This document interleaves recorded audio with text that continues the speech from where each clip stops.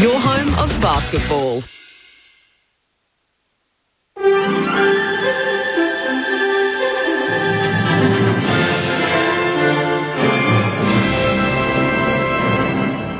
ABC News with Mary McDonald. Good afternoon. The federal opposition leader Peter Dutton has apologised to people affected by the illegal robo-debt scheme in the wake of a damning Royal Commission report. A scathing report into the program was handed down yesterday with 57 recommendations and a sealed chapter that refers unnamed individuals for civil and criminal prosecution. Speaking outside the LNP State Conference in Brisbane this morning, Mr Dutton says he believes the former coalition government stopped the scheme when problems came to light. When the problems were brought to the attention of the government at the time, the program was stopped. I'm sorry to those people that have been adversely affected. I truly am. The Commission was an important process and they've made recommendations. We'll consider those. Public housing activists have occupied an estate in Port Melbourne, which the Victorian government has started to demolish. The government is redeveloping the 89-home Barrack Beacon public housing estate in Port Melbourne to provide a mix of more energy-efficient social and private housing. Last night, up to a dozen protesters occupied the disused homes and remain there today. Fiona Ross is one of the protesters and says the demolition is unacceptable. I don't know how the government can justify their actions. We've got families living in cars, we've got people living on the street in utter misery, and here we have these beautiful properties that are slated for demolition. Victoria is being battered by strong winds, which are creating unusually high tides and dangerous waves across the state this weekend. Simon Lauder reports. A severe weather warning for damaging winds has been issued for much of Victoria. Gusts are already exceeding 100 kilometres per hour in alpine areas. The cold front is also creating dangerous surf conditions along the coast, with waves expected to reach between 6 and 7 metres. The Weather Bureau's senior forecaster Angus Hines says there'll also be unusually high tides. That could mean a little bit of inundation for low-lying coastal spots, things like coastal pathways, bikeways, maybe some low-lying coastal property. Minor flood warnings have also been issued for low-lying areas in Melbourne, including South Bank and Altona. The SES has received more than 170 calls for assistance since midnight, the majority for fallen trees. The City of Melbourne has unveiled a proposal to create parkland next to the revamped Queen Victoria Market Precinct. The linear park in Franklin Street would be the size of 3 basketball courts and is part of the $100 million transport and amenity program funded by the council and the state government. Councillors will consider releasing the draft concept design for community consultation at the future Melbourne Committee meeting on Tuesday. The US President Joe Biden says the decision to send cluster bombs to Ukraine was difficult. Cluster bombs are banned by more than 100 countries, though not by the United States, Russia or Ukraine. The munitions drop hundreds of tiny bomblets and have been condemned by human rights organisations. Mr Biden says he discussed the decision with America's allies. It's not used in civilian areas. They're trying to get through those trenches and stop those tanks from rolling. But it was not an easy decision, and we're not signatories to that agreement, but it took me a while to be convinced to do it. To sport, and tennis world number 1 Novak Djokovic is through to the 4th round at Wimbledon, while there's just one Australian left in the singles draw. Fraser Fyfe reports. Novak Djokovic defeated Swiss veteran Stan Wawrinka in straight sets, 6-3, 6-1, 7-6, earning him a place in the 4th round against Poland's Hubert Hurkacz. Earlier, Greece's Stefanos Tsitsipas ended Andy Murray's Wimbledon run, defeating the Scot in 5 sets in a match that ran close to 5 hours across 2 days due to the curfew. Australia's Chris O'Connell remains in the competition after a 3-set win against Yuri Vesely, while men's world number 1 Carlos Alcaraz defeated Alexander Muller in straight sets. In the women's draw, Marie Boskova and Ons Jabeur both advanced to the 3rd round. To the weather now, and there's a severe weather warning for damaging winds for most of the state except the Mallee, along with a warning for damaging surf in parts of the southwest, central and western South Gippsland. There are also strong to gale wind warnings for most Victorian coastal waters and the bays. For the state, isolated showers and thunderstorms over much of the state, with showers tending scattered over southern and mountain districts. Possible hail about the southwest, showers falling as snow above 1,000 metres. A cool to cold and cloudy day. For Melbourne, cloudy, the high chance of showers increasing to a very high chance in the eastern suburbs. The chance of a thunderstorm and damaging winds also possible, with a top today of 14 degrees. Tomorrow, a shower or two and 16. Right now in Melbourne, it's 14 degrees. ABC News. The Australian goldfields were a tough place for women. But for these two sisters, This is a bloke's toilet. Well, your objection has been noted. it's a wealth of opportunity. So what's the plan? Well, we're going to find rich, dumb husbands. Preferably old, so they die soon. If they can escape their past. Thomas, it's me. You are mistaken. I am from Paris. New ABC comedy, Gold Diggers. Eureka! Just kidding. Wednesday nights on ABC TV and streaming on ABC iView. ABC Sport. ABC Sport. Grandstand AFL. AFL. This is The Lead with Matt Clinch, Adam Ramanuskas and Cameron Ling. 100% pure footy. The Lead. On ABC Radio, ABC Sport Digital. And now streaming every match on the ABC Listen app. The lead items for round 17 of the AFL. The class of Collingwood continues to shine, absorbing the Western Bulldogs' best and responding with a blistering third quarter to see off another challenger. McCreary's got it. He's weaving through the centre of the ground. He's kicking towards Elliott, who was in front. Richard spoils from behind. Straight down the throat of the Brownlow medal favourite, Nick Dacos. And Dacos buries it. And the Pies fans are up on their feet. The Pies were tested 22 points down. And they produce a come-from-behind victory to prevail by 12. History maker, more disposals than anyone else in the AFL game. Scott Pendlebury passes Robert Harvey with another accolade as he chases another premiership. Short kick to Pendlebury. Here's a moment. The old-timer has now touched the Sharon more than any other footballer in the history of the game. Short kick to Jeremy Howe, and that gets it done. The all-timer now a record breaker. Possession number 9,657. And a big shout out to my idol, Scotty Pendlebury, breaking the record. It was pretty loud when I got the ball, so I knew I must have been around the mark. And to be honest, it was nice to get it done and get it out the way. And the boys looked after me, fed me a few little ones. But most importantly, we got the win. It was a really tough game. The Tigers remain in the race for the top 8 following a Thursday night win over Sydney, but they'll need to continue to charge without co-captain Toby Nankervis. Should the AFL consider a send-off rule? Nankervis charging with his left shoulder. He's made contact with the head. It's a little holiday. It's careless. It's severe impact because he's going to be concussed, and it's high contact, which is 3+ to the tribunal straight away. 28.5 minutes into the final term, it spills out to Graham, who runs in and whacks it through.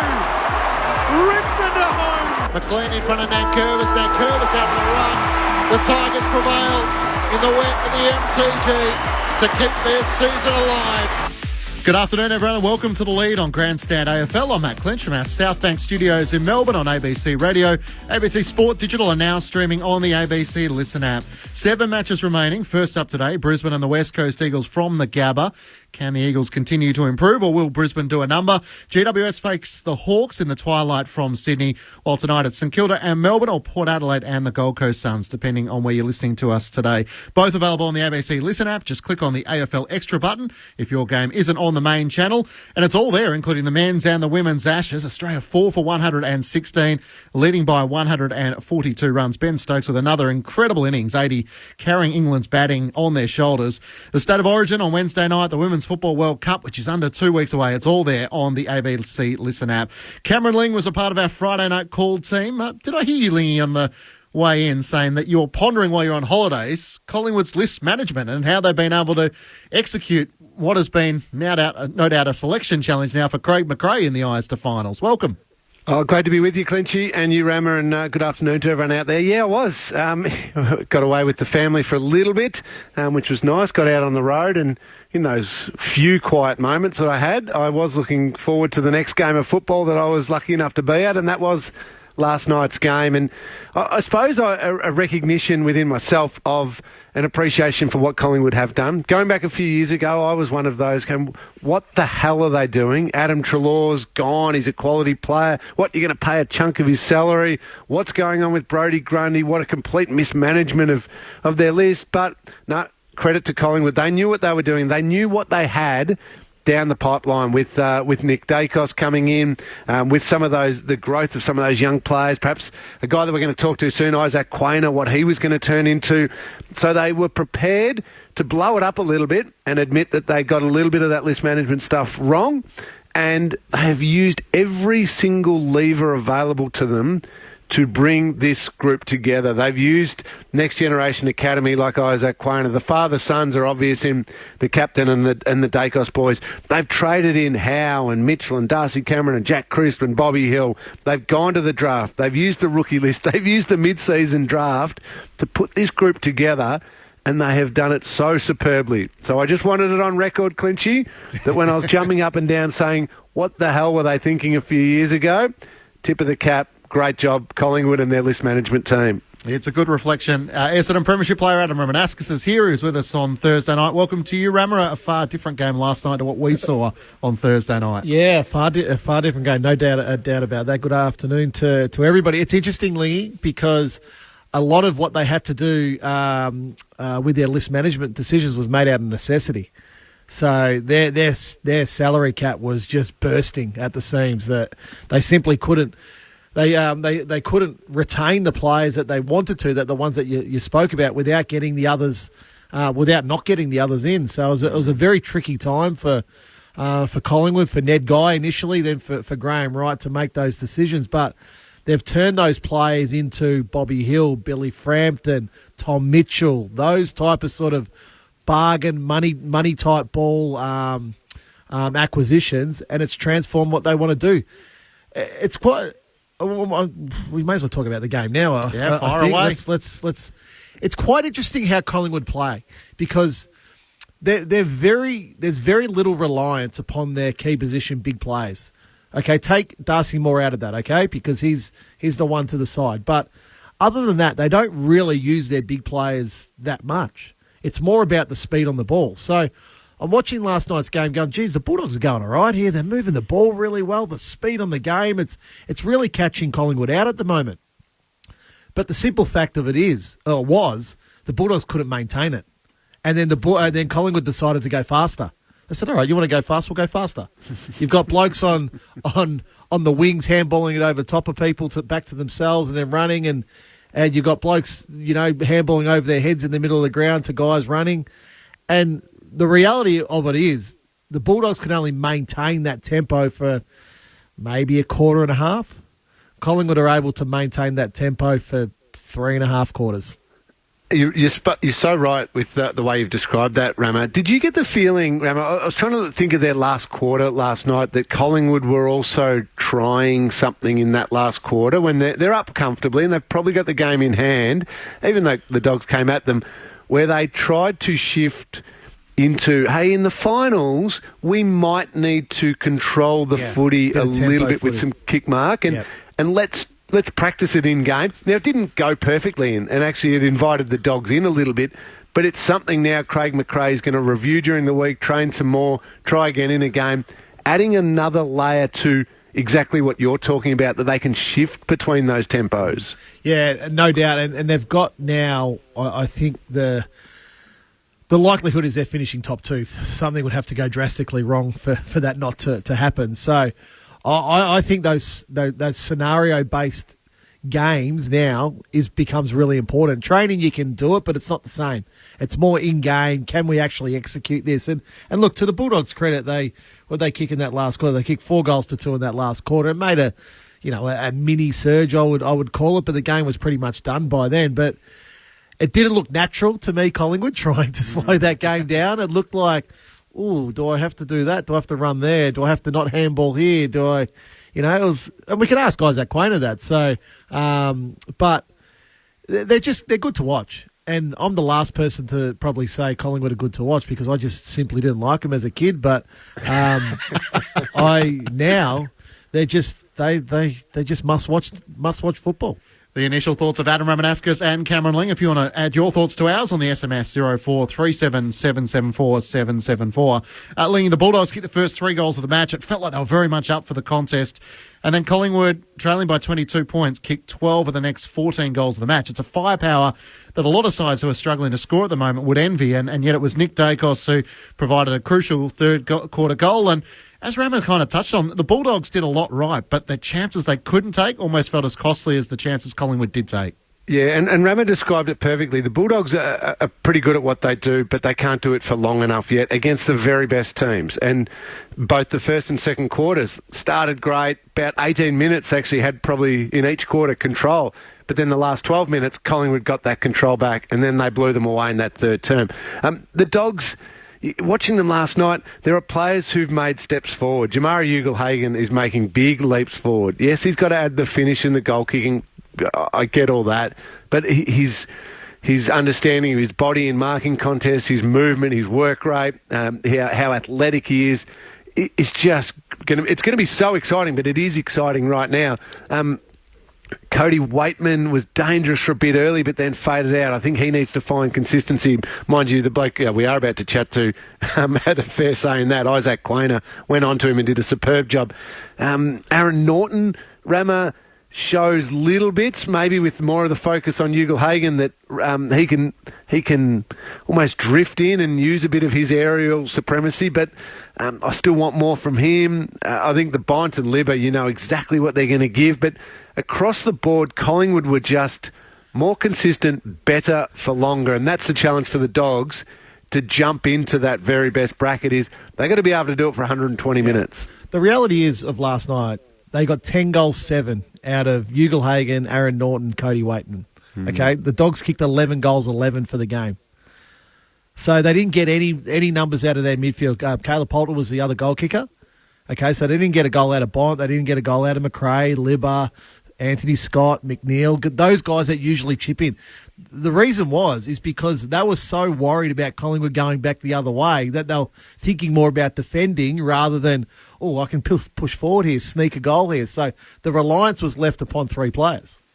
Isaac Quainer got the 2 votes in the ABC Footballer of the Year last night behind Nick Dacos, which isn't a small feat, from Cameron Ling, and Mick Moldhouse. He's now dealing with the kids this morning at a Magpie Army training base. Welcome, Isaac. How's the morning after?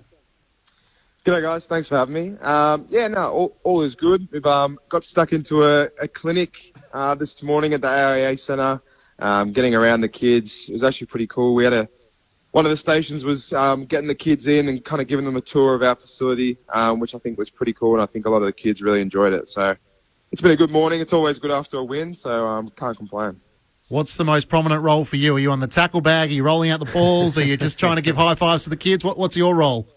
I like to think of myself as the master of octopus. I'm the. I really like to take over that station, and I get involved in the tagging. I'm often running away. I'm the seaweed. I can kind of do it all. A bit of a swingman in that regard. You're a very smart, man. Just stay off the tackle bag. You don't need that the next morning, some kid accidentally stepping on your foot. Well done on the win last night, Isaac, and your own game. Can you take us right back to the early parts of the game? The Bulldogs jump you, and it was Cody Waitman who lit up a little bit right at the start, and then it just felt like yourself in particular, but that entire backline just maybe rearranged yourselves a little bit, steadied and said, hang on, let's get this game back on our terms. What was that communication like out on the field when they got off to that flying start? Yeah, I think early on they kind of jumped us a little bit early and kind of came out all guns blazing, and especially for me, having Cody kick a couple goals early, I was a little bit nervy, but we kind of just stuck with our processes, and we're a team that just never kind of gives in. So we just kept fighting, and we kind of knew that eventually we'd be able to find our way back into the game, and that's exactly what happened. We've been talking just before you jumped on about, how much we love watching you guys play and that speed and that dare that you play with. Bo McCreary handballing it to himself along the boundary line, taking the game on. It's just brilliant. But I noticed in the last quarter, did you try and play with a different tempo in order to practice the shifts in tempos you might need for finals? I don't think it was exactly for that reasoning. I think it's just a kind of mode in the game that we can kind of go into when we feel like momentum might be shifting towards their way, when I think they start to get on top of us a little bit, especially aerially down the line in that last kind of 10, 15 minutes of the last quarter. So it's just a different mode of play that we can, that we've been using throughout the whole year, and I'm sure it'll be pretty important if we go all the way in the final series in regards to, our ball movement and being able to control the game. Isaac, just a word on Scotty Pendlebury. Obviously, last night he breaks the all-time record of most disposals in a game. My belief is it's the goal kicking and disposals that are the two probably biggest achievements in our game, but probably more when you first initially got to the club. The professionalism of Scott is legendary. What did you take from him that you've added to your game or to your preparation as a player?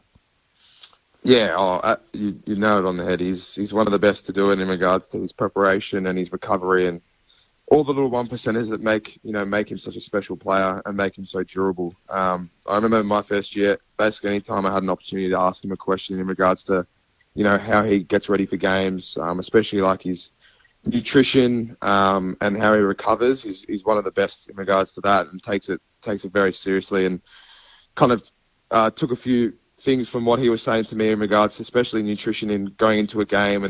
And he's obviously one of the wiser heads that I have access to be able to pick at and try and take a little bit of knowledge from. So I'm very grateful. You were a Collingwood fan growing up, weren't you, Isaac? And Scott was one of your heroes. Was it a bit surreal, I guess, the first few times you meet him and trying to absorb as much from him and then being a part of history last night playing alongside him?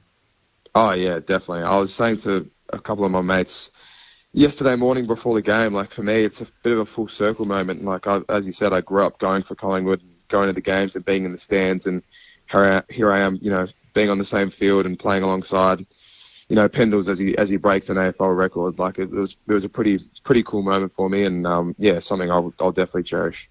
You're in a bit of a different position than you guys were last year, where you're on top of the ladder, your game's in really good order, teams are chasing you guys. Has there been any talk yet of potentially resting a couple of guys here and there, giving a week off to make sure that in that real build-up, particularly the last 2 or 3 weeks before a final series, you guys are absolutely fit and firing?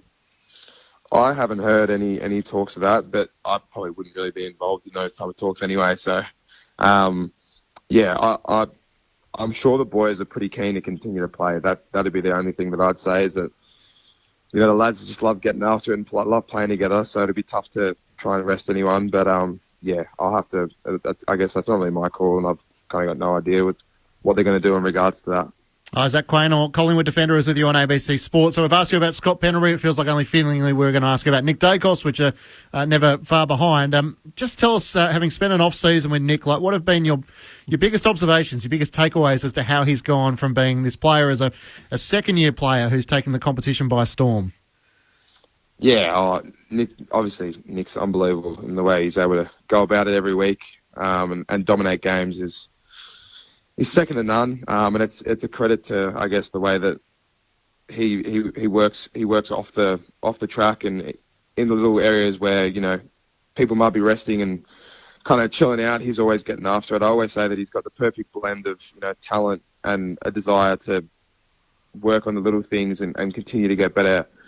And he's just in an endless pursuit of, I feel like, greatness already at the age of 20. So it's pretty scary to see what he's been doing this year. And I get the front row seats every week, and it's pretty cool to watch him do what he does.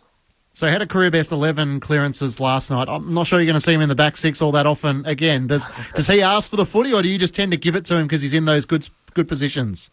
Oh, it's probably a bit of both. But he's a very, very smart runner. He knows exactly where the footy goes.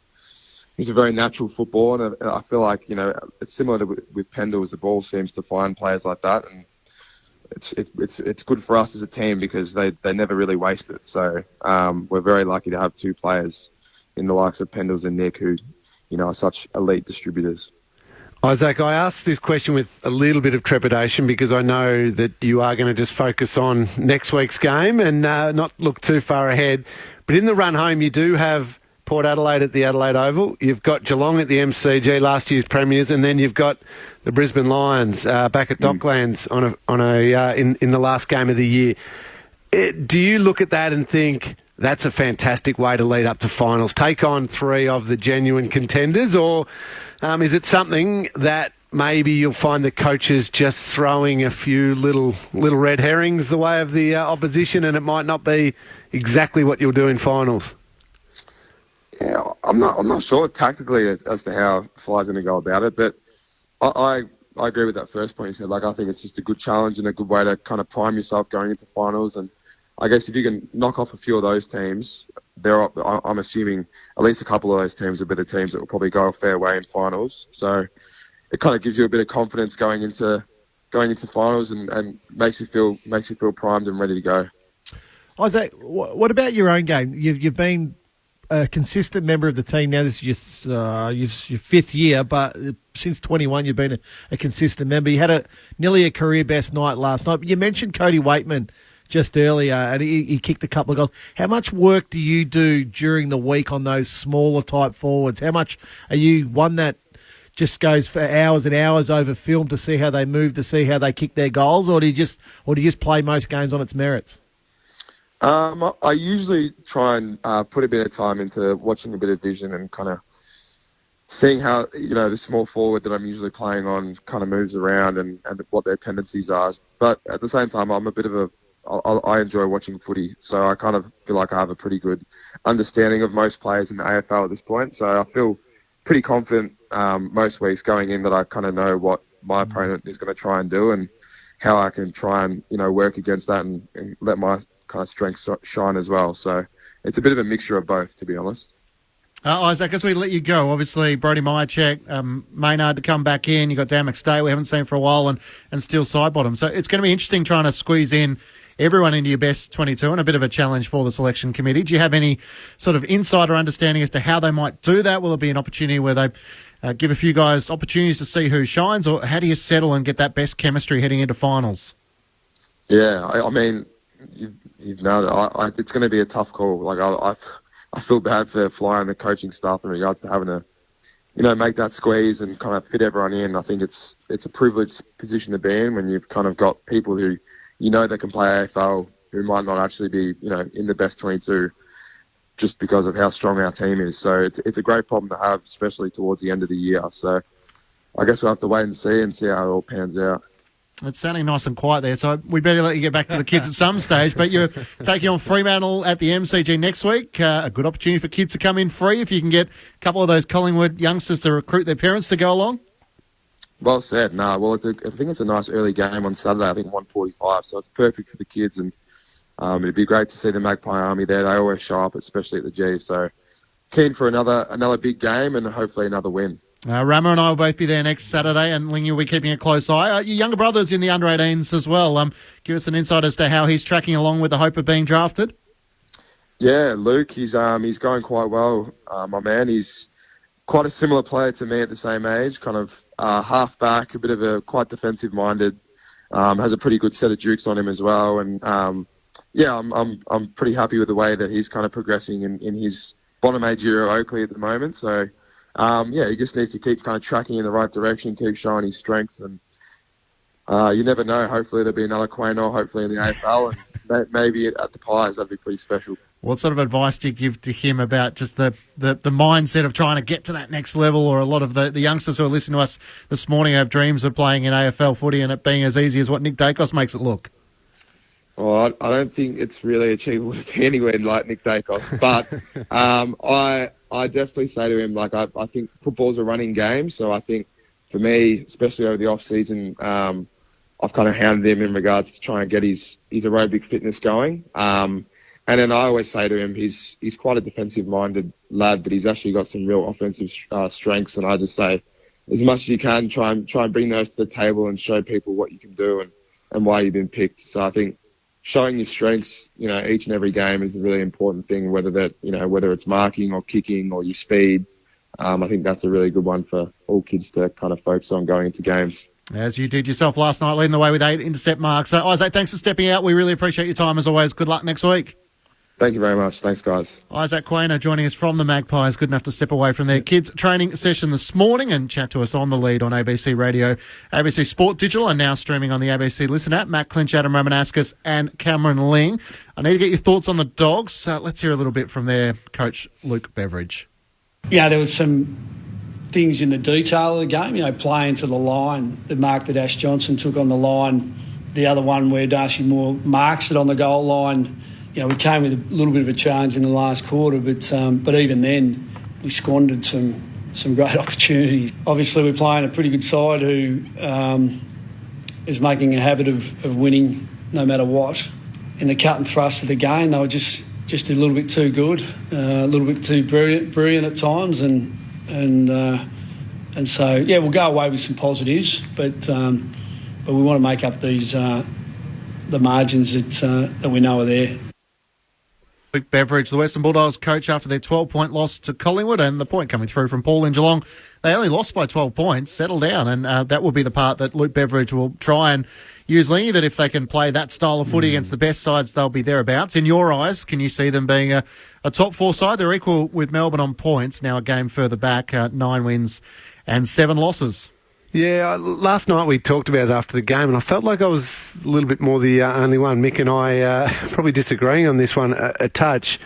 I think the Dogs can get into fourth position on the ladder. I think they've got a run home that's got a couple of tricky games in there, but I quite like them. And it's a good point that you make up those the little details, the little margins that Luke Beveridge is talking about there. You get just a little boost from a couple of others. Can Jack Macrae find, if not his All-Australian form, at least somewhere near it? Bailey Smith, what's happening there? How can Luke Beveridge really get him going? Bont and Libba, they don't ask them to sustain it for the entire game because you've then got Macrae and Bailey Smith playing a little bit better. Jamari Ugle-Hagan, can he finish off one or two more of his kicks to go with the really good form he's got? I think they can win those games, and I think they can get themselves into fourth position on the ladder. I don't for one second think they're the fourth best team in the competition, though. But if you can grab top four and give yourself a shot at it, they play the sort of footy that holds up pretty well in finals. I don't have them in that bracket of the Port Adelaide, Collingwood, Brisbane. Certainly not right now. But they've got enough there, and they've got enough players who can play the game, who are just off their best. And if you can find that in the run home, they can still do something. The Bulldogs. They only play one side inside the top 8 as it stands at the moment, Rama. So they've got Sydney, Essendon, GWS, Richmond, Hawthorn, West Coast and Geelong. In their remaining games, the Bulldogs. Melbourne have got St Kilda tonight. Then they've got Brisbane and Adelaide, both at the MCG. Richmond, North Melbourne, Carlton, Hawthorn, Sydney. The Bulldogs' only consistent player this year has been Marcus Bontempelli. And I think then that within their game shows the inconsistencies. Like Lee mentioned Jack Macrae. Jack Macrae has been a consistent performer for a number of years now. Libba's been up and down. Norton's been up and down. Ugle-Hagan, albeit he's still young, has been up and down. A lot of their players have just been up and down. And it proved last night, in a game where you need to show consistency for 4 quarters against the very best team, they can only show it for 1.5 quarters and then they get blown off the park for the remainder of that game. So albeit it was 12 points, that margin could have been probably a little bit more, probably closer to 5 goals, I think, in that last quarter if Collingwood had to continue to put the foot down. Their draw is favourable. There's no doubt about that. So they'll push for top 4. I've got no doubt about that. But it could be irrelevant if they don't find consistency in 4 quarters of football. They beat Fremantle the previous week with a 5-goal burst in the last quarter. That's what it was. Before that, if you remember, Clinch, it was goal for goal the whole game, effectively. So, just those little. It's not little inconsistencies now, Lingy. It's more bigger inconsistencies now because we're right into the season. Yeah, I agree with you, Rama. You're right with your description there. And throw in a couple of... It's just not working with a couple of things. I don't think Rory Lobb is working. Tim English is Again, he's growing in his game, but he hasn't quite nailed the heights. I think a game a few weeks back, his best on ground was superb, but it's not working with Lobb, and Lobb's not a threat forward because it's more Norton and Ugle-Hagan. Jack McRae outside the centre square hasn't quite worked. Bailey Smith, is he trying to learn what we call the Dusty role or the Geordie DeGoey type role now, Jake Stringer type role, or is he just, as Luke Beveridge lost confidence in him in the middle of the ground? Bailey Dale, exactly. Where they're trying to play these different players is not working. So it could be a little bit personnel as well, where they're playing them to maybe add that layer of consistency. And yet Jamara Ugle-Hagan has shown a lot over the last 2 or 3 weeks that the future's in good stock. It's just whether they can get it all together. Yeah, you mentioned to Isaac Quainer, Collingwood's selection squeeze. Maynard and Sidebottom come back in. There's no doubt about that. The Dan McStay one's the really interesting one, and what they want their setup to be. Do they want it to be Ash Johnson, Dan McStay, or do they want it to be Mason Cox and Dan McStay? They've been playing Billy Frampton down there. He could potentially move back.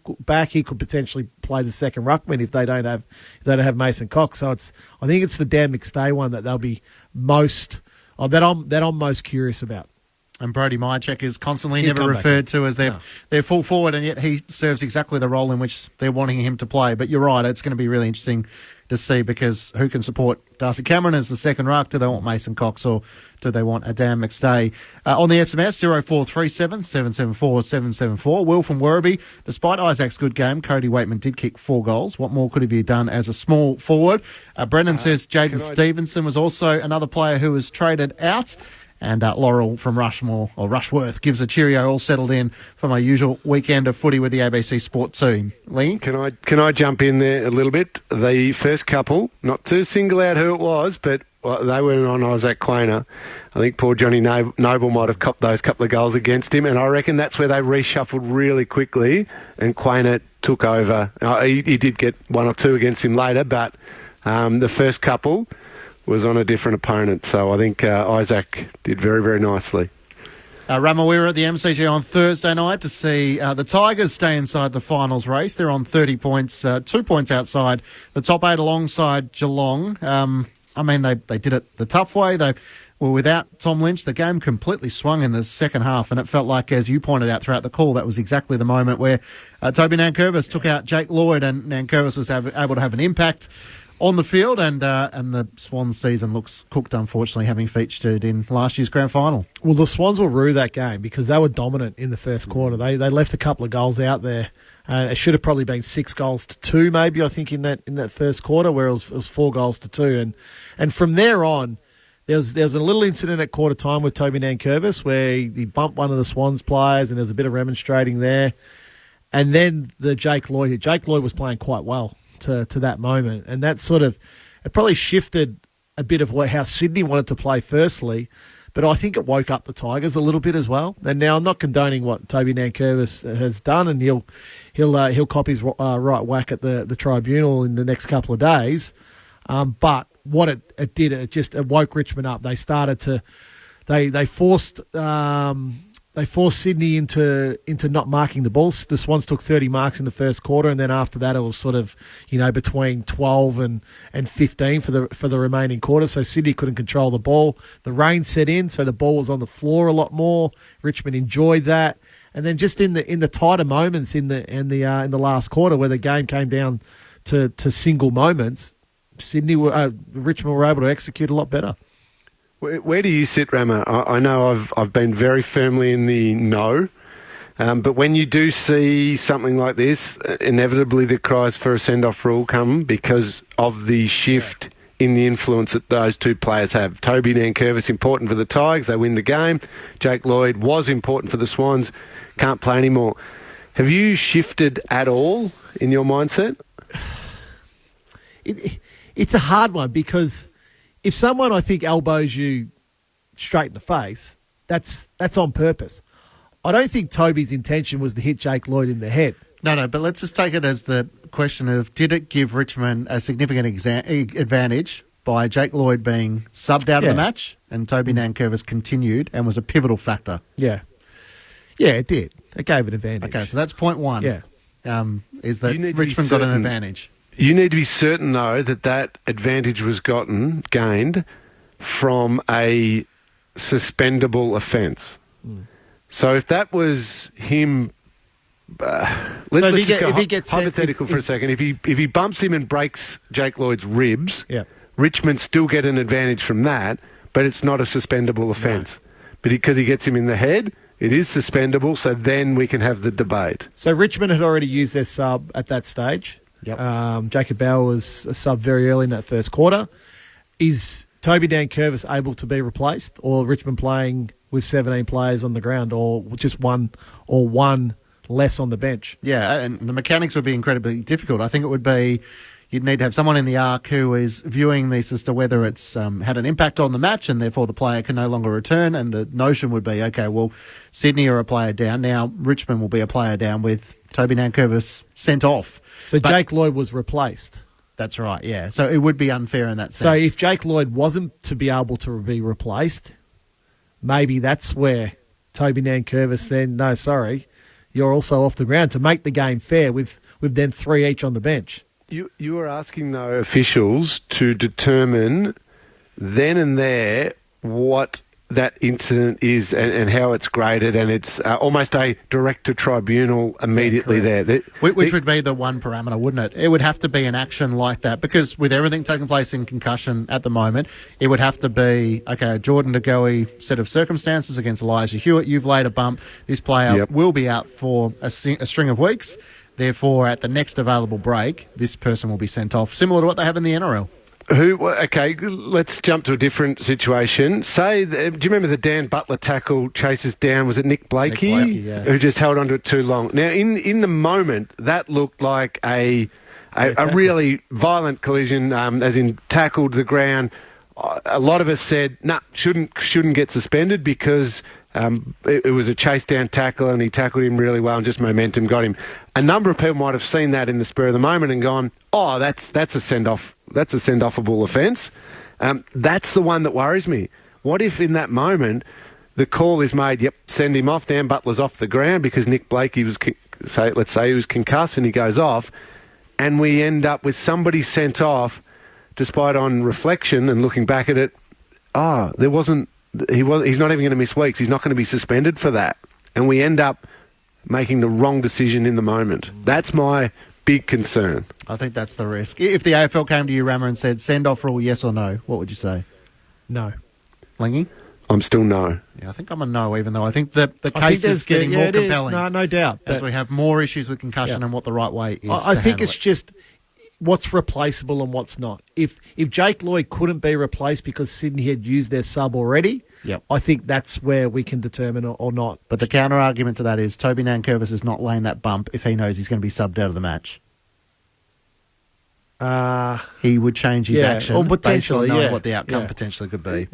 The only, sorry to keep going with, the only possibility is if you say it's only for a particular action, either an elbow to the head or a clear bump to the head that is you can't have it for any other accidental contact, maybe dangerous, that type of thing. It could only be like James for the most obvious. James Sicily. Well, that would be the one where you'd... On Hugh McCluggage, The initial response of the umpire was holding the ball. Yeah. And that's the example as to why it wouldn't work. This is the lead. You can add your thoughts to ours, 0437 774 774. Matt Clinch, Adam Ramanaskas and Cameron Ling. The man who sat in this chair for Cameron Ling last week, the AFL Games record holder, is now a proud father this weekend. We'll tell you about that next. It's been explosive. And that's gone for another 6. What an exhibition. Controversial. Bairstow's walked out of his crease. Carey has flung the stumps down. He's out. That's not going to go down well. And absolutely captivating. Stark's running in. He's bowled. That's it. It's all over. And now, Australia is just one match away from retaining the urn. The Ashes continues tonight. Hear every ball live and uninterrupted on the ABC Listen app. Just look for the red cricket button. On ABC Radio, ABC Sport Digital, and the ABC Listen app. This is The Lead with Matt Clinch, Adam Ramanaskas and Cameron Ling. Grandstand AFL. So just make sure you train well. But you're going to play this week. Really? Yeah. Rats told me just then, so he said go tell Cooper that make sure he trains well, he's going to play. That's good then. You happy? Yeah, absolutely. Huh? Yeah. It's been hard work, man. Well done, buddy. Very proud of you, mate. That was the proud moment where the AFL Games record holder Brent Harvey, part of our ABC Sport team, got to tell his son Cooper he'll be making his debut after an impressive 5 goals in the VFL. He'll be part of our commentary team tonight as St Kilda take on Melbourne, and he's been good enough to join us on the lead. Boomer, welcome. That must have brought a tear to your eye when you're given that honour of telling Cooper the great news. Thanks for having me on, Clinchy. A couple of things first, mate. If I sound a little bit weird, I've just had a tooth pulled out from the dentist, so I do apologise for that, and I've got half a numb face still while I'm on my way home. So the other thing I want to mention, Lingy, how's that chair going? I really enjoyed that hour last week, and were you up getting a tan somewhere at the other end of Australia? I was getting your seat warm, mate, so I'm coming for you. Clinchy, mate, it was amazing. It was for North Melbourne to let me break the news to him, and I did have a tear in my eye. I think I positioned myself pretty well with the camera because you couldn't see, and I'm glad it didn't go any longer. And it sounded like Cooper wasn't over enthusiastic about hearing that news, but I can promise you, as a dad, I know his reactions. The lead into that little chat before some of it went to air was like, yeah, I'll train well, yeah, no worries. And then the exact time when I said, because you're playing, you could hear that 3 or 4 second pause where he says, really? His expression on his face said more than words ever could. That was something that I'll never forget. Just that look on his face to realise that he was going to make his debut for our football club was a special moment, I'm sure, for him. But as a father, I couldn't be any more prouder, and I'm so happy the way it worked out. So the fourth father-son for the Kangaroos. We're also going to see Taj Woewodin, the son of Brownlow medalist Shane Woewodin, make his debut for the Demons. So it is one of the nice romantic parts of our game that you get to follow in your father's footsteps. For everything you achieved in footy, how different is it now that the feeling that your son is going to replicate what you did? Yeah, Cooper really wants to pave his own way, and this is something we've spoken about even leading into the draft and things like that, that yes, there's going to be a link with the name, obviously, but we want Cooper to carve out his own career, and he'll certainly do that. A feeling for me right now is I'm probably more nervous now than any game that I ever prepared for. I know we're still, 24 hours away from the game, but I've got those butterflies back in the stomach, and Rama and Lingy will know exactly what I'm talking about. But unfortunately now it's out of my control. I can't go and make him run faster or run quicker or jump higher. This is all up to Cooper, and I'm just so excited to head down the highway down to the Cattery and watch him make his debut. He's going to have a lot of friends and family there, and it's a proud moment. He's done it pretty hard because he had 2 years where he had COVID, like everybody else, may I add. But then the year after he came back with his under-18 year, he actually broke his arm twice. So he didn't play a lot of football. I reckon he's played 12 games in 3 years leading into this season, and unfortunately played 3 or 4 games in the VFL and broke his finger and missed a couple. So it probably looked like it was a million years away for him, but his form in the last month, I don't know if you heard Brett Ratton's press conference, but he said that Cooper's numbers just made him pick him, and that's exactly what he's done. He's just put his head down, worked really hard, and put his hand up for selection over the last probably fortnight, and it's going to be, it's going to come to fruition tomorrow. Oh, it's fantastic, Boomer. I feel so happy for you guys, and it must have been a really special moment. Can you tell us a little bit, for those who haven't seen him play yet, and I'll put my hand up and say I'm one of them, what sort of player? What can we expect from young Cooper? Well, if I miss anything, you've got his manager sitting right next to you whenever he wants to, but he's a little bit different to me. A lot different to Boomer. Yeah, I don't think he's as quick as me, but I think he's so much more powerful. So he's still got the attribute to be quick because he's got so much more power. So his first 3 or 4 steps is really powerful. He's a really good overhead mark for his size. He's got great decision making. That's one of his strengths, and he's a really good kick as well. So I'm hoping that he can find a little bit of ball, because he's one of the players tomorrow, as a Kangaroos person, that we want kicking the ball inside 50. He's still got a lot to work on too. He needs another pre-season under his belt. I mentioned the lack of football that he's played, so he's got a lot to work on. But I think his attributes, his good attributes, will certainly show tomorrow. I hope it shows tomorrow. Boomer, parents usually have a moment where they sort of think, "Ooh, my son could be good enough here to play AFL football, or at least have a shot at it." When did you and Shane think, "Oh, yep, Cooper's a chance here"? Probably through his juniors run, he's probably been in the top 1 or 2, 3 players in his age group, and then he goes and plays the representing footy, and was always in the best couple of players there as well. So you hope. I think that's more hope then when they're young kids, because there's a lot of young kids playing. There's probably a couple of moments when he played at the Northern Knights last year. Again, when I mentioned his 2 broken arms, he come back and he did a really good fend off up in and kicked a ripper goal up in Ballarat. Yeah. And I actually looked that moment then. I thought, oh well, that was actually pretty special. And I was hoping there was a lot of recruiters there, because it was a really good goal. And as it worked out, there was a few there. And I know North Melbourne obviously would have been keeping an eye on him over the last 3 or 4 years. But that's probably a moment right there that I thought that's something that not a lot of kids could do. And that's Lingy, before when I spoke about the power, that's something that I never had, the fend off. He's got that in his game. And it might not be right now against men, but in 2 or 3 years I can see him playing really aggressive football. So there's a moment right there, Rammer. Now, you and I had the discussion yesterday, Boom. I think the ticket number was up to 26, and going down the category is sometimes a little bit hard. Now, we have got the Mayor of Geelong, and the Mayor has 4 tickets, and I know exactly where they are at Canidia Park, Boom. So if you do need any spares, talk to Lingy. Hang on, we usually don't give 26 tickets out to the entire opposition fan base. What's going on here, Boom? I'll be honest with you, Lingy. I walked into the club, so Cooper kicked 5 goals on the weekend and played a fairly good game in the VFL. And I walked in, and Carly, who does all the ticketing, she's been there before me. She's an amazing person at our football club. She said to me, Boomer, I'm going to say something to you right now that you're probably not going to like. I said, all right, what is it, Carly? She said, I know Cooper played well, but I hope he doesn't debut this week. And I said, you're right, I don't like it. And she went on and explained, she goes, if we're playing at Marvel, I'll get you 150 tickets. Down at Geelong, I reckon I got about 15 for you. And I said, well, that's not going to work. So she did the math. She knows my family quite well.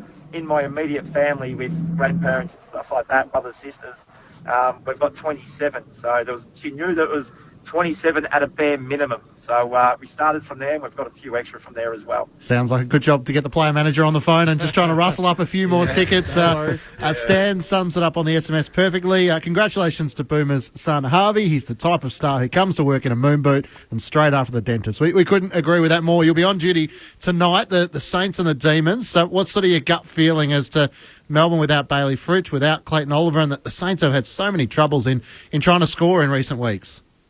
Yeah, they have, and they're very inconsistent. I think they've win-loss since, really early on in the year. So St Kilda's one of those teams that we know they're a great defensive team, but can they kick a winning score? And to be honest with you, Clinchy, I actually haven't worked the Saints out right now. You can, go to Melbourne last week, and they should have won that game against the Giants.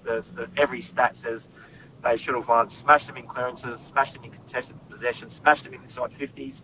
They just should have won that game. I really think they're a different team without Clayton Oliver. We know the ball that he gets on the inside, but he also spreads really well for him. So he's someone that you actually can't replace. And I think Bailey Fritsch up forward is a star and capable of kicking 5 on any given day. So it might be a little bit closer than people anticipate. I still think Melbourne win the game, though they don't play at Marvel Stadium very often. I just can't rely on St Kilda to tip them at the minute. Yeah. Boomer, look forward to seeing you tonight alongside Loop Ball. Thanks as always for your time. No worries. Thanks, guys. Keep that chair warm. Have a great day tomorrow, mate. The AFL Games record holder Brent Harvey joining us, a proud dad this morning, as his son Cooper will line up for the Roos against Geelong down at Canidia Park tomorrow. Yeah, what a thrill it'll be for him. Matt Clinch, Adam Ramanauskas and Cameron Ling with you on the lead. Plenty of your thoughts coming through around the sin binning. 0437 774 774. Can you give us a couple? Yep, 20-minute sin bin. If no concussion, allowed to come back and return. If concussion, then a red card.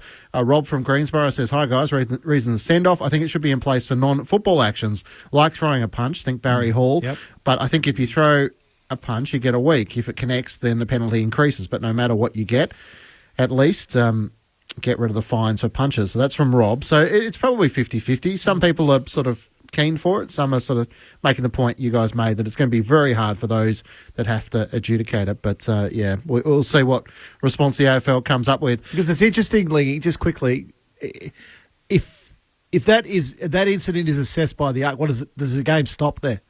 So the game stops for 2 or 3 minutes while they assess whether Toby Nankervis... It would have to be at the next break, wouldn't it? You can't stop the game. You can't stop the game. No. Unless it has to continue. A send-off for 20 minutes. Yeah.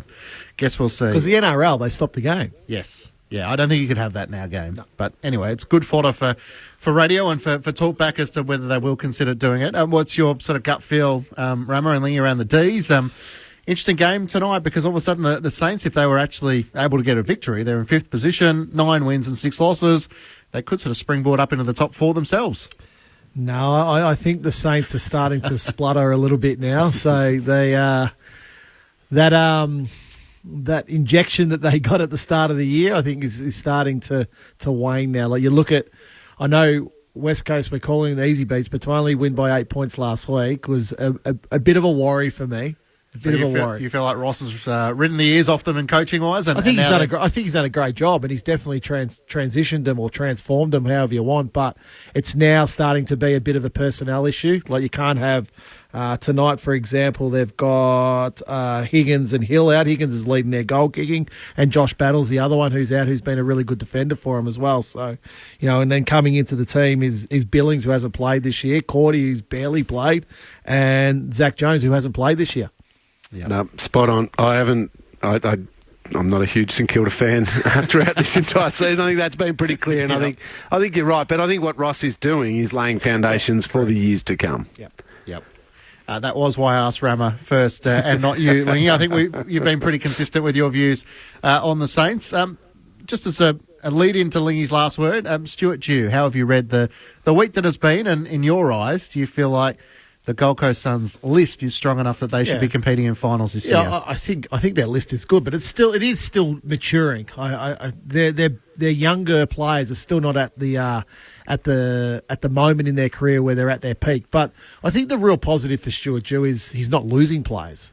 Like that would be the concern. If players were leaving year on year, then you're sort of going, well, has Dewey got the year of the players? But then the counter argument to that is he tough enough with his current group? And only he can answer that.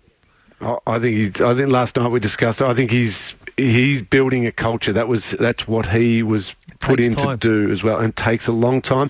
Those good players, really good players, that not only staying or not leaving, they're signing longer deals. So that's because of him. If they get rid of Stuart Dew, it's then Guy McKenna, Rodney Eade, Dewey. Yep. There's no one in between that. That's all within 12 years. Mm. Yeah, it's a big call to make. Like, are you allowing a coach to go through a generation of players or not to see how good they really are? If Ben King and Matty Rowell and Noah Anderson are sort of leaving, well, there's your answer. It's a pretty simple answer, but they're signing, they're re-signing.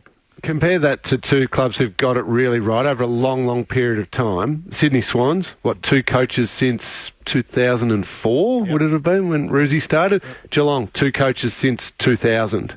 The consistency of the message and the strength of building that culture, it's crucial. I think they've got to stand firm. They're at a critical stage of their development, and it's an interesting game this week against Port Adelaide. You feel like a big win or a big loss, either way, potentially could swing the outcome, but I'm a bit with you. I'm not sure their list is at the stage where it's competing for top 4. Maybe they could scrape in a top 8. They're just a game outside. Okay, time for Lingy's last word. Where do you want to head us, Cameron Ling, as we depart on this Saturday afternoon? Well, I want to head to the premiership contenders, Clinchy, and I'm going to make this statement, Rama. See what your reaction is. The 2 biggest threats to the current top 3, so top 3 of Collingwood, Port Adelaide, Brisbane Lions, the 2 biggest threats to toppling that top bracket sit in 7th and 9th on the AFL ladder currently. Adelaide Crows and the Geelong Cats. I'm not a big lover of Melbourne at the moment. Saints, you know my thoughts. Dogs are good but not great. Essendon, they're building for a few years' time. Beyond that, I don't think we're talking. I think Adelaide and Geelong are the 2 threats to that top 3. I'll throw in Melbourne. I think they can get going. Okay. But I don't disagree with what Leahy's saying. Big game for the Crows against your Bombers tomorrow. Huge game. Yeah, no doubt. It's for both teams. They both just sit there on 32 points each. So, at Docklands. So I'm selecting Essendon with no confidence whatsoever. Who are you tipping, Leahy? Based on those comments. Yeah, I'm going to go the Crows. I've got to back in those comments. I just think they play the most scintillating footy. Their forward line's amazing. They're almost a Collingwood light at the moment. Well, that's a copycat league, so I'm sure teams have looked at Collingwood very closely. A very good morning to our South Australian listeners who will be buoyed by the comments by Cameron Ling with Port Adelaide sitting on top of the AFL ladder. Thank you, Lingy. Enjoy the rest of your weekend. Thank you, Clinchy. All the best. Thanks, Rama. Thanks, Rama. You off to watch some under-18 footy? No, I'm going to have the afternoon off. I think I'm going to get in the garden if this rain holds off. It's about time you did something for the family around the house. I'll be at Docklands tonight. The Saints taking on the Demons. We're all heading up to Brisbane. It's the Lions taking on the West Coast Eagles. There's no late changes there with Lohman and Cole, the subs. Enjoy the rest of your afternoon, wherever you are on ABC Sport. Don't adjust the dial. It's all there for you. The cricket and the footy on the ABC Listen app.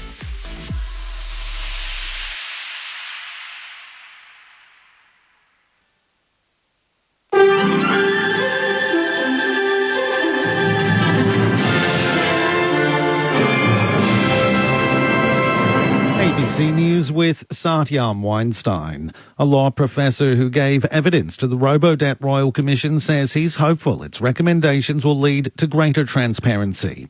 In his work with the Administrative Appeals Tribunal, Professor Terry Carney made several rulings against the former federal government's debt collecting mechanism. Professor Carney says the government was able to evade further scrutiny of the cases. The government was able to keep secret not only my 5 rulings, but over 200 similar rulings over the 4.5 years. They were kept secret because the government chose never to appeal to the next level of the tribunal, where the hearing would have been public. The Pentagon is defending moves to send cluster bombs to Ukraine to help it fight off the Russian invasion. The US has announced it will supply the munitions to help cover a shortfall of artillery rounds. Cluster munitions drop hundreds of tiny bomblets and will require an extensive cleanup post-conflict. The US Undersecretary of Defense Colin Kahl says once the war is over, Ukraine will have to carry out extensive demining operations regardless. It's going to be a generational effort because of the amount of landmines, anti-personnel, anti-tank mines, cluster munitions that the Russians have been using. So this is an issue we have to tackle regardless. We're committed to helping the Ukrainians do that. A man who killed 23 people in a racist attack in the U.S. state of Texas has been sentenced to 90 consecutive life sentences. 24-year-old Patrick Cruzius attacked Hispanic shoppers at a Walmart in the border city of El Paso in 2019. The trial was one of the biggest federal hate crime cases in U.S. history. Cruzius will now face a separate trial in Texas that could see him sentenced to death. Climate campaigners say a new promise by the shipping industry to cut greenhouse gas emissions is too weak. The BBC's Matt McGraw explains. Ships burn carbon-intensive fuels, so their emissions of climate-warming gases are extremely high. The complex nature of the shipping industry means that efforts to curb carbon pollution have, to date, been very limited. So getting unanimous agreement from 175 countries on a longer-term net zero goal is a major political achievement. However, many observers feel the New Deal is not fit for the purpose of limiting climate change. Scientists say the lack of hard targets to cut carbon for 2030 and 2040 mean the plan is already flawed. Police are investigating a brazen daytime shooting that's left 2 men injured in Sydney's Inner West. Husnia Shams reports. 2 men were shot when a gunman opened fire in a barber shop in Marrickville yesterday afternoon. A 20-year-old was shot in the chest and remains in hospital in a serious condition. A 33-year-old was shot in the buttocks and is in hospital in a stable condition. 2 cars were found alight nearby after the shooting. Police are searching for a third car they believe one of the offenders may have fled in. Police say it was a targeted attack. The ABC understands the victims are associated with the Bandidos bikie gang. Police are investigating whether the incident is linked to the fatal shooting of underworld figure Alan Moradian nearly a fortnight ago. Transport crews are working to recover a train that ran off the tracks on the New South Wales south coast. There were no passengers on the train and no crew were injured. Trainlink CEO Dale Merrick says the incident is being investigated. The safety system worked as planned and the train was derailed as the device intends for it to do when it's in this situation. But again, I wouldn't like to speculate on the reason behind why it derailed. In Tasmania, TasNetworks crews are working to restore power to customers in the state's north and northwest following strong winds this morning. More than 600 properties in the state have lost power. TasNetworks says some customers could face long delays before electricity is restored. Some parts of the northwest of the state recorded wind gusts of more than 100 kilometres an hour. Sydney Airport's operating on a single runway due to strong wind gusts. Air Services Australia says the decision is a safety precaution. Passengers are being advised to contact their airline for further details on flight scheduling and cancellations. It comes after delays and cancellations at Sydney Airport earlier this week left hundreds of people in travel limbo. And 2 men have been rescued after being swept more than 1.5 kilometres through sewer pipes in the US city of Omaha. The men were working for a private contractor when they fell into a manhole during heavy rain. One of them was tethered to a safety system, quickly pulled from the water. The other worker was found clinging to a metal grate. You're up to date with the latest from ABC News. ABC Listen. The story of stuff the British stole started with artefacts in museums and galleries, but it's spread from a classroom in an Australian country town. This should not be here. To a lost prince buried in a distant palace crypt. He needs to go home. It's the stuff of empires and legends. This isn't the past for us. I'm Mark Fennell.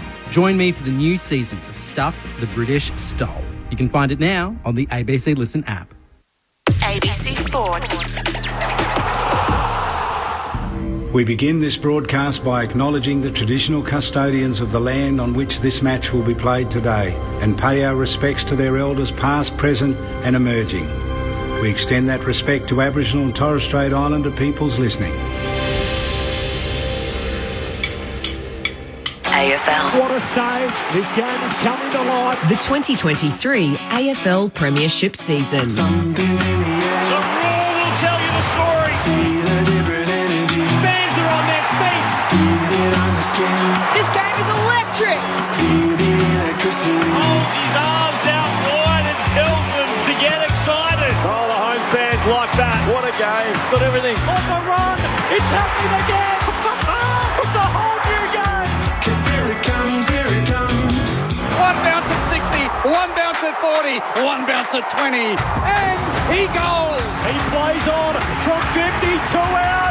The package bangs it through. Something big is coming, something big is coming. On the left boot, he's welcome to the big time moment. Something big is coming, something big is coming. Turn steady, go. Something big is The coming. 2023 AFL Premiership season. Durham to win it. Goal. Fill your lungs, are you ready for it? Gets onto it, and away it goes. Tapped it twice with his left hand. Gathered in the right forward pocket. That is brilliant. Here they come. That's class. Oh, he's a star. What a game. Brilliant. He goes. This kid is going places. Hand pass to Sarong. Sarong pulls the trigger. Boom. Rioli with some magic. The check side finish. He seizes the moment. Curls it around. What about that? And Buster Elliott back to Hill. Superb finish. 55 out. He's given this plenty. That's a magnificent strike of the football. He dribbles it along the ground for an incredible goal. Grimes goes long. High altitude fly from Showbolt. Snap from 35 and boy does he love it. Good for Humphrey. Here's Humphrey to put the Suns 8 points clear. To take the lead. It never looked like missing. Grandstand AFL. On ABC Radio, Sport Digital, and now streaming every match on the ABC Listen app. Just look for the AFL button. Something big is coming, I know. It's the longest road trip in the country for a club that is at its lowest ebb, and the hosts will have no mercy. They are hungry. They are trying to break a 20-year premiership drought. It's Brisbane versus West Coast to get this Saturday of football underway on Grandstand AFL and ABC Sport. Welcome to the Gabatoir. Might live up to its name today. Who knows? The Eagles were a bit better, weren't they, last week? Got 31 points in front of St Kilda before the Saints rallied and were able to notch up an important victory in the West. Still only one win for the year for Adam Simpson's Eagles, and they come to Brisbane to take on a Lions team which had its hiccups either side of the bye but has since won 3 games in a row over Sydney, St Kilda and last up Thursday night previous here against Richmond, where they flogged the Tigers by 81 points. Quentin Hull and the team in place. I know there's a number of you that have probably missed Saturday afternoon footy during the bye rounds, and I'm not quite sure why the fixture makers don't like it. They need to probably come to the Gabba more often to fall back in love with Saturday afternoon footy, because it is absolutely glorious. Picture postcard stuff. Not a cloud in the sky, low 20s, the Gabba looks fast, the sun is out, and I'm ready to rove the crumbs of our twin ruckman analysts Jeff White and Matt Primus throughout the afternoon. Gentlemen, what a day to be at the football. Why don't they love Saturday afternoon footy? They haven't been here, obviously. It has to be in Queensland, Q, because I did speak to a couple of mates this morning who I'm catching up with tomorrow, playing down in Williamstown, Southport tomorrow, and it is 40k westerly winds and freezing cold. But the Gabba, the Brisbane in a winter's day, 22 degrees, not a cloud in the sky, no wind. Why wouldn't you want to play Saturday afternoon? I know it helps community footy and all those reasons, but still, there is something fantastic about coming to the football for Saturday afternoon. And Jeff White, it's nice to have you on board. You've been watching heaps of footy throughout the week. I'm going to chat to you about your eyes across junior talent. And Kevin Sheehan, the AFL talent guru, is going to join us in the lead-in to this game. I'm going to catch up with one of your mates in a moment as well. But Whitey, welcome to you. How you doing? Thanks, Q. Yeah, that'd be great to catch up with Mike Sheehan, actually. I don't want to ruin that, but... Kevin Sheehan. Mike Sheehan would be nice to catch up with as well, but, we've got Kevin. Kevin, he's been around for a very long time, but what a great day for footy, and hopefully... the Eagles did play well last week, and they were able to get very close in the end, but just, they're just lacking, obviously, that experience and that the players in the park. But, let's see what happens today. We will have an extended pre-game, and I'm going to hit you up with this, and I sometimes go one-word answer, and then you give me a sentence. And I'm going to be hard on this. Right up. Over, under. 100 points today. Matt. Under. Jeff. Over. Okay. If you've got a thought, 0437 774 7. No, my job is to ask the questions. And I don't want people in the West getting some idea that I've prejudiced my call by making a prediction. 0437 774 774. Brisbane 11 wins, 4 losses. They just need to keep in touch with the top 2. I think that's part of the context.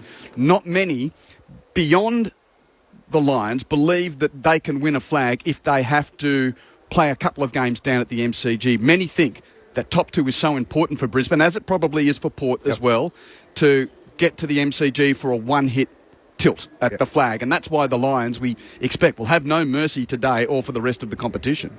Well, no, they shouldn't. And there's the other aspect that, Madden comes in, Jared Lyons comes in for arguably his second game. I think he's been a sub once or twice, maybe. It is his 4th game of the season. 4th game there, sorry, Q. Not since round 8. And Gunston's come back in off the whatever it was. And Zorko's pre-season. Back as well. So there's some guys that are, Lyons and Gunston are playing a bit for, can they have an effect on this team in September? So they've got a bit to play for individually, but Brizzy should be using this as a chance for a percentage, playing in the right manner though, get a percentage boost and continue their form from last week. Well, the man calling with me is down on the boundary at the moment. He's going to just set things up with the conditions before he hands the microphone over to our pre-game guest, the Lions midfield coach and former Jeff White teammate and Cam Bruce. Michael Price, welcome along to you.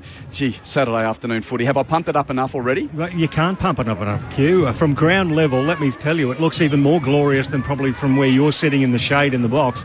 Magnificent. Early 20s, as you say. There's not a breath of wind, really. If there is any, it's going across the ground. And just a picture postcard day. And I'm looking forward. It's going to be a fast track in racing parlance, and that'll suit the Brisbane Lions as they look to give something to the West Coast Eagles on their home deck. But boy, I watched the Eagles last week. They were really, really competitive. They could have knocked that game over against St Kilda. So hopefully they bring that today, and we've got a competition on our hands. But isn't it wonderful to see a red Sharon in the middle of the Gabba in the middle of winter. I love calling a red Sharon, and I'll look forward to that with you, Q. Good on you, Pricey. Thanks for being at ground level to also hand the microphone over to our next guest, but give us a taste of conditions. 0437 774 774 to get in touch. The news from the teams is that Kyle Lohmann is the sub for Brisbane and Tom Cole is the sub for West Coast. So at selection, the senior statesman, the general got him soreness / rested for Shannon Hearn and Luke Shuey. So two very experienced players not making the trip. Tim Kelly returning from illness. And good to see Jeremy McGovern back out there for the Eagles today, coming off a long-term absence due to a hamstring injury. And for the Brisbane Lions, no Lincoln McCarthy due to suspension. Josh Dunkley gets a rest with a calf injury. Jared Berry's out with a hamstring complaint. Kallard Chi is out concussed. And now Darcy Fort is added to that list of outs because he was the sub last week. So Kai Lohmann joins the ins of Zorko off the calf, Madden, Lyons and Gunston. And a man who can tell us all about that, among other things, is the well-travelled assistant at a few clubs, but currently second year into his tenure looking after the midfield at the Brisbane Lions, Cam Bruce. Nice to have you with us, Cameron. Thanks for having me, boys. Whitey, do you want to take it over straight up? Hello, Brucey. How you going, mate? Good, thanks, Jeffrey. How are you? Good. Just run us through with the Will Ashcroft. I know that I've noticed that you started him on the bench at the start of a few games. Is it just because of the youth of him, or how has that sort of played out?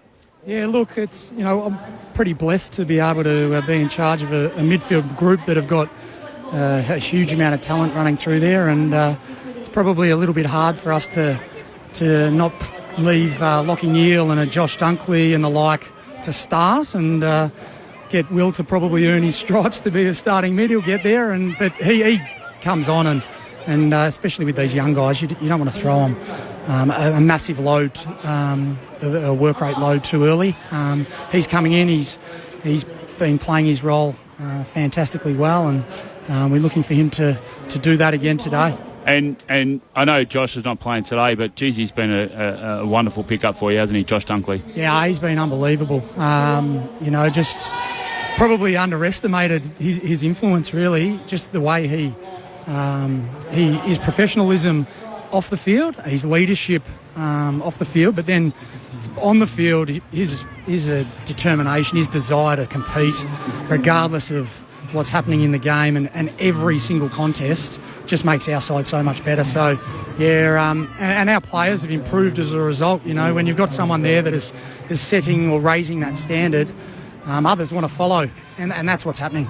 And Cam, I'll use that leading into a broad question about what you see in the midfield this year for the Lions compared to the last couple. Look, your back line's been solid, you've had forward options, but I think part of the September failure in the eyes of many has been your midfield hasn't run deep enough. What's different about it this year? Yeah, it's a good observation. Is it an accurate one? We feel like, with footy, you can analyse lines individually, but you can also look at the way the ground is set up and each line and the connection of each line and how that assists each other. So we feel that, yeah, potentially, and I've highlighted some individuals who have come in and have helped our group, but we've also we're structuring up in a manner that we're getting better support and the ground's looking better for us. It's looking more dense. Well, what does that mean for a footy fan? So in terms of our density, with the ground's there's not as much space. We're not stretched as much as we have been in our bad losses. So, it means you've got numbers around the contest. You've got support if an individual is exposed. That sort of thing. Years of just extra tank depth for guys like Bailey, Rayner, McCluggage, these types of guys. And, definitely. Yeah, definitely. And Dunkley comes in to add as well. Yep. So it's the development of those players. We've been fine tuning some of our patterns and our work rate. The way we exit stoppage, the way where we position ourselves if we can't influence the contest, all those sort of things that you do as a midfielder. But by and large, I reckon there's been the connection of the lines has really improved this year, and we're seeing and particularly over the last few weeks, we're seeing the ground look the way we want, and we're getting the results we want. Cam, Matty Primus here, mate. Good to talk to you this afternoon, mate. probably just flowing on from exactly how you spoke, you have changed a little bit, and that probably helps the guys coming this week in Jared Lyons, who I really love watching. I know he's a stoppage guru and he's a specialist in that, but he probably does. His weakness in his game is his ability to get out of that. But if the ground's more condensed than you guys have improved on this year, that certainly helps his game. How have you seen his year so far in the VFL? He's been pretty high standard, and what's his expectations today and going forward? Yeah, look, you're all over it, mate, in terms of, he does give us a great inside work rate and influence, and he's been doing that at VFL level, which is probably more of a contested game. I think he's been averaging 35 and nearly 10 clearances a game, and so he's been knocking on the door. But as I mentioned at the start, from Whitey's question in terms of Will's, starting on the bench, his lack of involvement's probably come because of an Ashcroft and a Dunkley have come into the side. So he's just been waiting for that chance. That chance arrives today, and the ground, as we've spoken about, is looking better. And so I won't be surprised at all if he has a really big influence and plays a really good game. He's got an important role to play. We need a player to come in to get their hands on the ball. We know the game's relies on supply. And then he's one player that can do that and can bring that. He's had a really good training block. His body's in better condition than it was last year. So we're excited about him coming in, getting this chance, and who's to say that he can't maintain his position in the side. Cam Bruce is with us, midfield coach currently with the Brisbane Lions, one of your old teammates, Whitey. Anything else you want to? Yeah, I know. Cam, before. Oh well, being two ruckman here, Cam, we wanted to speak about the big O. I thought you guys were. The efficiency out of the centre, not only the centre but also stop plays when you played against Richmond was outstanding. But I feel it just the midfielders are getting themselves in a really good position with O, whether he gets turned in the air or whether he's in a position to hit it really well. I feel they're having a really good synergy at the moment, and I guess that helps too when you haven't got, you've got the nucleus of players coming through the midfield. Yeah, look, as a player, I would have loved to have had a ruckman that supplies it as well as Big O. Here we go. Fantastic. This is why I teed up this interview. Look, the way he puts it, it's some of the things that I was sort of crying out for back in the day. But no. Hey, look, he's we do a lot of work in terms of our connection, particularly in pre-season. Just reading the play. There are times where the Big O, he likes to get some clearances himself, and he's having a huge influence around the stoppage as an individual. But he has improved his work with our mids, and we're working really well with our clearances, and that's a big part of our improvement. I think we're number one in the comp in terms of our clearance diff by a fair way, and it's on the back end of building that connection and that synergy. Our individuals working on their craft throughout pre-season. So we're going to have to be good. West Coast, when they play well, they are quite effective out of the centre bounce. So yes, they can be scored against heavily. So, but if you relax a little bit and you give them the opportunity, they can hurt you. So we're going to have to be on in there and hopefully get the ball going our way. Obviously, your scoreboard starts at naught every week. So as far as your prep, and it differs because of the time of season, sometimes the nature of opposition, but when you go into a game like this, where the rest of the competition, all of the noise outside of the four walls is by how far. So what's your week-to-week prep, your game day prep, to ensure that every time the group turns up, no matter who they are, no matter what role they're playing, that they turn up ready to go? Yeah, well, look, I mean, it's pretty simple, but you celebrate your wins at a level in which, you probably feel the losses. You're really consistent with the way you regardless of how big of the result it is, you just got to get your prep right. And look, we've learnt not only through what St Kilda did against West Coast, but we've learnt, as I think you guys mentioned, that our game against Hawthorn, coming off a bye, our round one game, against Port Adelaide, we got absolutely taught a lesson. If you come a little bit off, and if you relax a little bit, you think things are going well. The competition's so even, so we're going into this game very well aware that if we think we can just get it done, then we're going to be in for a really hard day. If we bring the values and the trademark behaviours that we've executed over the last few weeks, in particular post the Hawthorn game, and for a majority of this season, then we should get the result. By how much, the result will just look after itself. But that's our mindset. That's how we've planned. We want to be a ruthless team. You've got to be a ruthless team to compete for silverware, and that's where we're heading. Did you ever beat Jeff at golf? Wow, Jeff's the amount of times Jeff plays golf. I'd love to have that lifestyle. I'm actually surprised he's up there in the box tonight. We have to work hard to get him for Saturday day games. Yeah, I was going to say he would have had an early tee off today, but no, his ability to count was always questionable. Where's your handicap at the moment, big fella? Is it? So it's just around 4. Round 4. Yeah. I'd like an investigation into that.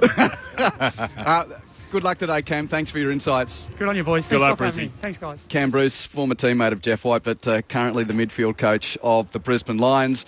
Your thoughts are welcome on 0437 774 774. In a minute, we're just going to pivot a little and have a look at the Under-18 Championships, which have got a very interesting narrative this year. But Matty, Jeff, just a couple of things to pick up from what we've heard from Cam there before we welcome Kevin Sheehan. Well, I just love the ruthlessness. The message is very, very clear, and they have, and with their midfield stoppages and the ability to move out. But I was really interested in what Cam was saying about where they position out of the stoppages, because I found that their defensive side and their mindset when it's gone away from the stoppages has been really, really powerful, and that's where they've been able to get the turnovers. Yeah, no doubt, and you can see they've like all the good teams, they've worked on their deficiencies from finals from the last couple of years, and it's certainly worked so far for them in the home and away season. As we keep saying every time we come and watch them, it's all going to be determined by how they go in September. But look, they're going to leave no stone unturned to make sure they're prepared. Are they going to be good enough? We'll find out in a couple of months. Tim from Wodonga texts Lions has been dominating in the reserves. Probably had to pick him given his form has been so good. Those numbers, 11 games in the VFL this year, averaging 34 possessions. He had 41 touches in the VFL. They lost to Richmond, didn't they, last week? Siren, Yeah, so his numbers have been very good. 0437 774 774. Now, just thought we'd take the opportunity to have a look beyond the AFL sphere for a moment, because in this part of the world there's interest. Whitey's got a story to tell about his young man as well in the under-16s. But strange to think that in the under-18 national championships, we've got 2 games tomorrow. Vic Metro's taking on Western Australia and Vic Country plays the Allies. Then there's only 1 game after that where the 2 Victorian sides play each other. But the Allies are 3-0. The Outcasts from Tasmania, Queensland, the Northern Territory and New South Wales are bettering the traditional footy states. They beat South Australia by 16 points, Western Australia by 88 and Vic Metro by 44. They win tomorrow. The Allies claim the national under-18 title, and who better to explain how and why is AFL junior talent guru Kevin Sheehan. Always great to have a chat to you, Kevin. How are you doing? I'm doing well, Quinton. Yeah, it's a fascinating period for the evolution, I suppose, of our championships. They've been around for about 28 years. I think Matty and Whitey might have been there in nearly the under-17 days of Nationals, because we started in 1996 with this 2-tiered under-16, under-18 national format.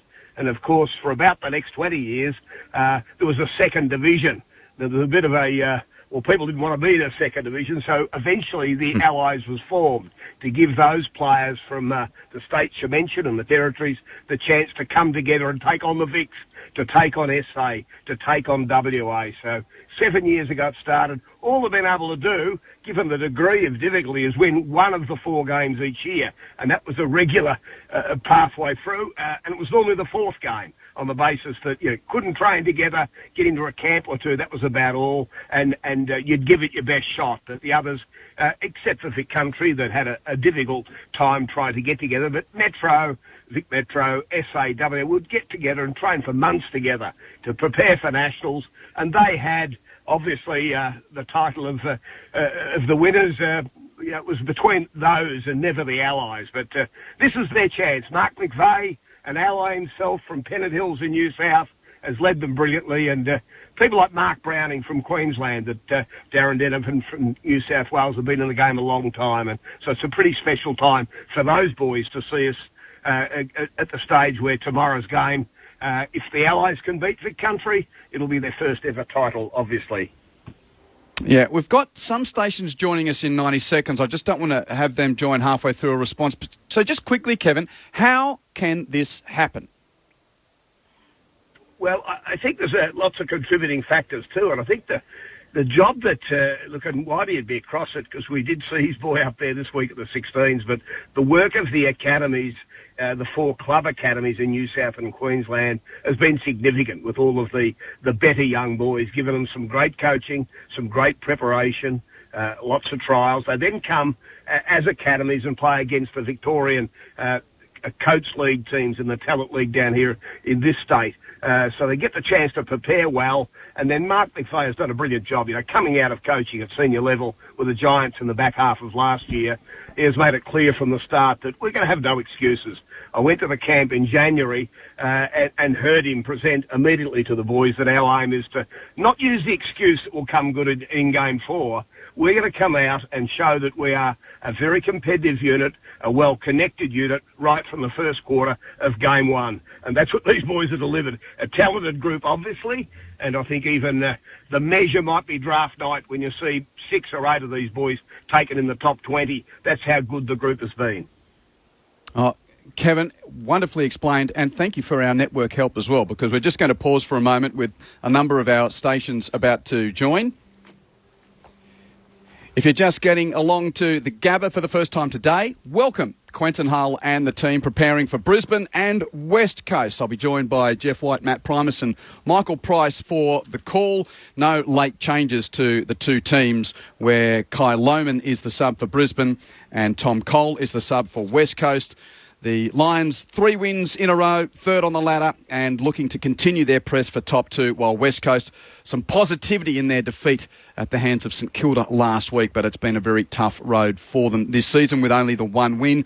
We will expand in the pre-game with our 2 experts in just a moment, but we're chatting to Kevin Sheehan, who's the AFL Junior Talent Guru, and just having a look at the Under-18 National Championships and the unique scenario which presents itself particularly tomorrow with the Allies, the team made up of the outer rim states, so to speak, or Tassie's footy heartland, but certainly across the journey, New South Wales, Queensland, the ACT and Northern Territory. Those under-18 teams have never been so successful. They've beaten South Australia by 16 points, Western Australia by 88 points, and Vic Metro by 44 points so far this under-18s season, and they take on Vic Country tomorrow and are a chance to seal that title. So, Kevin, I just wanted to ask you, what role did the pandemic play in this group of youngsters perhaps getting more opportunity to play a couple of years ago, compared particularly to the Vic teams that had the big lockdowns? I mean, I know Western Australia wasn't as badly affected, nor South Australia, but are you seeing any effect of 16-year-old kids who couldn't play footy regularly 2 years ago, just not having had the years of footy under their belts as perhaps some of the others in the under-18s this year? Look, Quint, it's probably a combination of 2 factors. I think I mentioned earlier just the work that's been done in these Allies regions, the great coaching they've received as boys have come through under the guidance of the AFL club academies up north. You've had that part. And then together with the fact in Victoria, the boys missed a year and a half of footy. It was their 15th, then as you point out, their 16th year where they had just half a season. So that's a bit of not a generation, but a year and a half, a couple of years badly affected by not playing the game, where you do learn, you're coached, you understand that you could be good at it, etc., etc. But, there was no talent programs at all in 2020, only half of 2021. So that group of boys in their 15th and 16th years have missed so much of that. They'll catch up over time, we hope, and maybe it'll be their 18th, 19th or 20th year that they start to really mature as AFL players. So the combination of those 2 things, I think, has led to the Allies being dominant. And look, you could only have dreamt of 3 boys from the Gold Coast being up there, I think, in the first round of the draft later in the year. We're reading a bit about Jed Walter, the centre-half forward. Gee, this boy was an All-Australian last year as a 17-year-old playing for the Allies. The other All-Australian as a bottom major last year was Harley Reid. Everyone's heard about Harley Reid, They should be talking a fair bit about this Jed Walter, a centre-half forward in the mould of a Charlie Curnow. In terms of the way he moves athletically, he's been a dominant force in this championship once again for the second year in a row. And there's another couple of boys from the Gold Coast, Ethan Reid, a ruckman, who runs like a ruck rover. He's at 200 centimetres. He can near play on the wing. He kicks it magnificently, got great endurance and skills, and a very competitive beast in around stoppage as well. And at his feet, a kid called Jake Rogers, a clone of Tukey Miller, I reckon. He just buzzes around and wins the ball as clean as a whistle at ground level. And there have been three sensational players in the 3 games to date for the Allies, all from the Gold Coast, which is quite amazing. It's g'day, Kevin. Jeff White here. Yeah, I put my hand up and attest to the academies. It's been sensational, the opportunities for these players to come through, and I really admire what the AFL have done, and all, GWS and the Sydney's Academy, and the Brisbane Lions, and also the Gold Coast Suns, because it's given the opportunity for those kids. And you're right, there's going to be 3 kids that are going to be in the top the first round this year from Gold Coast, and it's extraordinary. And I heard a stat the other day, you might be able to elaborate on, but they might have more participants next year than South Australia in Queensland. So it's certainly a credit to the AFL and the development they've done in southeast Queensland. Yeah, Whitey, great to hear from you. And look, agree with you. It's just it's taken that 20 years, and that's why the AFL Commission always will look to the strategy and always look to the long term with what they do. Invest for the long term.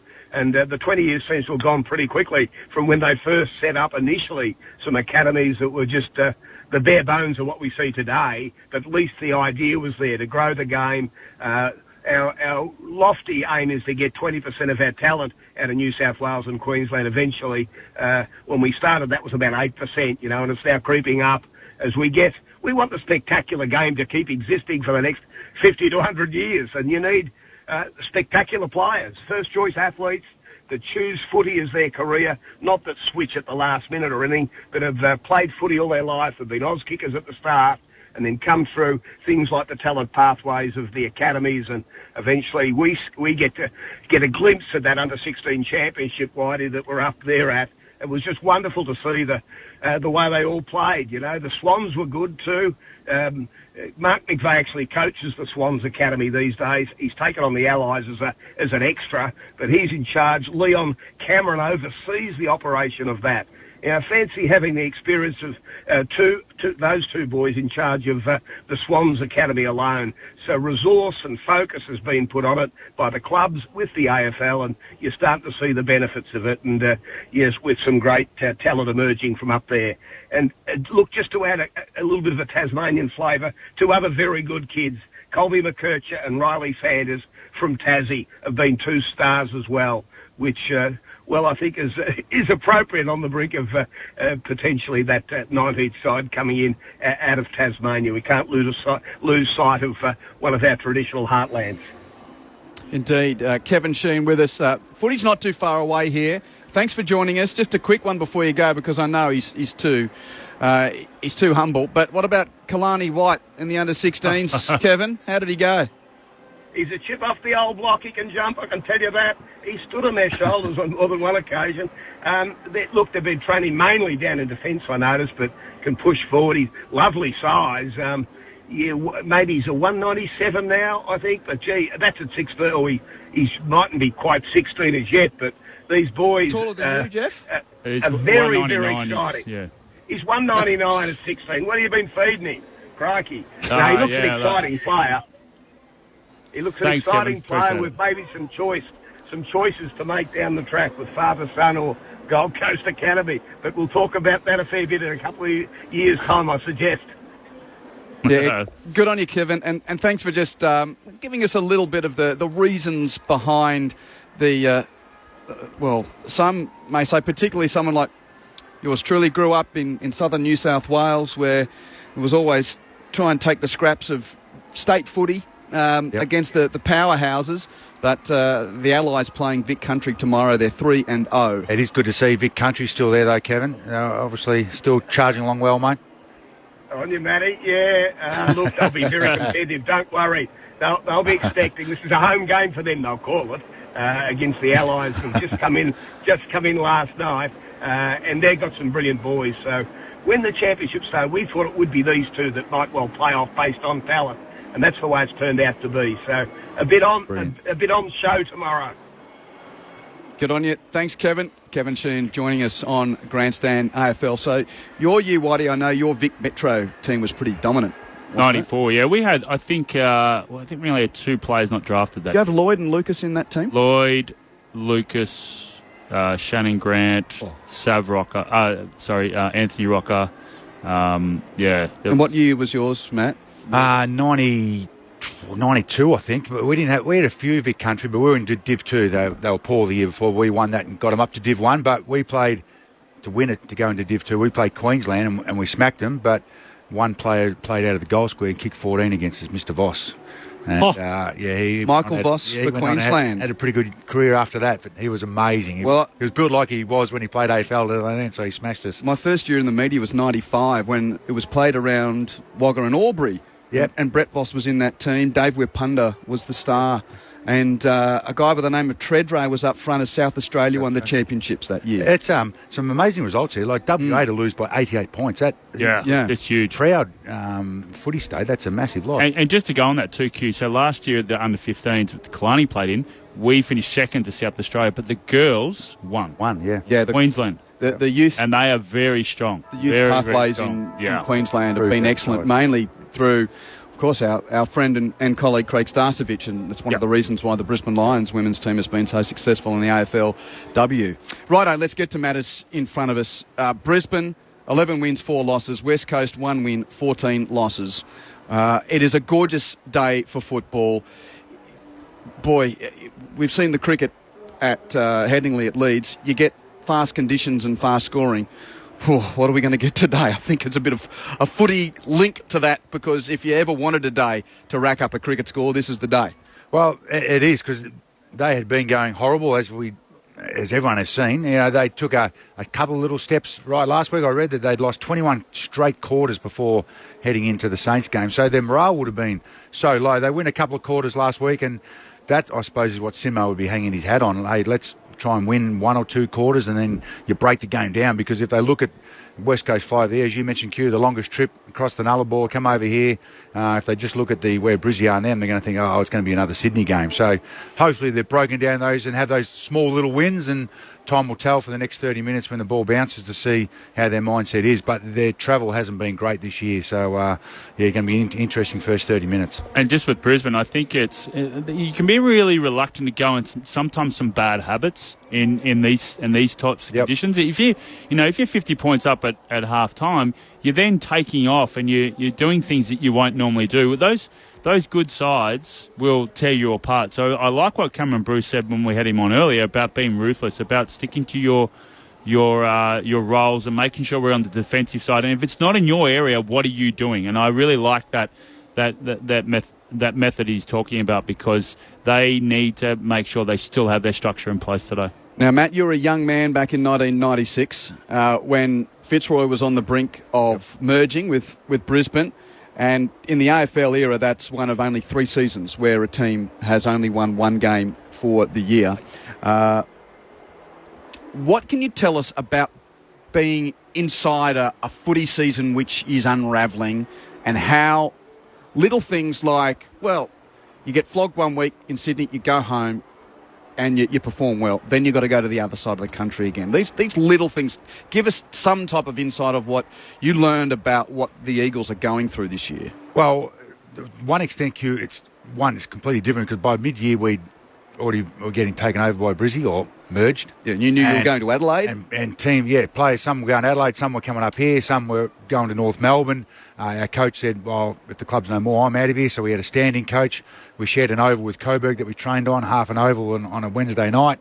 So it's completely different to the richest club in Australia with what they're doing, but their mindset is completely the same. And their results, as the season goes on, they're just going to get worse and worse. But I still can't get my head around the amount of talent that is still playing out here for West Coast, and their performances are like they are. It staggers me, because Fitzroy, we had 2 or 3 senior players that were coming to the very, very end of their career, and the rest was just youth.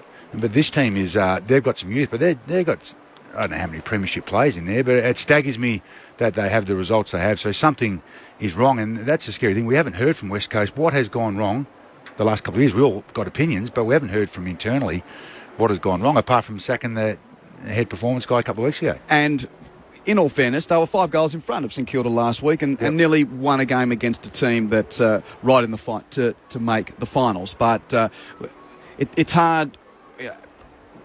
The scoreboard is 0. It starts at 0 every week. But when you form the narrative of the season, it's foolish not to look at how we've got to this point and how they've only won one game to now. Yeah, and I agree with Matty.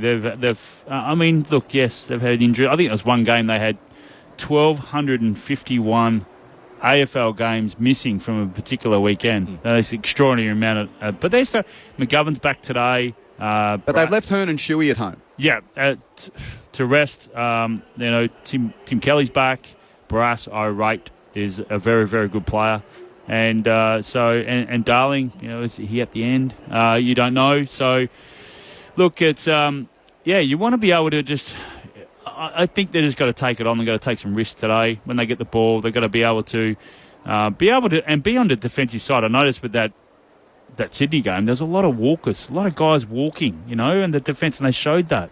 So, just to be moved and turn your head and try and get on the defensive side. The issue, the way the Brizzy play is exactly what West Coast don't want. They want an uncontested hold on the ball, chip it around, where Brizzy just stop it, just get inside 50, score, lock you in and punish you. And that is exactly what West Coast can't handle. So that's going to be the thing to look at today. And the haves and have-nots, we asked the question, does Jared Lyons get a game in a Brisbane midfield when Josh Dunkley is there? Does Jack Gunston get a game in a Brisbane forward line when they're up and going and trying to win finals? And the advantage of Chris Fagan being able to bring these guys in today. Link McCartney suspension out, comes in Gunston. So, well, the countdown taking place. There'll be around 26,000 fans, I think, in the house by the time all the counting is done. The standalone Saturday afternoon game on Grandstand AFL. You can get in touch on 0437 774 774. One of our nearest and dearest fans, Fran from Melbourne, he says, thanks for that mouth-watering weather report, Q. She thinks it's going to be under 100 points today. Jeff went over, Matt went under, and I refused. Pricey, because we're the ones that ask the questions and we do the who and the what, not the how and the why. I agree. I refuse to answer that question based on the last 2 weeks and the variance therein. I do the stats, though. If it is over 100 today, they'll become the first team since Greater Western Sydney in 2012 to have lost 5 games by more than 100 points in the one season. So congratulations to umpire number 41, Cameron Jones, in the middle of the Gabba. Perfect bounce to start your AFL career, sir. Well done. McInerney gets it down into the path there of Gunston, immediately involved. He taps it out to Neil, who toes it forward, brilliantly picked up by Danaher. The handball back in board. McLuggage wheeled around, tried to measure a pass. It was dropped by Witherden, picked up by Zorko, has a snap. It bounces through. Well, there you go, Johnny on the spot. Dane Zorko, welcome back into the Brisbane Lions lineup. First goal within 30 seconds here at the Gabba. 1 straight the Lions. Eagles get the score. ABC Sport. Can I change it to over? No. St Kilda did the same thing last week. Remember? So the Saints kicked a goal in 30 seconds last week. Oh, they did too, yes. That's right. Dane Zorko, first game since around 11. Only his 10th game of the season. They're checking on this touch to... Yeah, that looked like it was Barras. He was sort of a little bit off the... Yeah, he called it straight away, so... Aaron went back to ask for the ball to kick it in, but the ump said, get back to your position. Everybody's gone back into position, so I reckon they might have reviewed. They always have a look before the bounce. Yeah, it looks like it's gone through his leg and... In the spirit of the game, is that a goal? Yeah. Thank you. Well, just thought I'd ask the question. Good topic. Very good question. We're still taking a while before play's going to be restarted. So Dane Zorko, he's been unbelievably durable in his career. The lowest number of games in a season is 16. Hold on. Oh. We've had a minute in the middle and now we're going back.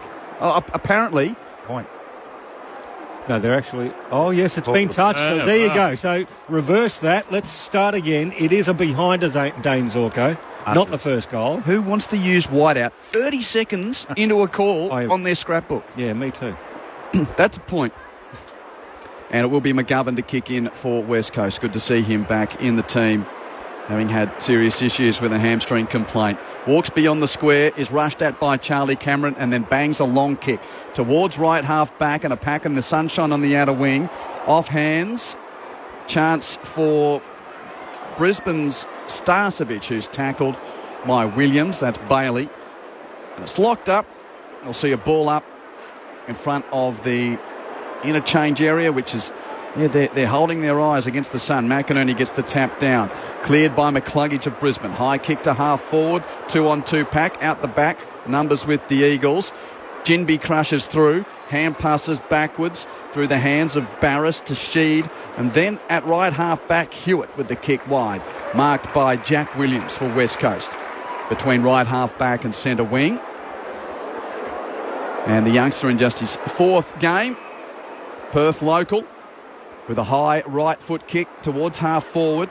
Leicester makes the spoil on the pack for Brisbane. Roving McCluggage couldn't pick it up. Bounced off it by Bailey Williams. They collide and jump on the footy, and we'll see a ball up between wing and right half forward for West Coast. They're attacking the left of your radio dial, the East Brisbane school end. In bright sunshine here at the Gabba. Beautiful winter's day. McInerney gets it down immediately. Hugh McCluggage claims his opposite in Elijah Hewitt. Takes him to the ground. Will ball it up yet again on the point of the centre square at right half forward for the Eagles. Off the toes there. Picked up by Hewitt. Immediately inside 50. Off the chest of Darling. Roved by Starcevic for Brisbane. They'll exit. Handball to Lyons. Out to Wilmot. He gets around Ginbey. Big right foot kick towards the benches on the outer wing. Roved by Danaher. Well done, the big man. Immediately onto the left foot. He toes it towards 50. Bounces awkwardly there for the player in Hoff. Tackled by Charlie Cameron. Into the ground. The umpire says we'll ball it up. 40 metres out, right against the boundary. In the left forward pocket for Brisbane. Stunning Saturday for football as the ball's tossed in the air. McInerney wins the tap. Ground level. Half a chance for Duggan crashing through. He's tackled by Neil. No prior and a ball up. Still 40 metres from the goal that the Lions are attacking. The Big O, he's got a massive advantage at the moment, but I love the way where he's hitting the ball. Ruck time. Hewitt Rose for West Coast. Rushes a clearance from defence to the wing. Jack Williams puts a punch to it. It goes back towards half back. Hewitt, who kicked it there, is underneath that punch. Tries to rove. His hand pass, though, stolen by Zorko on the boundary of Brisbane. Hand pass around the boundary line. Too hot for Bailey near the boundary paint. And seen out of play by Bailey Williams for a throw-in. Again, the Lions inside attacking 50. Big O with the advantage. He's hitting it forward. He's hitting it soft. He's hitting it behind. So he's really changing up his hit zones at the moment. I like it. They send him forward to ruck rather than a kick behind the play too. Yeah. Why did he take advantage of that? So it is McInerney up against Bailey Williams. The Eagles tow it out of the pack. Goes over the head of Wilmot. Going in there, crashing in hard was Darling. His handball cut off by McCluggage. Back to Wilmot as he's tackled. The ball dribbles over the boundary line and we'll get a throw in. Just forward of centre wing and between centre wing and left half forward for the Brisbane Lions. Only scored the one behind in the opening 30 seconds.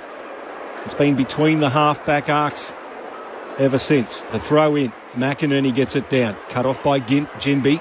Good handball to Cripps. His curling kick towards the wing. Bounces towards Jack Payne. Big man struggles to pick it up, but he tracks it towards the boundary line. Oscar Allen comes in. Steals it. Handball Ginbey. Goes back now to Marek. He curls it around towards the boundary line, and Darling was the target. Well spoiled by Ryan Lester from Brisbane over the boundary line, and we'll get a throw in on the outer side. Started well, West Coast, 4-7 up, 4-2 up in clearances, up a little bit in contested possession in the game very early on. And still on milestone watch for Jack Darling. Needs 2 goals to become the third Eagle to kick 500.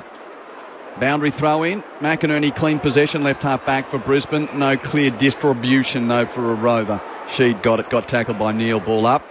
But the balance around stoppage has been good from the Eagles. There's been Brisbane haven't broken out at all. Bailey Williams jumped early. McInerney gets the tap. Neil and Sheed tangle away from the ball. Ump lets it go. Neil goes in to get the ball, stolen by Kelly. It's a West Coast ball. Hand pass out the back. Sheed's kick smothered. Ricochets to Robertson. Brisbane's ball at left half back. Hand pass to McKenna. Hand pass out in front of Zorko, who doesn't gather, just taps it to Neil. Neil rides a tackle, gets up, now hands it back to Zorko. Flips it over his head. Messy movement towards left half forward for the locals. It's on the deck and Ashcroft has to play tackler on Duggan. And the umpire says that is enough of that. Yeah, really good pressure. They came forward and put pressure on the handballs, eventually caused another stoppage.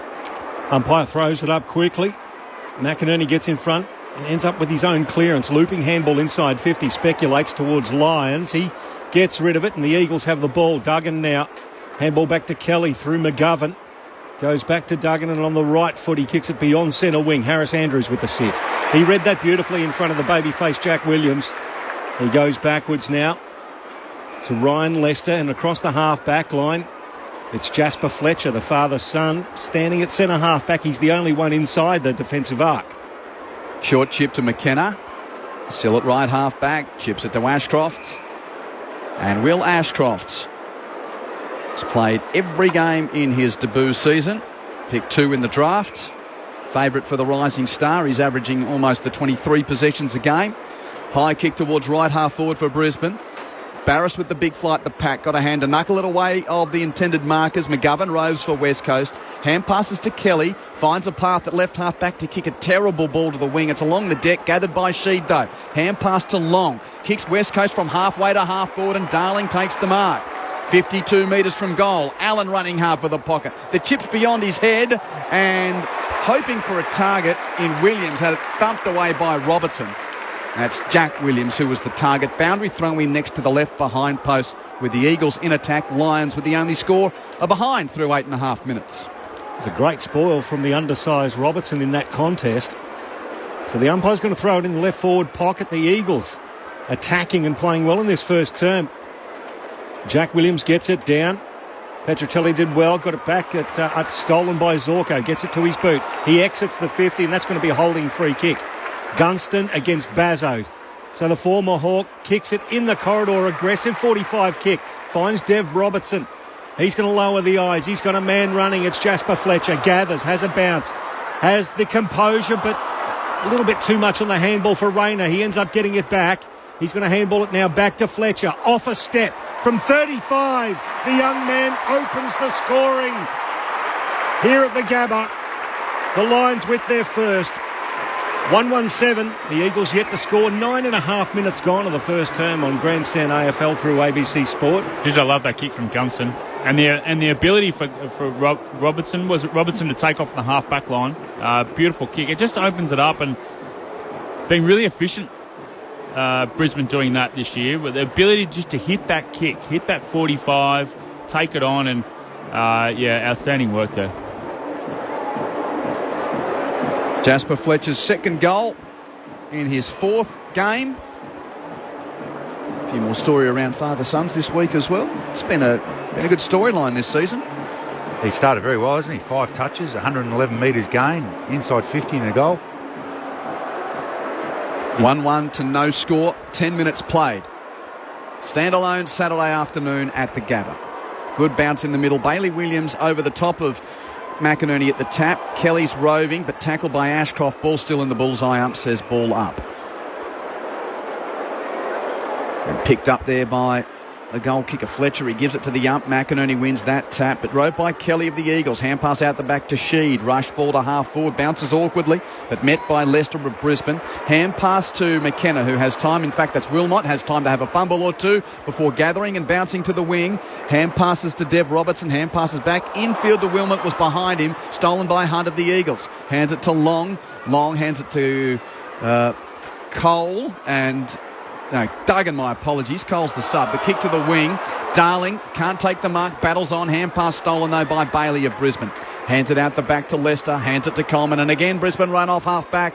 Hand pass to Wilmot. Bounce to the centre of the ground. Kick to full forward. Looking for McCluggage. There, spoiled away by McGovern. McGovern does his own roving. Hands it to Kelly and the Eagles are clear. He weaves around some traffic. Kicks it to centre wing outer side. And Harris Andrews expertly using his body. Little 45 kick finds Cam Rayner now. He looks inside 50. Measures a pass to Charlie Cameron.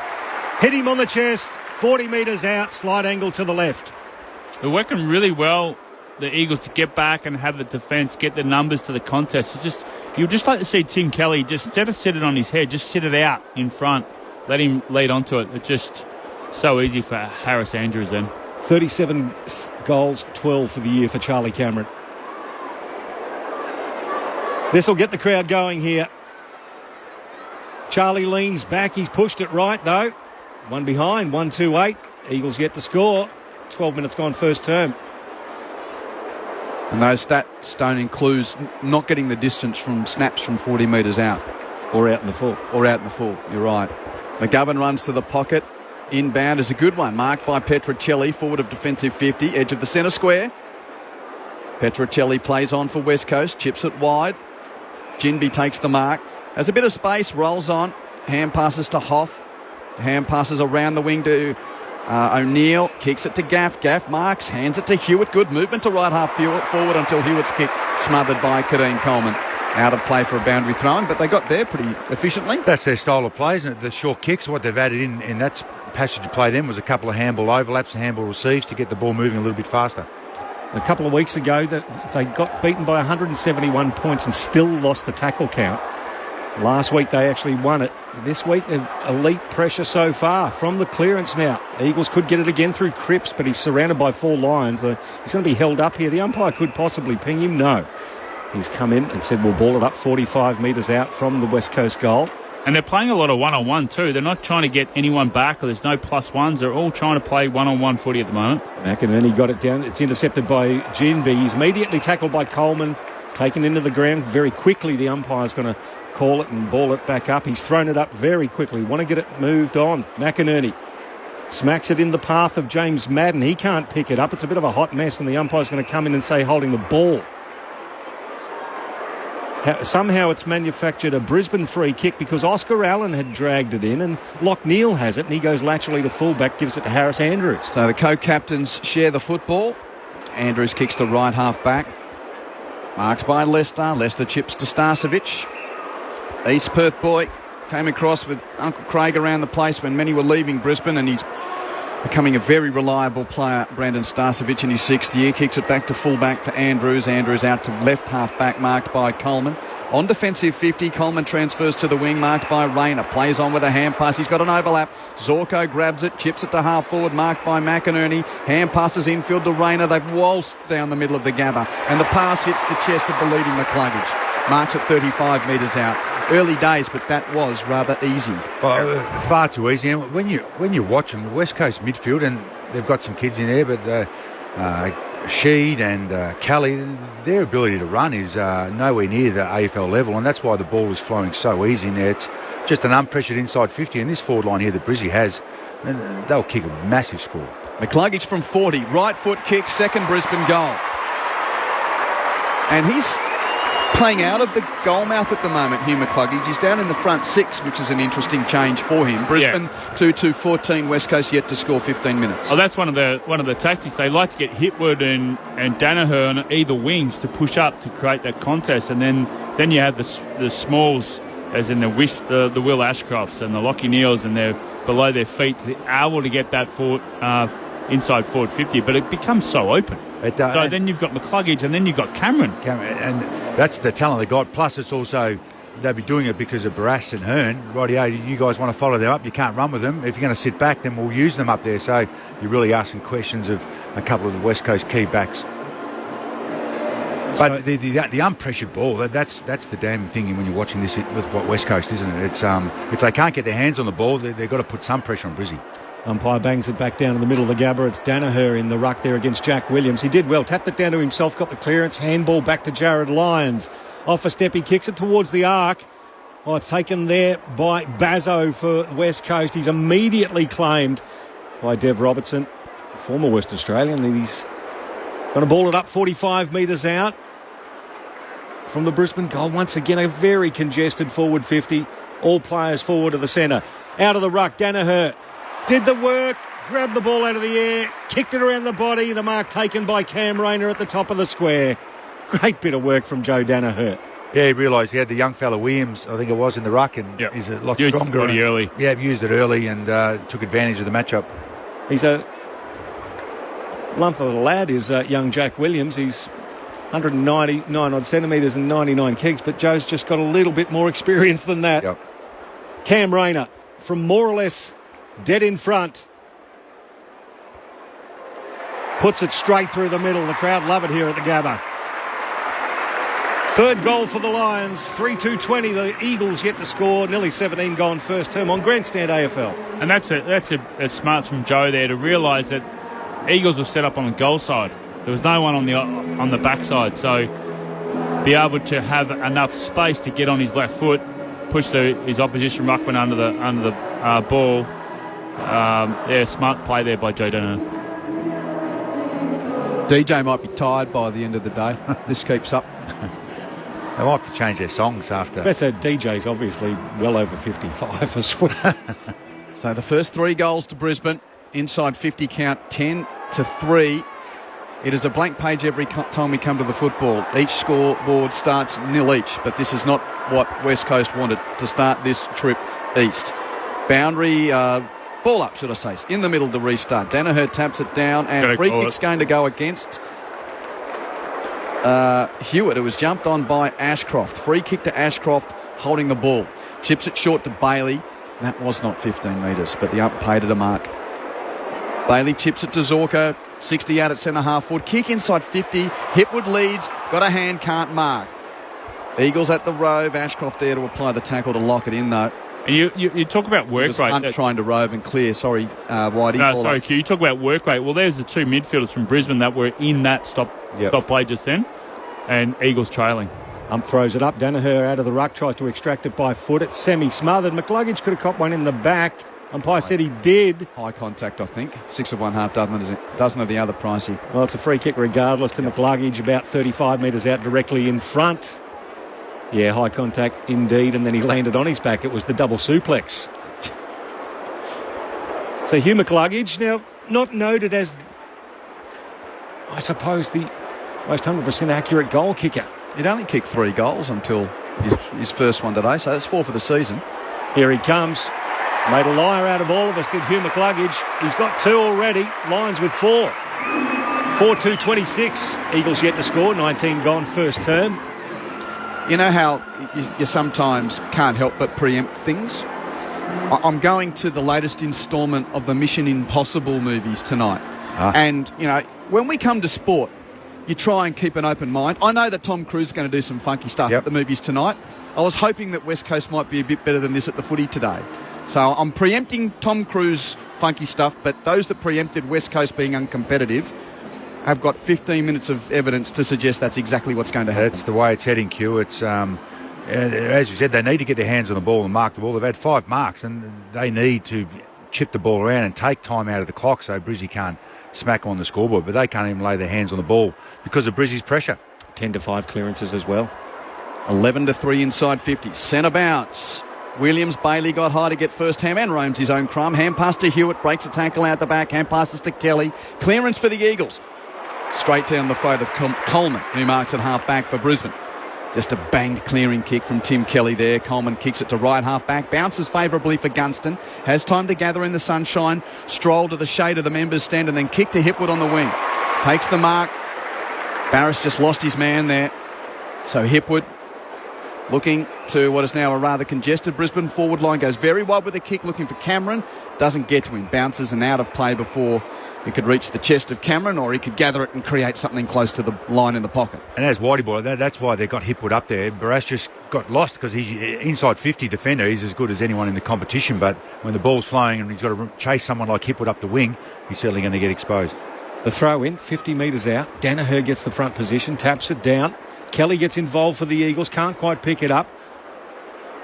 Now they do, and it's through Gaff. He tumbles it towards the wing. Oh, Jack Payne almost pulls in the one-handed juggling mark. He's pulled it in at ground level anyway. He's been tackled by Jack Williams, and the umpire's going to come in and ball it up right on the right on the commentary wing.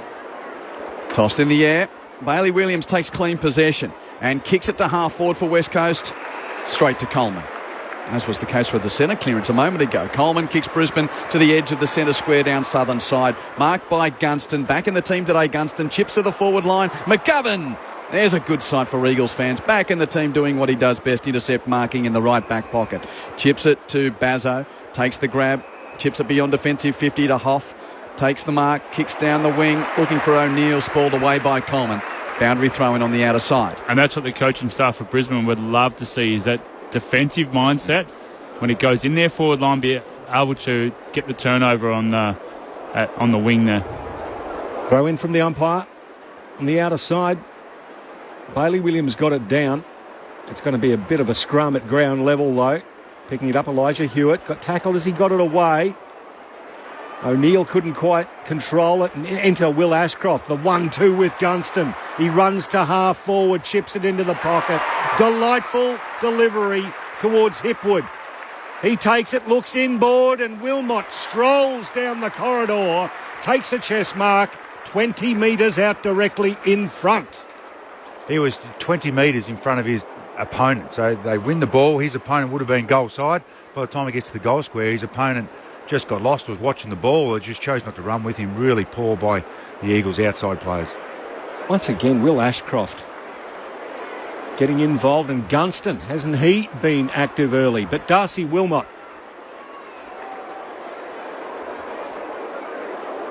From more or less in front, 30 out. It's a dart. And the Lions pulling away early at the Gabba. 5-2-32. The Eagles, nothing. 23 gone, first term.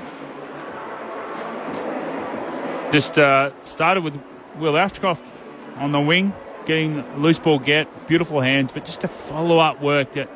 That's what Cameron Bruce was talking about, the midfield coach for Brisbane before. He's got to earn his stripes, even though he's no father-son.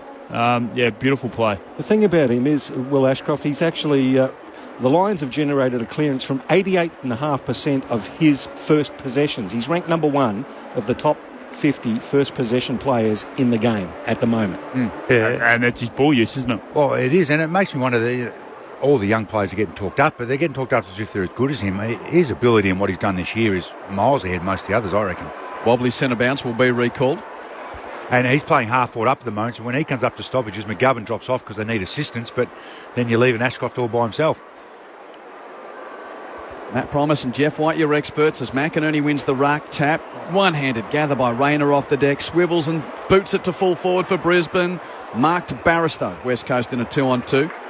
Read the drop, takes the grab in the sunshine at the western end. Tom Barris, best and fairest. He uses his left boot to kick West Coast high to right half back on the head of Allen, spoiled away by Payne, punched back to attacking 50 for Brisbane, but out of play before Neil can gather under pressure from Gaff. Andrew Gaff, just one of 5 players who have played every game on a West Coast list, which has used the most players in 2023. 40 players have been used this year by the Eagles. 6 debutants as well, the most in the league. Throwing across the arc.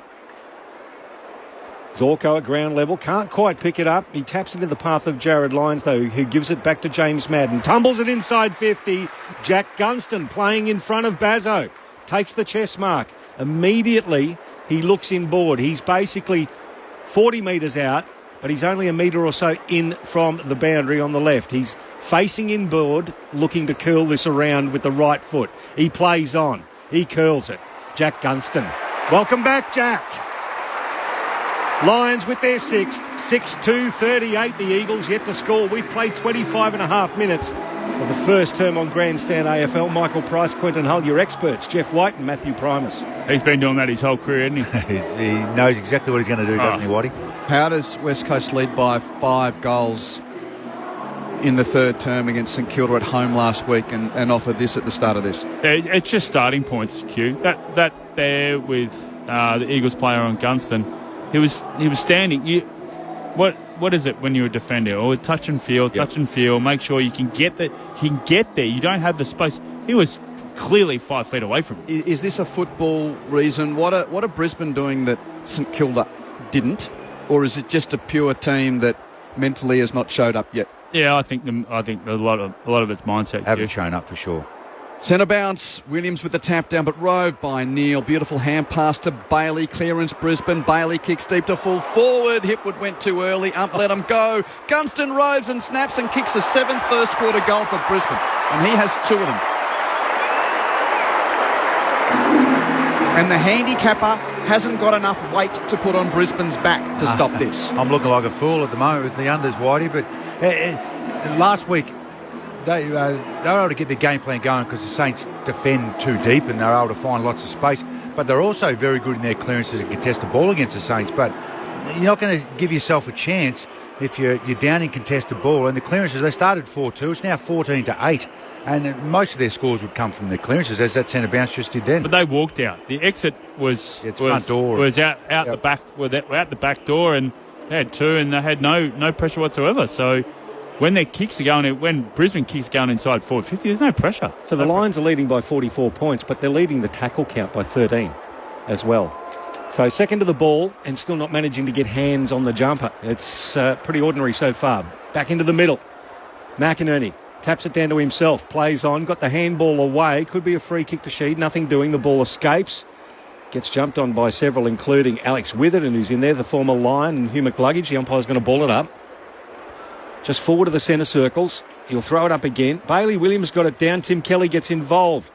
From the pack, he kicks it towards another pack. It's Harris Andrews who fists it back towards the wing. Starcevic, he gets confronted. The ball tapped towards McLuggage, who's been active early. He lowers his eyes. Danaher, chest mark, 40 out. And Joe will go back and have a ping from around about 50, slight angle to the left. I made sure I bought the season record guide with all the records in it today. Quarter by quarter ones and all that type of stuff. This is why you brought it. Because it's got Cripper on the front. Reigning Brownlow medalist. Should have been suspended here against Brisbane late in the season, according to some. So Joe Danaher, 39 goals, 20 for the year. He's had a stellar year at the Gabba. Launches from 50. He's pushed it wide. Off hands. 1 behind. 45-0 at 28 and a half minutes gone to the first quarter here in Grandstand AFL. The other thing that's hurting West Coast is they can't win any contest forward of the ball. So they won that clearance kick forward and it's just bounding off there. They haven't got a forward that is beating their direct opponent at the moment. Duggan chips into Witherden. The ex-Lion then squares up the kick to the XD. Hunt mark, centre half back for West Coast and plays on. Has a man in support. Hand pass to Chesser. He looks in field, no options. Eventually hands it to McGovern, forward of centre half back. Doesn't know where to go. His kick is wide and bounces in front of Jinby. Has time to gather on the bounce. Hand pass to Kelly. He'll kick the Eagles into attack and hits the chest of Darling. Here's something to cheer about as he'll line up goal 499 from 45 metres out, slightly right of centre. And they're able to get some uncontested ball off their back line, and that's when West Coast are at their best. I was going to ask you, who are the 2 ahead of him on the goal kicking? I'll ask you. No, we'll leave it as a bit of a game. Suma? Yep. Very good. And his old teammate. Kennedy. Yeah. Yes. So 498 and counting. Jack Darling looking for West Coast's first goal. Right foot, 45 metres out. He's kicked it. And West Coast has finally made a blow struck here at the Gabba. It took him half an hour. And it's Darling, the evergreen goal kicker for the Eagles. Now 1 away from a major milestone. Brisbane 7-3-45. West Coast 1 straight. Suma and Kennedy, what are they on? 7-time leading goal kicker Peter Sumich, 514. Yep. 8-time leading goal kicker Josh Kennedy, 712. And Jack Darling, 4-time leading goal kicker, the last time of which was 2021. Now 499 and 15 for this year. So who's the AFL player immediately above Jack Darling in the 500 club? You've got that one, have you? Yep. You'll love him. You'll love him today. You'll love him. It's number 4. Bit of a Riverina reference. Oh, is it? Luke Bruce. Oh, great number 22. So 509. Member of the AFL Riverina team of the century. He is the only one in front of Jack Darling above 500. So Tim Kelly's going to burst from the clearance. We'll get something from the Eagles here with any luck, and the ball spills towards centre wing. Chesser got the handball back in aboard to Duggan, who tried to get it back to Kelly. Immediately tackled, but he kept going, did Chesser. Well done, but the kick overcooked for O'Neill. Read again by Harris Andrews, the intercept specialist. He brings it back down the commentary wing to Zach Bailey. Now, there's a blood rule. Gunston and Kelly look like they might have had a bit of a head clash on the wing here. And both of them look like they've been taken off with the blood rule. Kelly's jogging off, but Gunston's got his forehead being helped out by the physio in a large cloth, and walked off slowly. I reckon it's his right eye. I reckon it's above his right eye. Yeah, it looks like it's around the brow. And Tim Kelly was with his teeth. I think it was his mouth. Or 2 weeks in a row for teeth here after Charlie Cameron last week. Yeah. So he's turned his head. As he was getting tackled by Gunston, he's turned his head.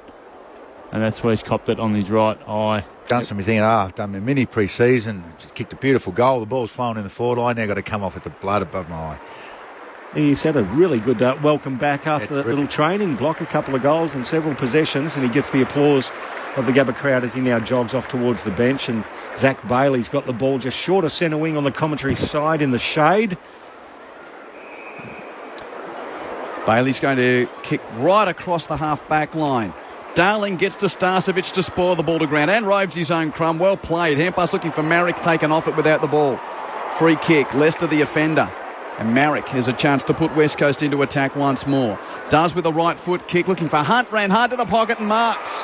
And Jaden Hunt will have a shot 40 metres out left of centre. So a good little riposte here from the Eagles after conceding the first 7 goals. Jaden Hunt will try and make it 2 in a row. He's played every game as well for the Eagles this year. They switched just a little bit high then and gave Darling the opportunity to use his legs and get back and need to punch it a bit more into his breeze. It was a strange decision too. They had a lot of time because of the blood rule. Yep. So. Hunt looking at the big sticks at the East Brisbane school end. Right foot drop, punt. Nice finish. 2 in a row for West Coast. Just what the contest needed because it hadn't been one until the last couple of minutes. 33 points is the margin for Brisbane. Lions 7-3-45. Eagles 2 straight 12 on Grandstand AFL. Jeff White and Matt Primus, your experts. Well, the previous goal they got with Darling, McGovern nearly actually got it smothered at centre half back, but it was just good to see a bit of switch. They sort of felt like they've been going up, tram lines. They've been going up one end, down, back.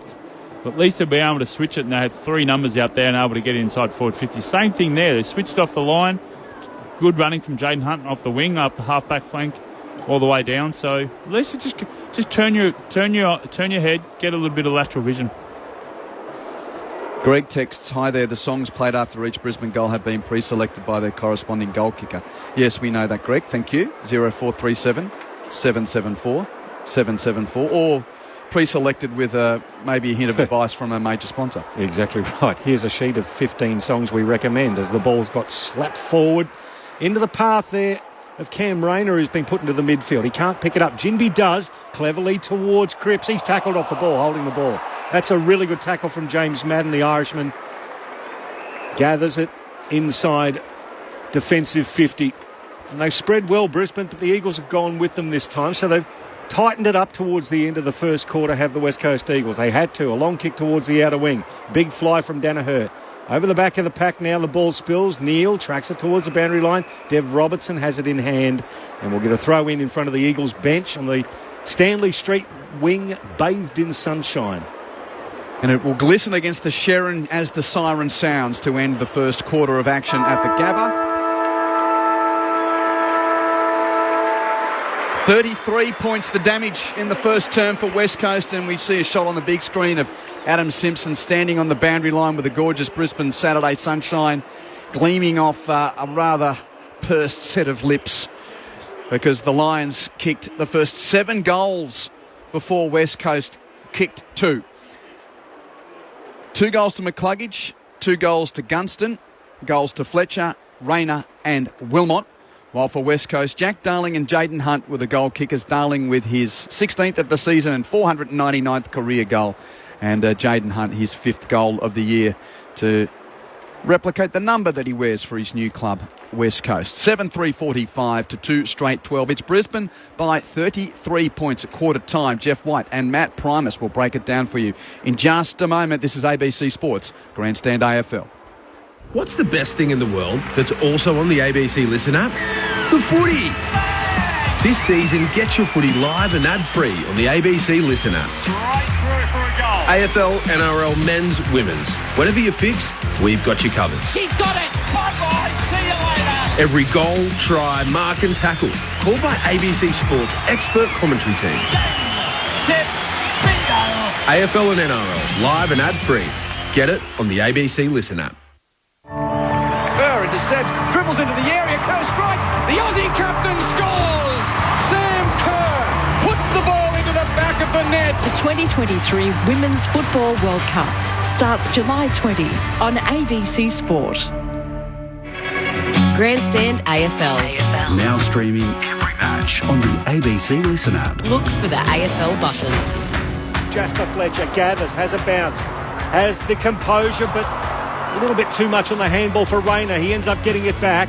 He's going to handball it now back to Fletcher. Off a step from 35. The young man opens the scoring here at the Gabba. Zorko grabs it, chips it to half forward, marked by McInerney. Hand passes infield to Rayner. They've waltzed down the middle of the Gabba. And the pass hits the chest of the leading McCluggage. McCluggage from 40. Right foot kick, second Brisbane goal. Williams with the tap down, but roved by Neal. Beautiful hand pass to Bailey. Clearance Brisbane. Bailey kicks deep to full forward. Hipwood went too early. Up, let him go. Gunston roves and snaps and kicks the seventh first quarter goal for Brisbane. And he has two of them. McGovern forward of centre half back. Doesn't know where to go. His kick is wide and bounces in front of Jinby. Has time to gather on the bounce. Hand pass to Kelly. He'll kick the Eagles into attack and hits the chest of Darling. Jack Darling looking for West Coast's first goal. Right foot, 45 metres out. He's kicked it. The 2023 AFL season. On radio, ABC Sport Digital. and now streaming on the ABC Listen app. Brisbane by 33 points. Quarter time at the Gabba on a gorgeous Saturday afternoon for football. Quentin Hull and the Grandstand AFL team watching one of the better teams in the comp make a pretty strong statement against one of the comp strugglers in the first half hour. Matt Primus, Jeff White, how did the Lions do it? Sorry, Q, they did it with ease. It was like the contested possession only down by 2 and stoppages down by 3. But when they won stoppages, Brizzy, they've kicked 7 goals, 1 out of stoppages, and they kicked 7-3 for the quarter. So some of them were easy, but some were just some quick kicks where their forwards just were exposed. Well, the West Coast backs were exposed one-on-one, and they won with ease. And then when the ball does flow, there's no pressure on the ball. So they've been able to get a lot of inside 50s, 18-7 inside 50s. So the last few minutes, West Coast were able to win some one-on-ones down back, and then, as Whitey mentioned, move the ball with some fluidity through between the arcs and hit the scoreboard, win a couple of contests in their forward 50 also. But really, for the majority of that game, when Brisbane had the ball, there was no pressure on their ball movement. When West Coast had it, there was a ton of pressure, hence why West Coast has had 34 handball receives, which is completely against the way they'd like to play against Brizzy or any team. Well, yeah, the pressure, with the forward pressure that Brisbane had on the Eagles was forcing him to go back, so they kept on hand passing too many, and they weren't able to have some clearance in there. And when they did the hand pass, but yeah, there was too many times that the Lions came through the stoppage. They broke the lines. It was interesting you said that how many goals they've kicked from stoppages, and that was because there was just no pressure. And I think it's also too the Eagles' starting positions around. We noticed when Joe Danaher was in the forward 50 and there was no pressure from behind. He was able to just take it out of the ruck and kick it, and then Rayner was out of mark and kick a goal. So they're just tidy up a few different things, but yeah, the pressure certainly hasn't been there, and the transitional running hasn't been there from a midfield perspective as well. Joe Danaher has actually had the most disposals on the ground for Brisbane. He's had 7 without kicking a goal. Hugh McCluggage with 6, also half a dozen for Zorko, Rayner and Gunston in that first quarter, but Gunston off with a head knock, as is Tim Kelly, and Kelly leads the way for West Coast with 10 touches. And all their forwards, Q, isn't it? So Danaher, McCluggage, Zorko, Rayner, Gunston, which is very rare to see, but the ball is flowing that easy to those half forwards. That's why they're getting a lot of the ball. But that's it. Danaher's been getting that mostly in the ruck. He played probably half of that in that first quarter. Yeah, Kelly with 10, Hewitt 9 and McGovern 7. Overall, Brisbane +5 in possessions. Contested possessions +2. Just going through a few of those numbers. Clearances +3 to Brisbane. The inside 50s, though, the damning stat at 18-7. Well, that outside the main stat, which is quite damning, at 7-3-45 to 2 straight 12. As ever, you're welcome to join us here at the Gabba way to text into the box 0437 774 774. Bill goes, forget Tom Cruise. Lions currently may have the magnificent 7 goals. And the Eagles, the dirty dozen players in training. Bill, very good. Here's the second quarter. That's actually quite brilliant. As McInerney gets it down, Petruccelli imposes himself on the contest, weaves through traffic, gets it inside 50. Nicely done there by Connor McKenna. Good mark. He wheels around, gone to the right foot, kicks it to the outer wing. Taken there by Neil. He plays on. Long kick towards McLuggage. Nicely taken next to Jaden Hunt. Right against the boundary line, 70 from goal. Hugh McLuggage started the game very well, as you just heard. Chips it inside 50. The lead was on. 2 Brisbane Lions players basically spoiled each other in Cameron and Bailey. Ball still spills to Wilmot. Has the time to sky a ball towards the top of the square. Oscar McInerney had the set roving. Robertson gathers, gets through traffic, and a nice smother from Bazzo. Takes it off his boot over the boundary line. We'll get a throw in the right forward pocket for Brisbane. The thing that cost them in the first quarter, they won the centre bounce, kicked the forward. McKenna actually beat his direct opponent, and then they start their counter-attack. They've got to win more contests forward of the ball, West Coast. Dev Robertson's played every game since the bye. He's starting to become a really valuable member of this Lions team. Boundary throw in. McInerney tumps front of the pat to Zorko. Hand pass to Cameron, tackled immediately by Hoff. Ball to ground level, still at full forward for Brisbane. Ashcroft shrugged off his kick, picked up by McInerney and dispossessed. Bursting clear, Jinby for West Coast, so he hand passes, stolen by Cameron. He dropped it, stolen by Gaff. Gaff tackled by Cameron. Intent there, aplenty without the ball getting clear. Ball up, left back pocket for West Coast. Right forward pocket for Brisbane. So the ump throws it up immediately. Roving there, Rayner pulled off it. Cameron, he can't take the ball. Chesser did. His handball towards the boundary line, nicely accepted by Hunt. Handball to Jinby on the left foot, just short of centre wing. Oscar Allen spoiled there by Payne. Towards the boundary line, it's going to be taken over there by Neil, and we'll get a throw in. 70 from the Brisbane Lions goal at right half forward in the sunshine. 20 degrees here at the Gabba with not a breath of wind. It's perfect conditions for footy, and a red Sharon to boot. We keep saying it, but we can only report what's in front of us if you are shivering in cooler climes across this broad continent. As Bailey Williams wins the tap, roved by Sheed, hand pass to Jinby, clearance for West Coast will sort of, hands it to Petruccelli, who was in the chop, gave it back to Jinby, his kick smothered. Stolen by Neil of Brisbane, kicks it to Danaher, leads out, can't mark under the spoil of Barris. Hand pass comes clear, gathered by Bailey. Hands it to Rayner, 40 out. Hand pass to Starcevic. Wouldn't a West Aussie love a goal against the Eagles? And he's got one. Brandon Starcevic kicks it from 40 metres out. Look at Harris Andrews, charged 100 metres to go there to get around. Oh, when one of the Union gets a goal from the back six, Matty, you know what it's like. They loved it. And that's just... Oh, it's his first goal of the year. Just his first goal of the year. Now, career goals for Brandon Starcevic. I'll bring that up for you. What is that? Career goal number 6. 8 goals to the day for the Lions. They lead by 39 points, 8-3-50, 1-2 straight. And then they just won that wide. They were able to break tackles and keep the ball alive, and West Coast weren't able to, win the ball or able to get a tackle and get another stoppage there. It was just too powerful in the clinches. It was beautiful pressure over the half forward flank there from Neil.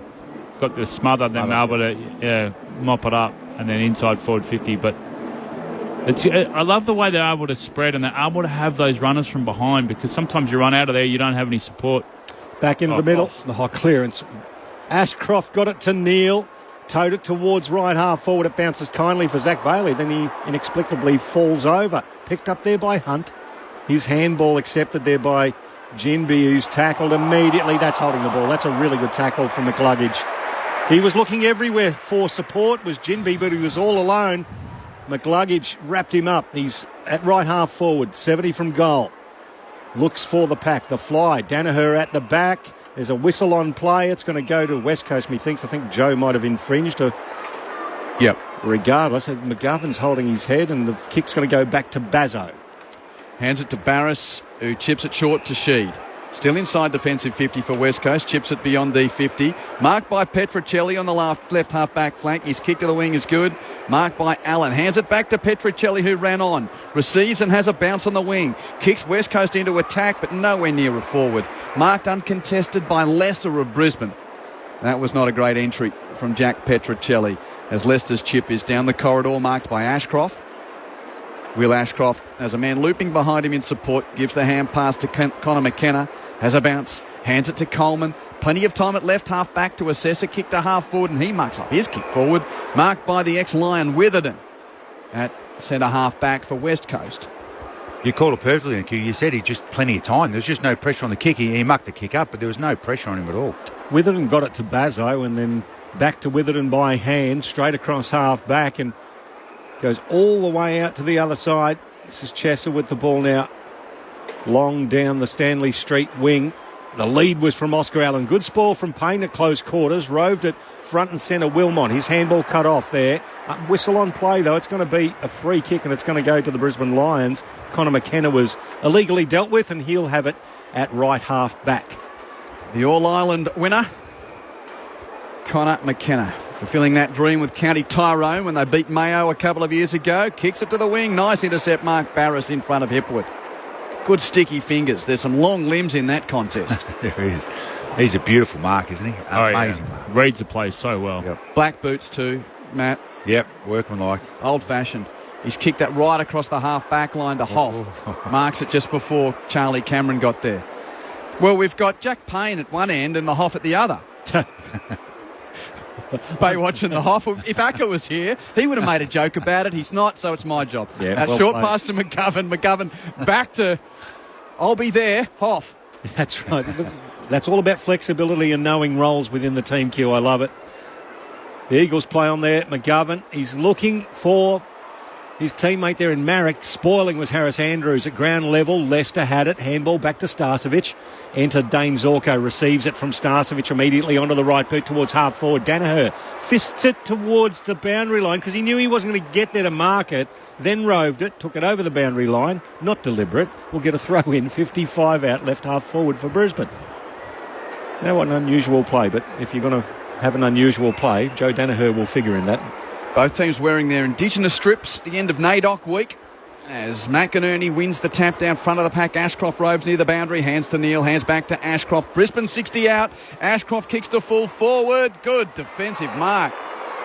Now that was Hoff again, I think, saving the day. I'll be there all right. Charlie Cameron was the target of the kick, but Hoff takes a good mark. Deep at full back for West Coast. Has to go very short with a kick to Witherden. In front of the patrons on the veranda who are bathed in sunshine. I don't think we'll ever get the pool back following the pandemic, but that's where the pool used to be, in that pocket at the school end. It's now the veranda. Chip mark gets to Hewitt, who's at defensive 50. It went through Hoff to get to him. I love this by the Eagles. They get Brisbane to be honest. Jeff White with you. Chip to Gaff. Yep. And it shows they're working upfield too. Shows they've got some, bit of movement. Gaff at right, half back. We use that left boot to kick the Eagles to a contest on the wing. That's a shallow kick, but Williams gets to the drop. Takes the mark, plays on with a hand pass to Hewitt, who runs around Neil. Kicks West Coast into attack, but dropping back. McCluggage takes the grab at defensive 50 for Brisbane. Happy to leave his man and run to the footy. Kick in field is turned over. Went down the corridor, intercepted by Sheed of West Coast, who marks forward of the bullseye. 39 points the lead to Brisbane early second term. He's got a man at right half forward by himself. He spotted him in Marek. Oh, Neil got there late, but he spoiled beautifully. Gathered the ball, handball to Dev Robertson, who came to help him out. Long kick down the line now. Danaher battled against Bazzo, and he's given away the free kick. He's taken the mark, Joe. Crowd don't like it. Bazzo gets the free kick for West Coast. Goes across half back to McGovern. His little sand wedge finds Dom Sheed again on the point of the centre square at right half back. Not a lot of movement in front of him. You've got Hewitt and Noah Long leading down the corridor. Dangerous, aggressive kick to a very short target. Roving Bailey for Brisbane. Long kick inside 50. It bounces in front of Cameron, who gathers. Oh, Barris takes him down. Ball spills. Picked up by Danaher. The left foot to the top of the square. The fly by Rayner was illegal. It was an early fly into the back. Unrealistic attempt, methinks. Jeremy McGovern's going to take the kick for the West Coast Eagles. McGovern kicks down the middle of the ground, marked by Cripps. Will play on with a hand pass to Chesser. Hand pass misses Long, stolen by Ashcroft of Brisbane. Tackled by Hewitt in the middle of the ground. Lets them go. Ashcroft got a hand pass to Fletcher, hands it to Bailey, hands to half forward through Rayner to Zorko, runs to 50, chips to the pocket, and Barris in front of Cameron. I didn't complete the mark. Yes, he did. Charlie was about to pinch his pocket and run away, but the ump paid the mark. So Barris has got it at left, in a left back pocket. Holding up well here, West Coast back. Barris had a couple of good wins. The Hoffs had a couple of good wins. They're under siege, though. 10 minutes gone in the second term. The Lions only score with one goal. Long kick towards the outer side, and that's a big fist. Destroyed the contest over the boundary line. We'll get a throw in, Jack Payne. Previous play, though, Joe Danaher's one-handed pick-up in the pocket. Yeah, it was pretty good. It was Anthony Koutafidis-esque. It was sublime from a big man, a man of his size. Number 3 in maroon, looking like number 43 in navy blue. Had to get the Blues in, didn't we, Whitey? Hey? And it's going to be a long day ahead, Matt. If this continues, there'll be a few more. Throw in, clearance, McCluggage got the handball away, but it was intercepted by Elijah Hewitt. He wants to go straight across half-back. He set Gaff a task, spoiled there by Robertson, who did beautifully to tap it out to McCluggage. He wheels around, lowers the eyes, cut off by Witherden. Saw it coming, and he intercepted for the West Coast. They're open. He goes straight down the middle. Cripps, nobody near him. Darling, here we go. Jack Darling, he can't mark. At ground level, he gathers, curls it around the right foot. It bounces, and it's through. The umpires will confer it might have been touched on the line by Jack Payne, but if not, I reckon that's over. Yeah, I reckon that is Jack Darling's 500th goal in AFL football. Let's get the review underway. Good turn, good offie. It has bounced at right angles. This is a close thing. Has he touched it? Well, it does. I reckon he's touched it wide foot. The ball has completely not travelled over the line, Jeff, do you think? I reckon it has. Oh, no, he's got it. Just. He's touched it? By fingernail. We'll get the result on the board. They're setting up for the kick in. It is a behind. It is touched. So no celebrations for Jack Darling as yet. 51 plays 13. It is a 38-point margin with 12 minutes gone of the second term. Coleman short with the inbound for Brisbane, marked by Jared Lyons. Just his 4th game of the season, hasn't played since round 8. Averaging 34 touches in his 11 VFL games this year. Kicks it wide to the wing, through the fingers of the pack, right by Barris, who's doing his bit for the Eagles. Hand pass to Duggan. Kick back inside 50's a tumbler. In front of Darling, he's close to the pocket, takes on Andrews, then Tango's with him out of play for a boundary throw-in. Across the ground, they're playing a lot of one-on-ones, which is good by Eagles. They're honest and they're winning those contests, Whitey. And they're getting their marking game going. Their marks are equal now, and when they were minus 12 at quarter time, so they're actually getting their game plan because they're winning more contests ahead or behind the ball. West Coast in attack, boundary throw-in. Allen doing rucking against McInerney. Neither gets a telling touch. Rumbles towards the behind line, through for a rush score. It's a point. 37 the difference at 51-14 on Grandstand AFL. If you had the pressure gauge, you'd say West Coast are right in it with the pressure on the ball, aren't they? Yeah, well, they're really suffocated Lions. They haven't really had any connection going from the half-back line. So Gunston back on the field, tries to measure a kick down to centre wing to Leicester and overcooked it. It's out of bounds on the full. Jack Darling receives the ball in front of us here on the Vulture Street side of the ground, which is bathed in shade of the grandstands. Long kick from Jack Darling. Oh, Oscar Allen flew off hands. Neil gave it to Gunston. His left footer towards the wing. Charlie Cameron nudged his opponent under the ball in Bazzo. Now it rolls freely for him. It doesn't. It bounced at right angles. He gathered. Belted by Duggan. Oh, what a tackle. That would have been very appropriate here last Saturday night, Q. Fair around the waist, but buried. He blindsided him. Sorry for doing the ooh and ah over the call, but he blind turned into a man he hadn't seen. That was and Duggan. He absolutely drilled him. Bad cross across half back here. Bazzo's kick has turned over, and Hipwood's going to waltz into an open goal and kick another for Brisbane. So Bazzo was trying to get it to McGovern, but Danaher spoiled it away from him, and Hipwood was there with the crumbs. And he gathered at about, sauntered 30 metres into the open goal. First of the day for Eric Hipwood, 43 the margin at Brisbane 9-3, 57 to West Coast 2-2-14. I like what Duggan did then. Bezo, he made the mistake. It should have been a lot flatter. Yeah. I love that he's looking for that. He popped it up a bit too high. Duggan went over there, just patted him on the head, said, "Hey, mate, just keep trying." And this is what you do. And we were talking about it, with Fitzroy and your mindset and stuff. Just have a go. Just don't. Everyone's trying their best. Yep. Just give it a go. And I really love what Duggan did there. He's one of the senior players in that side, and really respect move on to that. the next contest. Move on and keep going for those switch kicks. So, ball bounced in the middle of the Gabba. Neil held as he tried to break away from Kelly. Kelly did beautifully, stole the ball, handball back to Jack Williams. He got it to Petruccelli, now to the run of Duggan through the corridor. He kicks it towards half forward on the bounce. Just backing himself and meeting it was Jack Payne, but he turned it over. Oscar Allen trailing him, handball to Marek. Now back to Duggan. He dribbles one inside 50, picked up by Harris Andrews. Laconically again gathers. Handball to Starcevic. Kicks it towards the wing. Cameron again versus Hoff. The ball spills to the logo. Into the hands of Charlie. He gets to the corridor. Handballed it off to the run of Cam Rayner. Confronted. He goes to half forward to Hipwood. Hipwood onto the 50. Lowers the eyes. It's hit Jared Lyons. He plays on. And it's touched by Barris. Oh, boy, I love this player as a defender. Got back and destroyed the perfect goal. 58 plays 14, 44 points the margin. It's what's got West Coast for 10 minutes. They're able to hang in and go toe-to-toe with any team, and then the fitness levels, the youth, whatever it is, comes through, and then all of a sudden the game really opens up, and at the moment it looks like it's about to the next 5 or 6 minutes. Duggan's kick well arced by Chesser. He had some pressure coming from behind from Fletcher. But Campbell Chesser and the double grabber just beyond defensive 50 left half back will play on and kick West Coast high to the southern wing.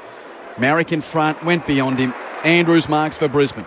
Chips infield to Lyons near the bullseye. He promotes it forward. Chip mark. Rayner grabs it. Kicks inside 50 on Robertson's head. He marks despite the front on spoil from Witherden. Great mark, Jeff Robertson. Geez, he was good early. He could sense it was coming through the midfield, so he took off forward. He took off, and what that did, it actually would have created space for others to run in the space that he left going forward, but it was a beautiful kick to his favourite side. But really good awareness for Robertson to move aggressively going forward. It's his 8th game of the year, and as just mentioned, he's played all 5 games now since the bye, so played in the loss to Hawthorn, but has played in the last 3 wins as well. And one of these young players that Brisbane have got developing while they're still percolating at the top of the ladder. Robertson with his right boot just hooks it slightly to the left. Behind 45 the difference at 9-5 59 2214. If you want to get in touch, 0437 774 774. G'day to Gaz, Jill and Tom. They're trekking in Chiang Rai, Thailand. What a place to tune into the footy. Wouldn't be bad. Alex Witherden on the right foot. Kicks it in the Payne versus Allen direction. Good mark taken by Allen. Right on the logo, he's got a runner in Hunt. Drops the ball in front of him. Nice kick. So Hunt just forward of centre wing on this commentary side. Looks to go back into the corridor and then goes back inside 50. Long kick. It's a big pack that flies. Harris Andrews spoils. Front and square was Noah Long for West Coast. Immediately onto the left boot, but it's going towards the boundary line. Gathered by Jasper Fletcher. Has the speed to pick it up. The handball, though, sets up Leicester. He's tackled into the ground. Umpires are looking as the ball spills out. It's going to be a ball up about 70 from the West Coast goal. Lucky to not get done holding the ball. He shrugged him off with his hand and got caught, but the umpire gave him the benefit of the doubt. 18 and a half second quarter. Brisbane by 45, having led by 33 points at quarter time. No clearance from the stoppage as Sheed is tackled over the boundary line by Bailey. Dom Sheed, who so much issues with his ankle and his leg last year. Good to see him back out there regularly for the Eagles. As the ball is tossed in, Bailey Williams gets to the front of the ruck contest, tackled by McInerney. It was a shallow throw in, and Oscar played bear hugger rather than tapper there to lock it up. So tossed in the air once more. McInerney taps down to Lyons, hand pass to Neal. Still in the congestion. Oh, got himself in trouble. Is that holding the ball? No, ump says play on. Chesser has a go. Dispossessed, picked up by Bailey of Brisbane. Now he gets it clear, but a toe poke stolen by Witherden. Marked by West Coast with it in defensive side of the wing. High kick back to half forward to no one. McKenna, well, it's actually to McKenna, but to no one in the colloquial term, Pricey, of no one who wears the same colours as he. Yeah, the no-look kick does work occasionally, but only occasionally. If it's going 50 metres. Will Ashcroft now. That's a lovely kick towards Jack Payne in defensive 50. Done well on Oscar Allen so far, but you feel for Allen in the delivery inside 50. Hard work as a tall forward today for West Coast. It would be. There's Will Ashcroft now. Doesn't see anything forward, so goes left and finds Payne. Immediately kicks it just short of centre wing on the commentary side to Harris Andrews. Another 9-iron to the run of McLuggage, who's come a long way to the boundary line right in front of the grandstand commentary box. He's picking up his 11th disposal as we speak. Hugh McLuggage launches it from the wing towards left half forward. Danaher the target. Great contest from Barris. Fisted it towards the boundary line. Almost picked up by Rayner, but taken over the boundary right where the arc of 50 is, and we'll get a throw in at left half forward. So the scoring has slowed for Brisbane in this term. West Coast have kicked just the 2 behinds. Lions have kicked 9 goals, 5 all up, but 2-2 in this quarter. Boundary throw in, Lions roves and snaps it towards goal, punched out of play by Barris, who was doing the job to clear the danger away from Danaher and the goal mouth. Once again, Oscar, when it looks like he's 40 centre, he's trying to be more aggressive with his hits, which is playing into the Lions' hands. 12-7 inside 50s to Brisbane in this term. Boundary thrown in attack. Petrocelli roves and bashes it clear for the Eagles. Rush kick to a pack at half back. Met by Andrews of Brisbane. Attack the footy, wins it. Hands it to Wilmot. Hand pass to McKenna. Left foot kick inside 50 is marked by Neal. 45 metres out. And a chance for Lockie Neal to kick a goal. He hasn't kicked many this year. He's only kicked the 3.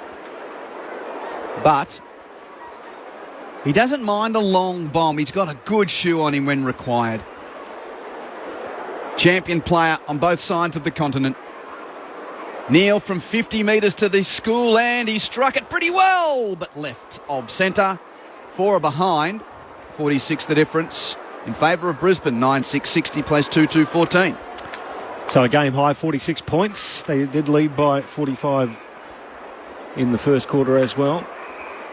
Now McGovern for West Coast from the fullback position. He's confronted by Rayner. Not a lot of kick to, not a lot of movement.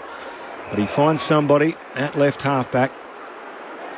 So Neal, he's looking back in board. There's not a lot of movement for him either. Hunt does the lead, so he honours that lead. He's still inside defensive 50. Aggressive kick, goes straight across the face of goal. It finds Hoff, still inside defensive 50, and Kelly leads. Now they're out. Then back across half-back. It's slow, it's attritional. Marek, he goes long, it's kicked towards him, and it's spoiled, probably illegally kick, by Joe Danaher, who jumped all over his back. Free kick in the back, the umpire paid. Boy. Out of zone, ump. Yeah. Yep. It was pretty awkward and clumsy from Joe, and it's going to be a free kick to Marek right before centre wing. They've done well with the movement here. 6 or 7 uncontested marks, and now get a chance to go inside 50. Chips in field to Hunt, who takes the mark. Jayden Hunt has kicked one of 2 goals that the Eagles have scored today. Plays on. Right foot kick, long to the pocket, looking for Allen. Punched away by Leicester, out of play, boundary throw in.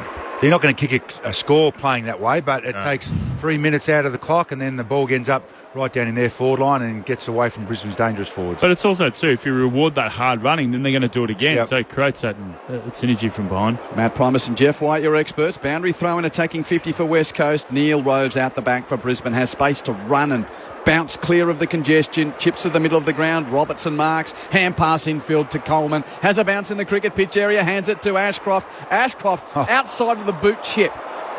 Gets it on to McKenna. It was more so a McKenna kick, but McKenna got it. It was like a solo. Kick inside 50. Ashcroft's there, almost takes the mark. Oh, Roves hand passes brilliantly to Zorko. Hands it to Hipwood. Kick infield to Coleman. Coleman marks. 40 from goal.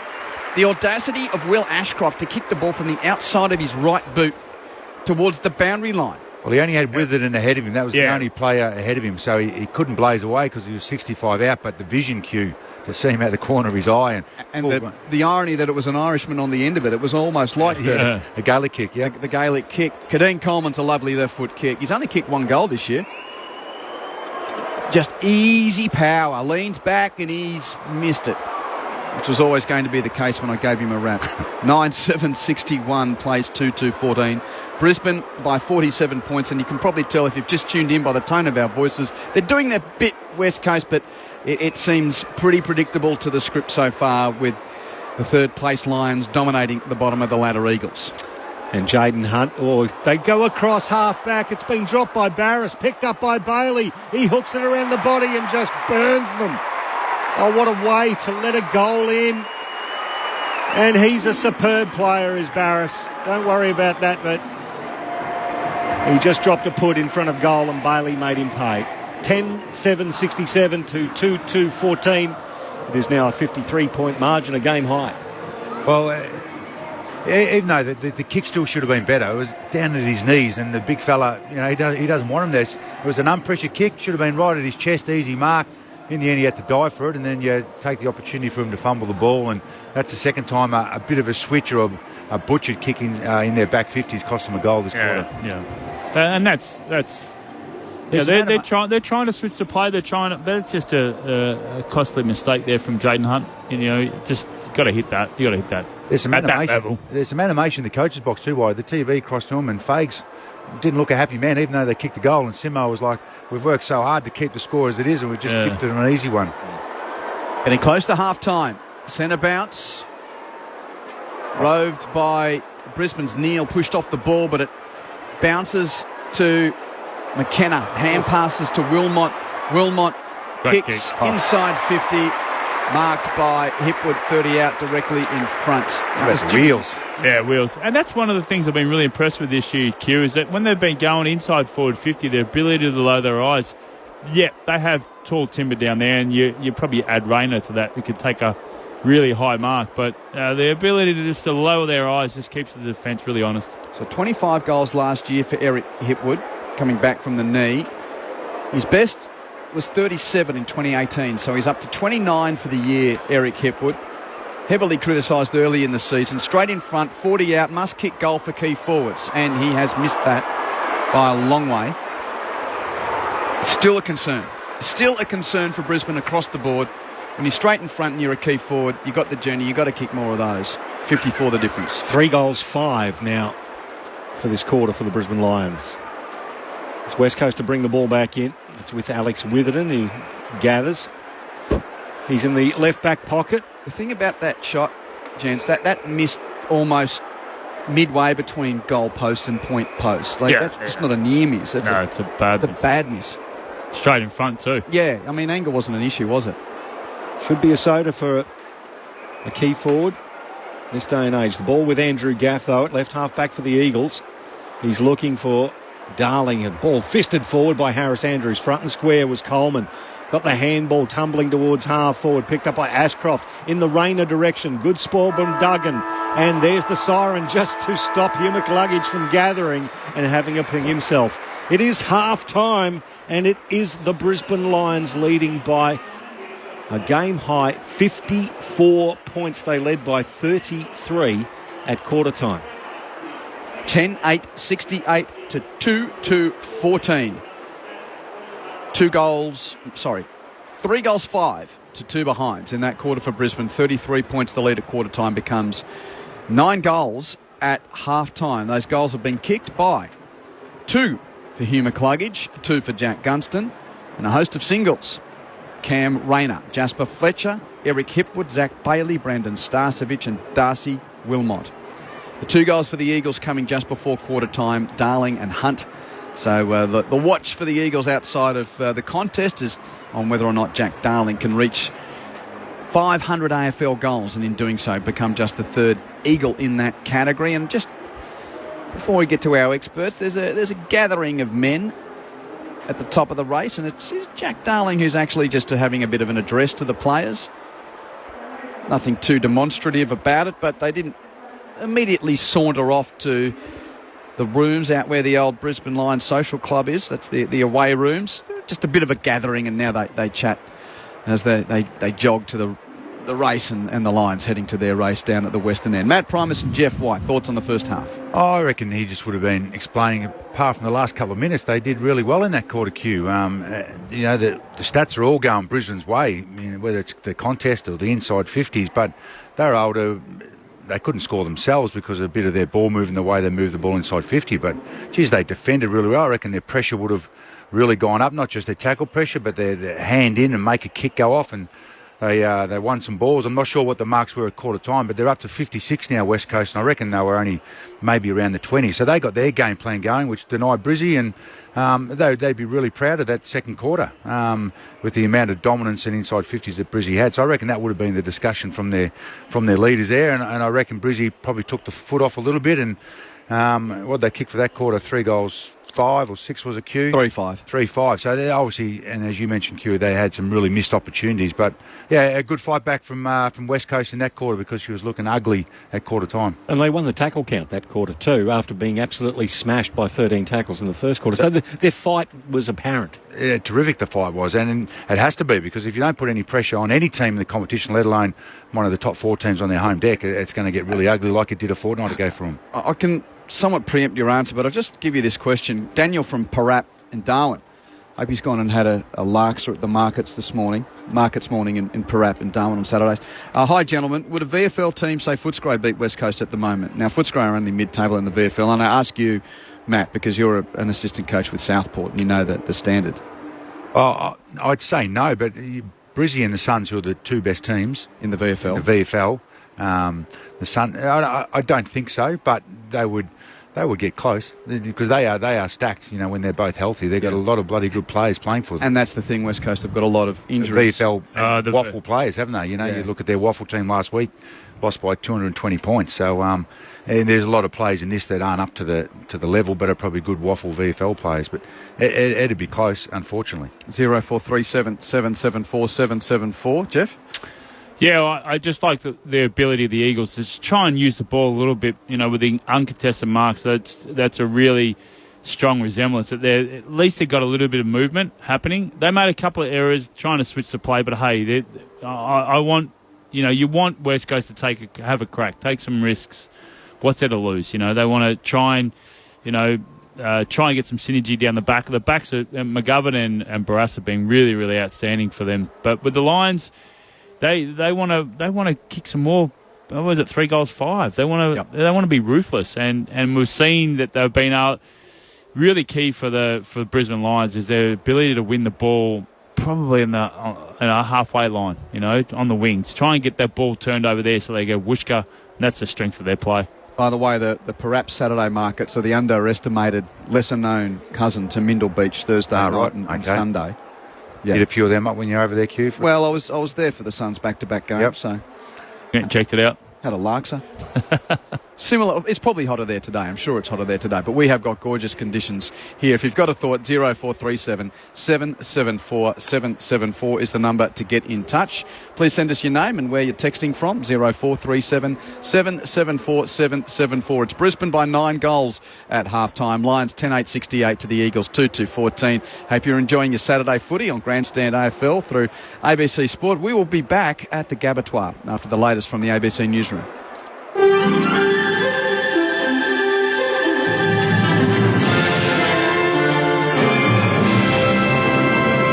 ABC News with Satyam Weinstein. The leader of the Nationals Party says the execution of the robo-debt scheme was appalling. A long-awaited report into the unlawful program was handed down yesterday and made 57 recommendations. It's also resulted in unnamed individuals being referred for civil and criminal prosecution.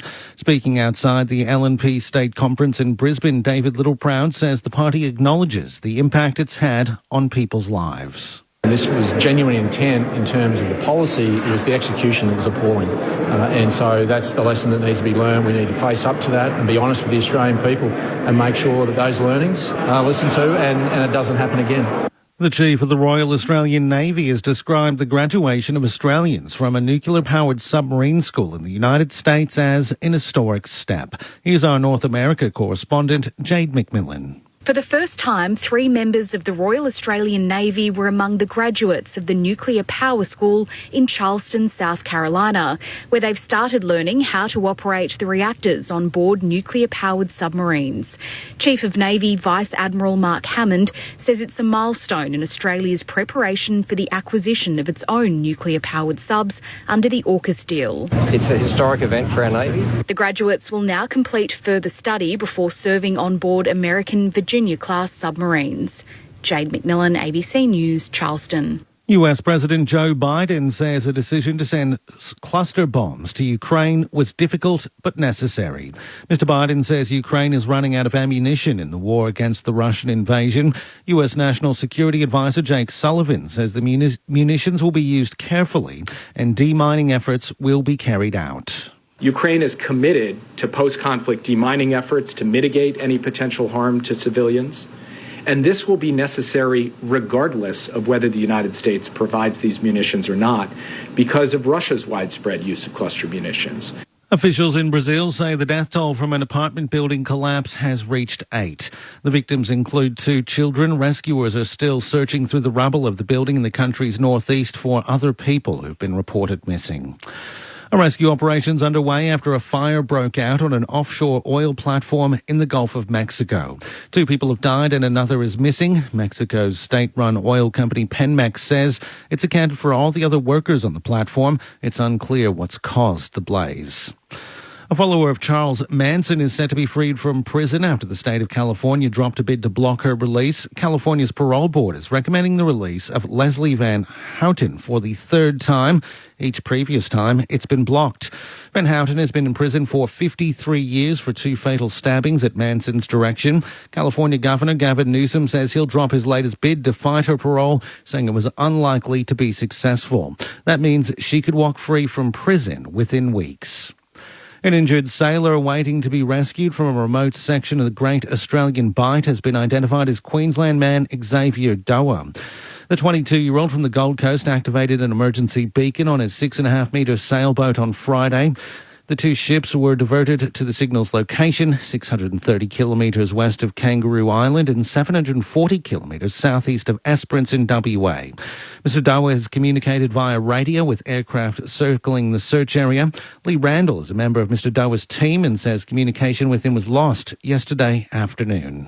He had sustained some injuries and there was some water ingress into the boat and he genuinely feared for his safety. AMSA have now made direct contact with Xavier from the plane and they are currently continuing to monitor him until he reaches dry land. Public housing activists have occupied an estate in Port Melbourne, which the Victorian government has started to demolish. The government is redeveloping the 89-home Barrack Beacon public housing estate in Port Melbourne to provide a mix of more energy-efficient social and private housing. Last night, up to a dozen protesters occupied the disused homes and remain there today. Fiona Ross is one of the protesters and says the demolition is unacceptable. I don't know how the government can justify their actions. We've got families living in cars, we've got people living on the street in utter misery, and here we have these beautiful properties that are slated for demolition. And Australia holds a lead of 142 runs heading into day 3 of the 3rd Ashes test against England. The visitors are 4 for 116. ABC News. Get more news at any time by downloading the ABC Listen app. It's been explosive. And that's gone for another 6. What an exhibition. Controversial. Bairstow's walked out of his crease. Carey has flung the stumps down. He's out. That's not going to go down well. And absolutely captivating. Stark's running in. He's bowled. That's it. It's all over. And now, Australia is just 1 match away from retaining the urn.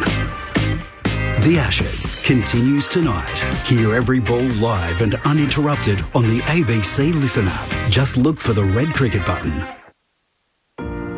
Protecting our planet. Breaking down barriers. Supporting new migrants and refugees. Lending a helping hand. These are some of the ways we became Australians of the Year. The Australian of the Year awards are nominated by you. So come on, reflect, respect, and celebrate Australians who are making a real difference. Nominate them now at australianoftheyear.org.au. Grandstand AFL. Now streaming every patch on the ABC Listen app. Look for the AFL button. Gathered by Bailey. Hands it to Rayner, 40 out. Hand pass to Starcevic. Wouldn't a West Aussie love a goal against the Eagles? And he's got one.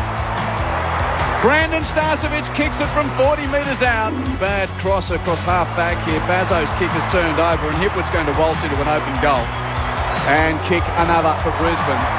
Jaden Hunt, they go across half back. It's been dropped by Barris, picked up by Bailey. He hooks it around the body and just burns them. Oh, what a way to let a goal in. The 2023 AFL season. On radio, ABC Sport Digital. and now streaming on the ABC Listen app. Saturday sunshine is blazing down on the Gabba and Brisbane, feasting on the lowly Eagles. Welcome back to the Brisbane Cricket Ground. Quentin Hull and Michael Price are calling the action. Matt Primus and Jeff Whitey are experts, and at half-time, it's the Lions by 9 goals, 10-8-68 to 2-2-14. Couple each to Hugh McCluggage and Jack Gunston as the multiple goal kickers for Brisbane. That after the Lions led by 33 points at quarter time. This is the standalone game on Saturday afternoon of this round 17. Later on today, we'll head to Sydney for the Giants taking on the Hawks, and a couple of games tonight with St Kilda doing battle with Melbourne at Docklands and Port Adelaide, seeing if the streak can continue against the Gold Coast Suns. The National Rugby League building up to State of Origin 3 on Wednesday, so it's an abridged round in the NRL, and there's just a couple of games today, no afternoon contest. We've got Parramatta taking on the New Zealand Warriors at 5:30 Eastern Time. That followed by South Sydney and Canterbury Bankstown. A reminder, right across the country, Game 3 available through ABC Sport with Andrew Moore and the team. Queensland leading 2-0. Series is secured. Raft of changes for Brad Fittler's Blues, but that's going to be a part of your menu on ABC Sport, which is pretty full at the moment, considering things going at Headingley as well. Cricket's interestingly poised. We'll be back there later this evening, but heaps about the place. Look for the ABC Listen app, and it's all there. The green button for the Rugby League, the red and blue button for the AFL, and the red cricket ball button for not only the men's but the women's Ashes, and the Australian women are a chance of sealing that women's Ashes series in the early hours of tomorrow morning with the third T20 game. If they win it, they will keep possession of the Ashes once again. Your messages are welcome, entertaining us. 0437 774 774 is the number. 0437 774 774. Joseph asks, "G'day Q, how's the surface holding up after the Broncos game last week?" Yes, those of you that aren't in that sphere, we can see the remnants of the Rugby League field. So because the Women's World Cup is imminent, Langpart's out of action. So they've got a few Broncos games. Brisbane beat the Dolphins last Saturday night here. Interesting that it's a little bit of a tilt. The goal-to-goal line isn't the same as the AFL. So, yeah, basically, maybe 25 degrees goal line to goal line difference. But the ground looks great. Yeah, Joseph, the ground is in excellent condition. And it was interesting, Pat Carrigan from the Brisbane Broncos, who's one of the Queensland players and played for Australia in the World Cup, when being interviewed, he said, gee, it feels like when you're running to the middle of the ground, you're running uphill here. And it reminded me of the Canberra of this place because of the way that the centre wicket is elevated, so the water runs away. And we never really get to see it calling the footy, but it was quite noticeable during the league. So that's something that's a bit different. Mick, he's just back from Darwin to Ballarat.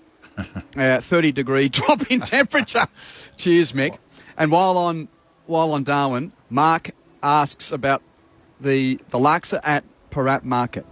Mary's or Yatti's?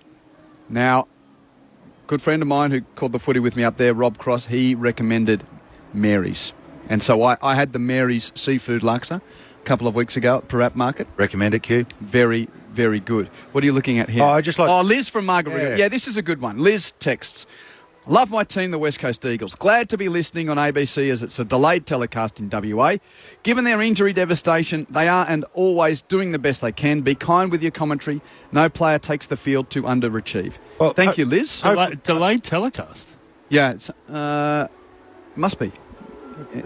That's interesting, but I like what Liz is saying. I think we can probably be harsh on their senior players because expectations and what they should deliver. But I've enjoyed watching live, obviously for the first time, Hewitt and Ginby. I like their effort through the midfield. They've made some mistakes with their decision making at times, but they have got great effort. They get in hard, they tackle hard, they chase hard. They're working really hard around the ground, and we've called Hoff a few times. He hasn't had to defend himself 34 inside 50s, but the ball's come down there a hell of a lot of time. He's on Charlie Cameron majority of the time, which is a difficult matchup for the best of defenders, and he's done really well as a young kid, surviving, and had some really good one-on-ones, especially in that second quarter of one-on-one wins. I've got a couple of texts from Tassie.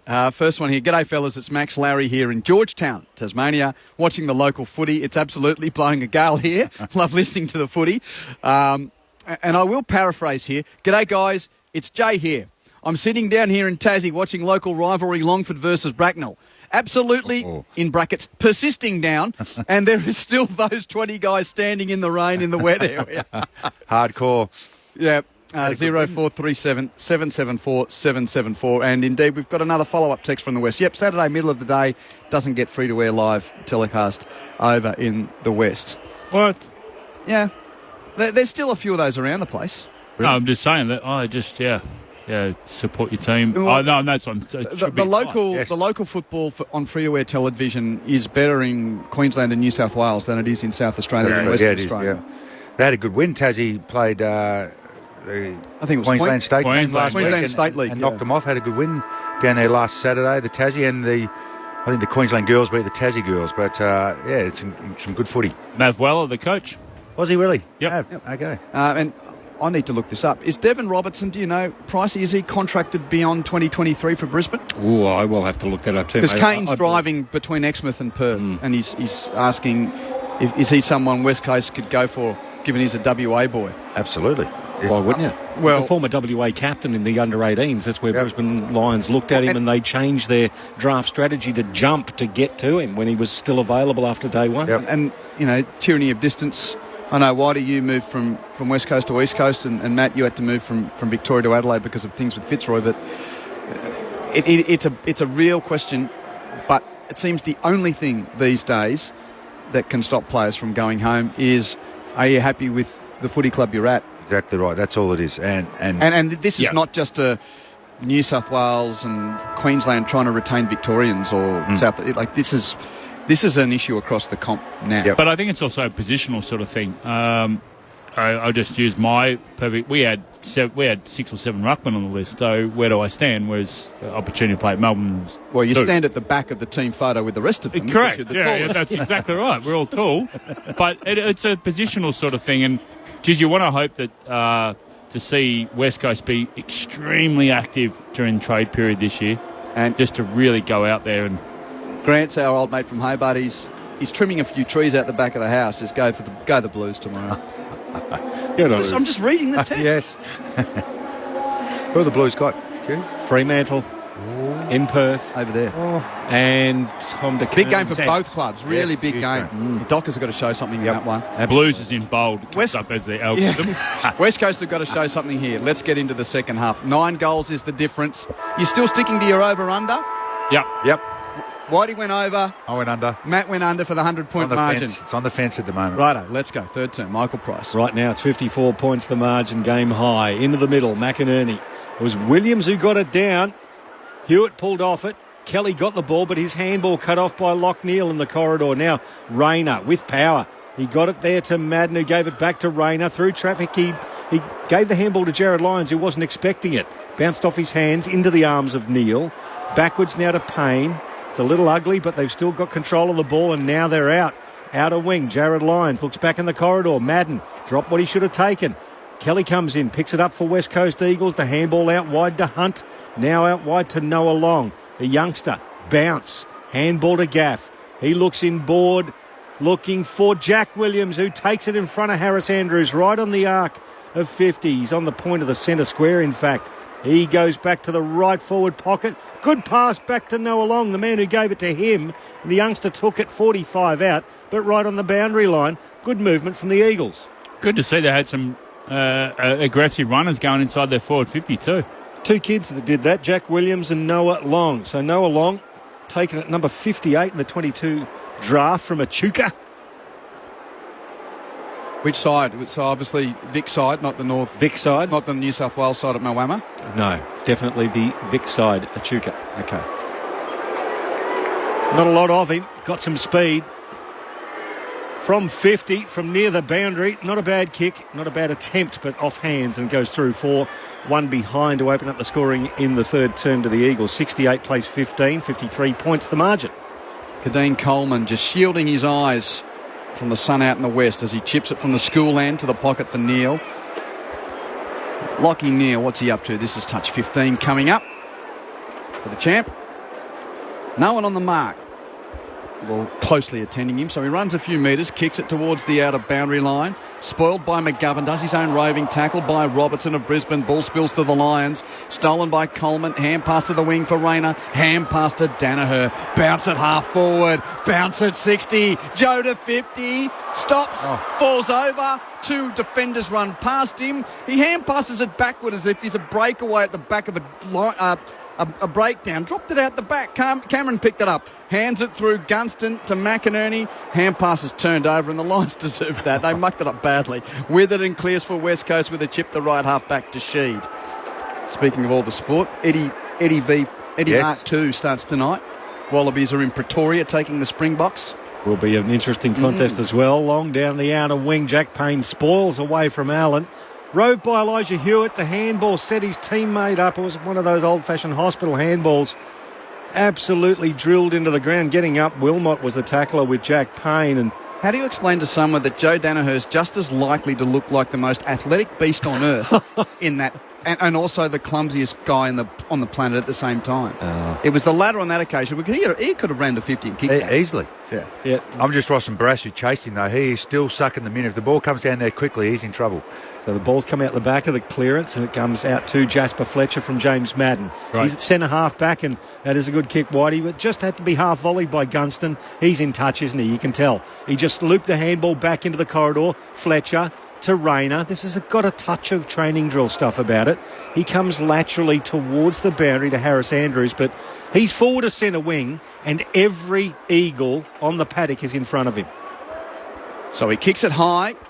Asking for Cameron to fly. McGovern's in front of him. Cameron has to spoil. Cameron roves. Beats a tackle and then got one high from Hoff. Beat the McGovern tackle. Got high contact from Hoff. Now Charlie, what's he got? Only the one behind. It was his birthday during the week. Apparently when he blew out the candles, they didn't sing Happy Birthday. They played Take Me Home Country Roads. Oh, that's fair enough too. How many candles for Chuckles during the week? 29 of them. 37 goals for the season. Still that high water mark is the 2019 year where he kicked 57. 50 out. That's not going to be a goal. It's out to the right all the way. And a behind. So there. No John Denver for you. 54 the difference at 69 to 15. Over-possessing a little bit here, the Lions. Like to see them just one hand pass out, get it going.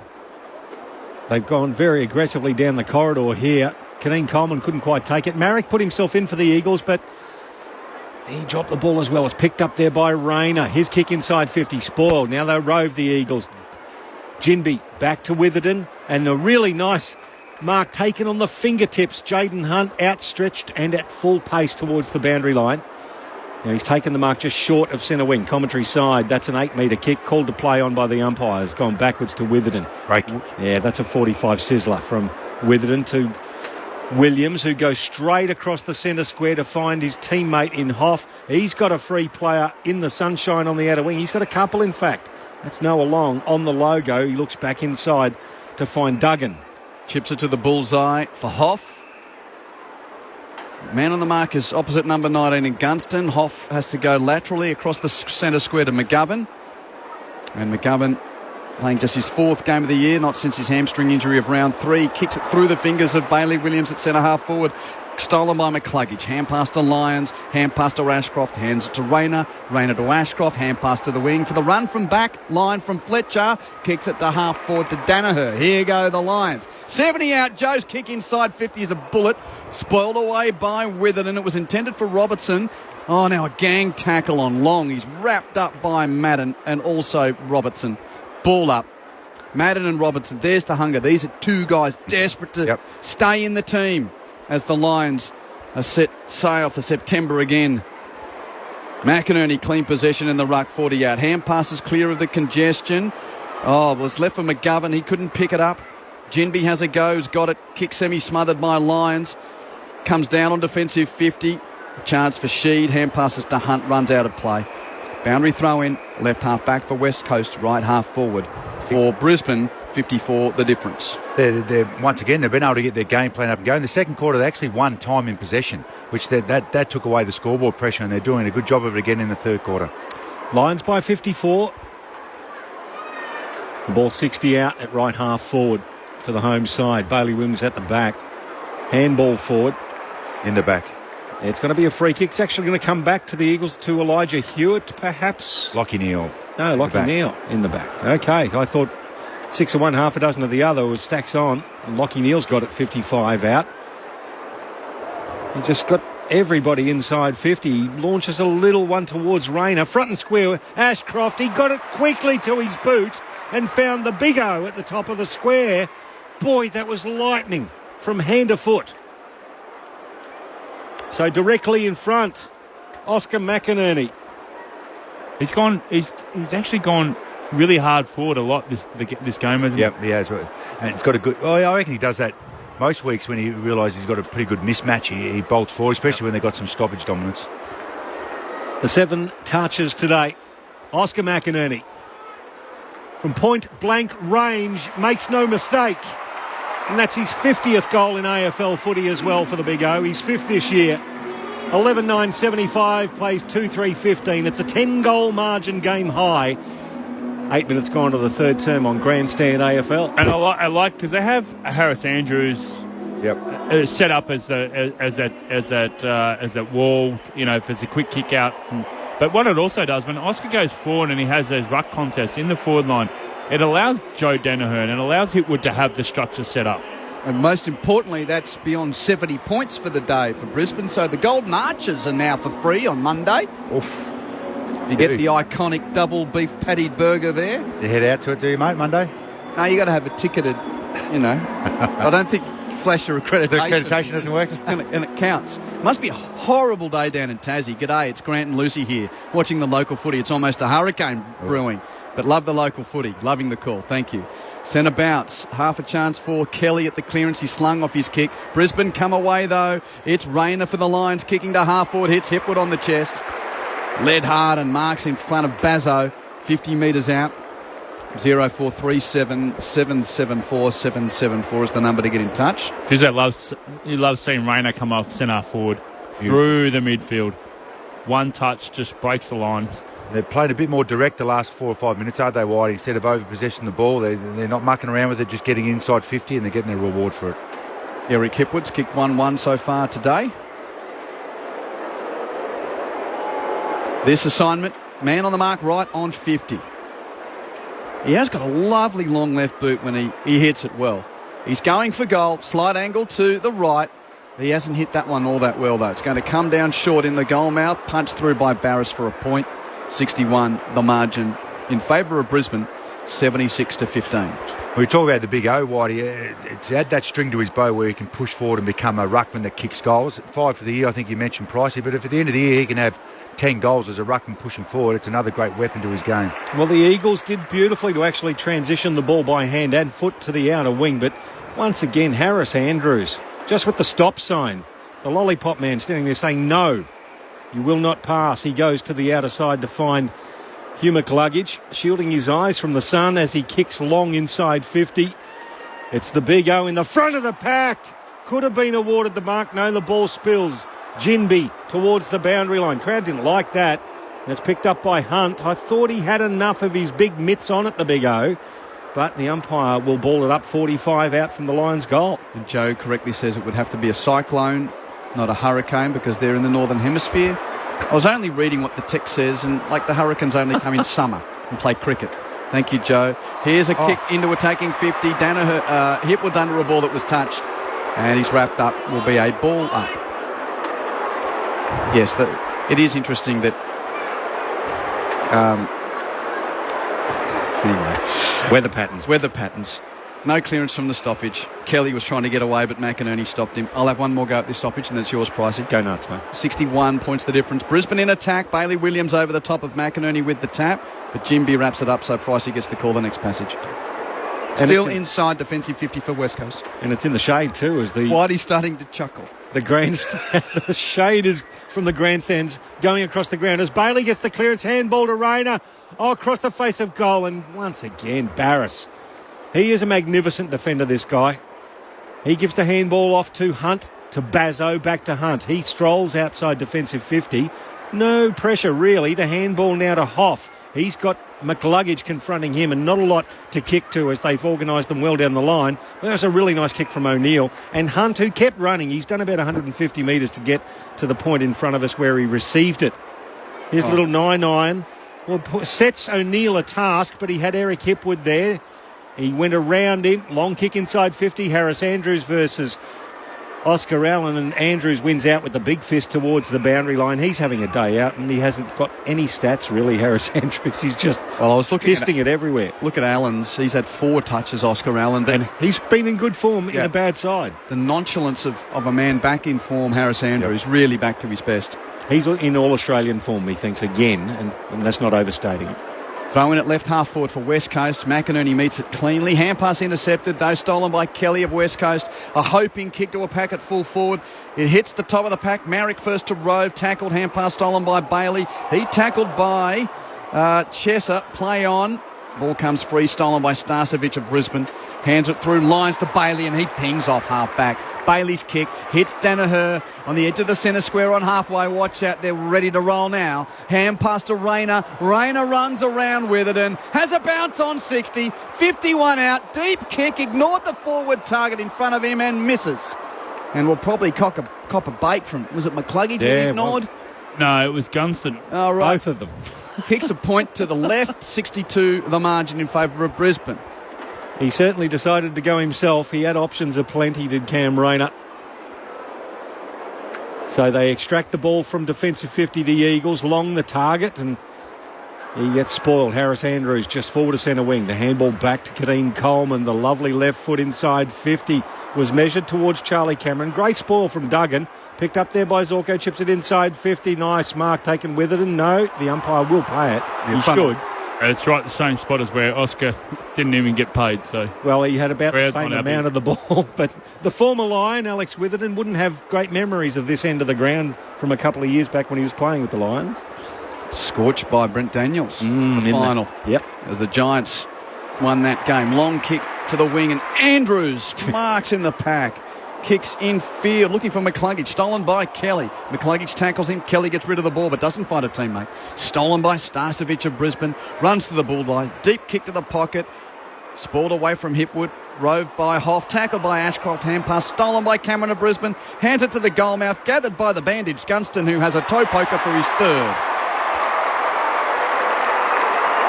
Jack Gunston on return to the team has 3 goals. Brisbane has 12. The locals lead by 68. 12 goals, 11, 83 to 2, 3, 15. Wouldn't say it's clean footy. That first half of the first quarter was when they kicked 5 goals of very clean footy. That was Brisbane. They're sort of, but I guess is that the Eagles the pressure? The Eagles putting a little bit of pressure there and forcing them to kick wide, or they've been too cute? It feels like an opposed session. You ever use the term opposed session in training or a scratch match? Yep. You know, and I'm not trying to be disrespectful for West Coast, but I mean, Brisbane's only got to third gear, haven't they, at the moment? Yeah, they have. They've been a little bit off since quarter time, for sure, and West Coast have made it, as you say, Whitey, made it a little bit harder. Gunston's earned his 3 goals today. He's worked hard up the ground, been butchered a couple of times by not giving the ball to. He's worked really hard for it. And the reason I say opposed session, you have those against teams of lower ability, and we know who don't have the same skill level, and that's what West Coast are. Here's the clearance again. Will Ashcroft promotes it forward. The young man just follows it up. The beautiful pick up. The handball in one hit as well to Wilmot. Back to Starcevic to right half forward. Beautiful pass. That was magnificent to find Zach Bailey. 55 out, 45-degree angle to the right. Kick into the man on the mark. He gathers again, Bailey. Kicks it to the top of the square. Good mark. taken in defence from the West Coast Eagles by Jaden Hunt, the former Demon. He kicks forward and finds McGovern back into the side. He's been good today, Hunt. He's worked really hard as a wingman to get back and support and give him an exit. And he's creating that run just now. Sorry, the weather in Tassie update. Grant and Lucy, they don't care about the hurricane cyclone thing. They've said, it doesn't matter. It's blowing the milk out of tea. Yeah, okay. That's the line of the day. Beautiful. 0437 774 774. Sheed's got it forward of left half back for West Coast, who trail by 68 points. Sheed with a kick to the wing. Guess who's in front? Harris Andrews. Marks it again, the Brisbane co-captain. Chips infield to Wilmot. Takes the mark defensive side of the members' wing, which is now completely in shade. No one's on the mark, so Wilmot plays on, draws a man, hand passes to Starcevic, 80 from goal, driving kick from Brandon Starcevic, Danaher the target, so too Hipwood. Barris made the fly to spoil the pack, rode by Robertson in the pocket for Brisbane, hand pass gathered by Danaher on the half volley, he rides a tackle and then lying on his bat, threw it on his boot, went straight to O'Neill of West Coast, clearing kick back towards half back, stolen by Andrews, gave the hand pass to McKenna, McKenna kicks it down the throat of McInerney, who marks at 45 out. Yeah, it's both Harris Andrews. Yeah, Williams and who was the young forward there, Marich. When the ball's in there, their number one focus is good. Don't let Harris Andrews mark the ball. They're just... Or try and check him. Or to do something to stop him impacting, because he is just a roadblock at the moment. 11 marks for Harris Andrews. I don't know whether they're all intercept marks. I think 9's the record for intercept marks, 10, isn't it? Equal 10. There's about 4 players. Oh, okay. McInerney from 50 hasn't got the journey. Kicks it to the top of the goal mouth. Barris punches it away from Danaher for a point. 69 points is the lead for Brisbane at 12-12-84 to 2-3-15. So we watched Harris Andrews a week or so ago against Richmond, and they had him almost breaking the record before half-time, but he slowed up. 84-15. It's with McGovern for the West Coast Eagles. A long kick towards the outer side. Oh, that's a good mark from Oscar Allen in front of the man we're just talking about in Jack Payne. He had to come a long way down the field. He is at right half back, the full forward. He kicks back over centre wing. Jack Williams versus Connor McKenna. I think Connor McKenna, being the smaller man, was holding on to Jack Williams, and so Williams will get the free kick. He's standing on centre wing outer side. Goes backwards laterally to find Hoff, dealt with by Hipwood, who was lucky not to give away 50. Hoff, not a lot of movement at all, and that's an understatement. It's almost like watching chess pieces sometimes at the minute. A little cross half back. McGovern, beautiful mark. Takes off, 45-degree kick towards the commentary wing. Hunt, 20 metres forward. He finds Chesser. All of the Lions on the field are in front of Chesser, so he goes inboard. Goes long towards the goal square. Oscar Allen made his way to the front of the pack. Jack Payne lost in the traffic. And the Big Eagle will get a shot at goal directly in front. Yeah, forward playing in front. It wasn't too much to kick. He didn't have too much to go. He floated off, but the ball dropped short. The defender's looking for the big ball to the top of the goal square and rode his luck. Only the 5 touches. Hasn't bothered the scorers yet, Oscar Allen. A difficult day for those deep key forwards with the way the ball's come in for him today. Well, not a lot of good service, let's put it that way. But he has been in fine form for a team at the bottom of the ladder. 37 goals, 12 for the year. Boy, he just squeaked that in. Goal umpire almost fell over. He had to lean back that far, but he gets the 3rd goal for the West Coast Eagles. And the score 12-12-84 Brisbane, 3-3-21 the Eagles. So it's 63 points in favour of the Brisbane Lions with 20 gone in the 3rd term. Well, at least there was a bit of an attack from the half-back flank. A bit of switch. McGovern. Hunt's been really good today. Just getting a bit of drive. That's what he used to do when he played at Melbourne. Good point. Is that a sledge? What's that? Playing Barbie Girl after the opposition kicks a goal. I don't know. Maybe they've got a deal with Margot Robbie. Why wouldn't you, if you could? Well, that's the next big blockbuster, isn't it? Yeah, absolutely. Yeah. Do they ever play music for an opposition to kick a goal, though? I don't reckon I've ever heard that. I don't know why they'd be doing that. It's a good point. Going to go see that instead of Mission Impossible, then, Q? That's not out yet. Centre bounce, Ginby's kick is smothered. Ashcroft comes away for Brisbane with a hand pass to Gunston, hands it to Neil. Neil chips it to Hipwood. Hipwood marks at 45 out. He wants to play on because Bailey's saying, give it to me, give it to me, give it to me. And Eric's like, nah, I'm going to have a kick. Hey, dudes, says B from Mount Gambier. I'm currently without power. Had the loudest clap of thunder together with an instantaneous flash of lightning about 1 hour ago. Thank goodness for backup solar battery power. Can be cold in Mount Gambier. That's some of the best, longest words in a text ever. 0437 774 774. Eric Hipwood, just one goal this afternoon. 50 out, slight angle right. He's hooked that one, missed it. 1-3 for Eric now. And Brisbane by 64. So they got up to a 68-point margin at one stage, 69-point margin at one stage. And now the West Coast Eagles are going to bring the ball back in. Duggan. Long kick and a great mark in front by Danaher. Not paid. Joe didn't like it. Crowd don't either. The ball in the hands of Dom Sheed now. His handball missed the target in Bailey Williams. Enter Cam Rayner. Gathered ball. Tried to fend off and was well tackled. Crowd don't like it, but that's holding the ball. He had his prior opportunity. And free kick to the Eagles. They're going to promote it forward. It's in the arms now of Petrocelli. He's still inside defensive 50. Pretty stagnant at the minute. 22 and a half gone in the third term. Jack Petrocelli, long kick down the outer wing, looking for Allen. The big man had the second grab, couldn't quite gather it. Jack Williams did. Handball off the Chesser, tackled into the ground beyond centre wing, and will get a ball up in the sunshine, the last third of remaining sunshine in the ground. There's plenty of it about. If you're not behind these Gabba stands, from the stoppage, Coleman is harassed off the ball by Hewitt. Ball goes out of play. Roger Hampton, I'm going to stand up for you, Jeff. He goes, join the call but must stress one bugbear. What does Jeff endlessly say? Lower the eyes. It's impossible. Lower the vision, please, Jeff, says Rog. Good point. But no, you're allowed to have sporting vernacular, aren't you? Quirk. It's a quirk. What's a square leg? But no one in cricket complains about that. Have you seen my legs? That's the vernacular. Thank you, Rog. Boundary throw in.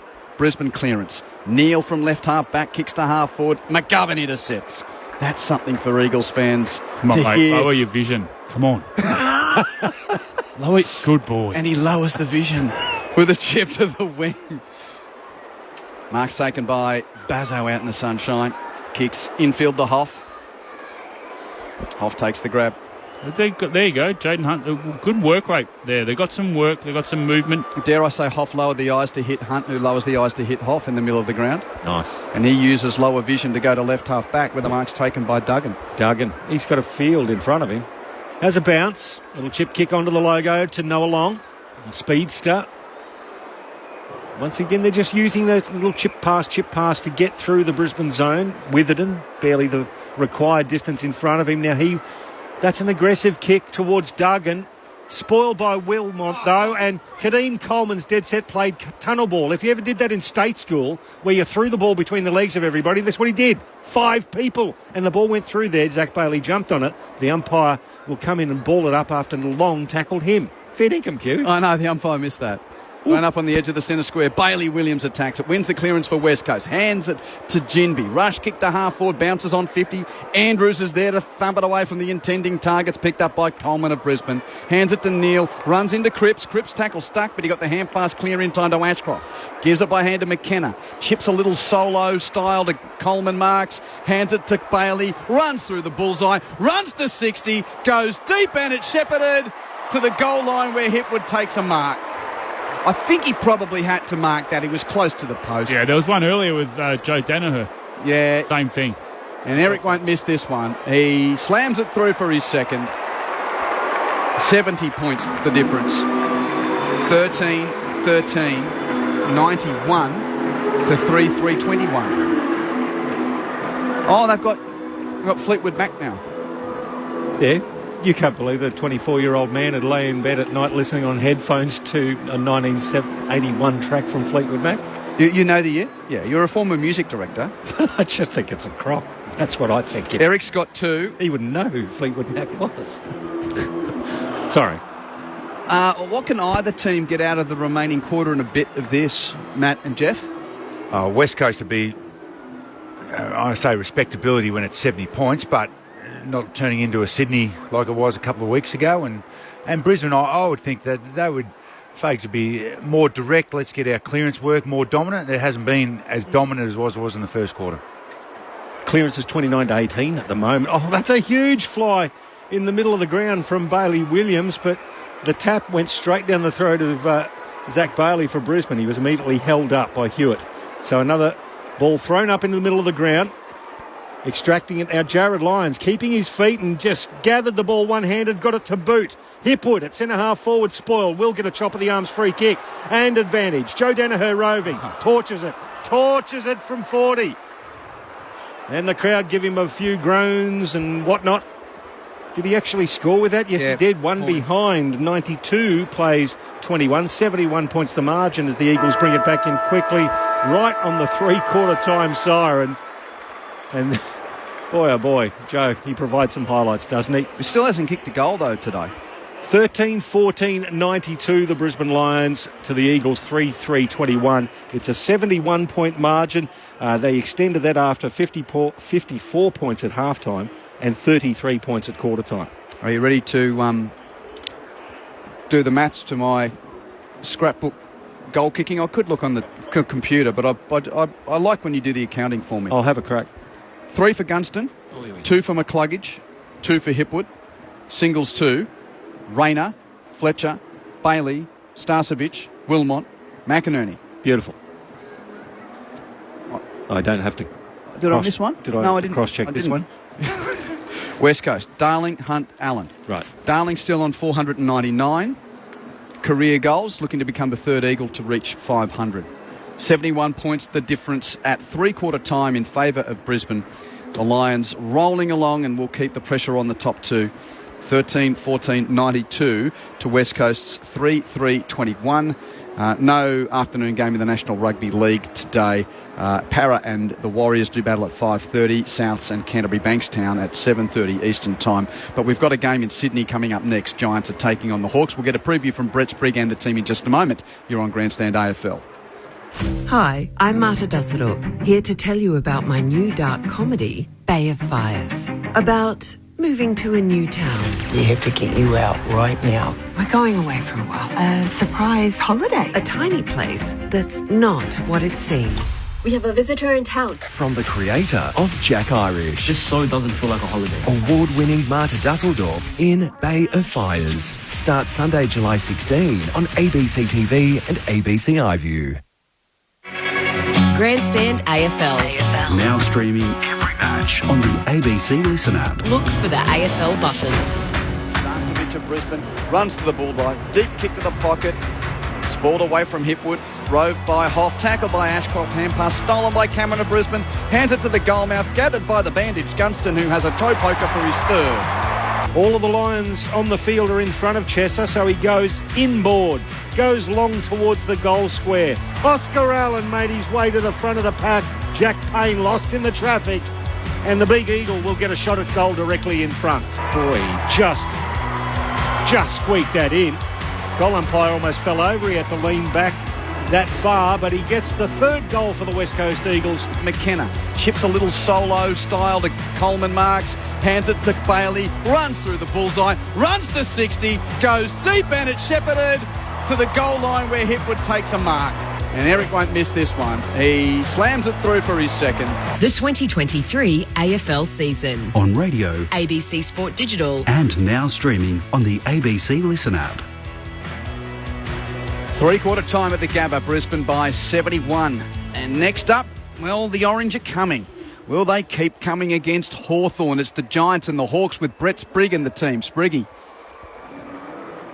G'day, Q. Yeah, there is still time in this season for the Giants to really make a statement, isn't there, and push for a finals berth in Adam Kingsley's first year in charge. They're barely a game outside the 8, and, well, speaking of statements, they showed us one last week with that win over Melbourne in Alice Springs. It's got a few of us paying closer attention, no doubt, and they get a Hawthorn side today that have experienced back-to-back 10-goal defeats. Just going back a little further, the other historical anomaly here, Hawthorn has never won here at Giants Stadium. Remarkable considering they've won premierships in that time. time. They are 0-7 here at this venue at Homebush. The Giants have had their share of close calls at home and away, so look for them to get the game on their terms as quickly as possible. Team news, no late changes, and the subs are Nick Haynes for the Giants and Harry Morrison for the Hawks. Conditions, bright and sunny, low 20s, beautiful winter's day here in Sydney. I'll call the action alongside Daniel Garb, Jason Saddington and Alicia Eva with Declan Byrne on the boundary. Can't wait, Q. Giants, Hawks up next. Good on you, mate. We're not getting near your 171 from the SCG a couple of weeks ago today here at the Gabba, but it's 71 the difference at three-quarter time. What are we looking for in the final term? Jeff White, Matt Primus. Oh, I'd like to see Brizzy. That's 2 quarters in a row now the West Coast have owned time in possession. I would like to see him. And look, they've only had 19 inside 50s, but they're breaking down on the wing. But I would like to see Brizzy press forward harder. The West Coast aren't going to kick goals out the back. They're too tall and the Brizzy's defence is too good. But I reckon they're allowing them to chip the ball around in their forward half of the ground, which is taking away from them to be able to hit the scoreboard quicker. So I'd love to see them get up early and take away those uncontested marks.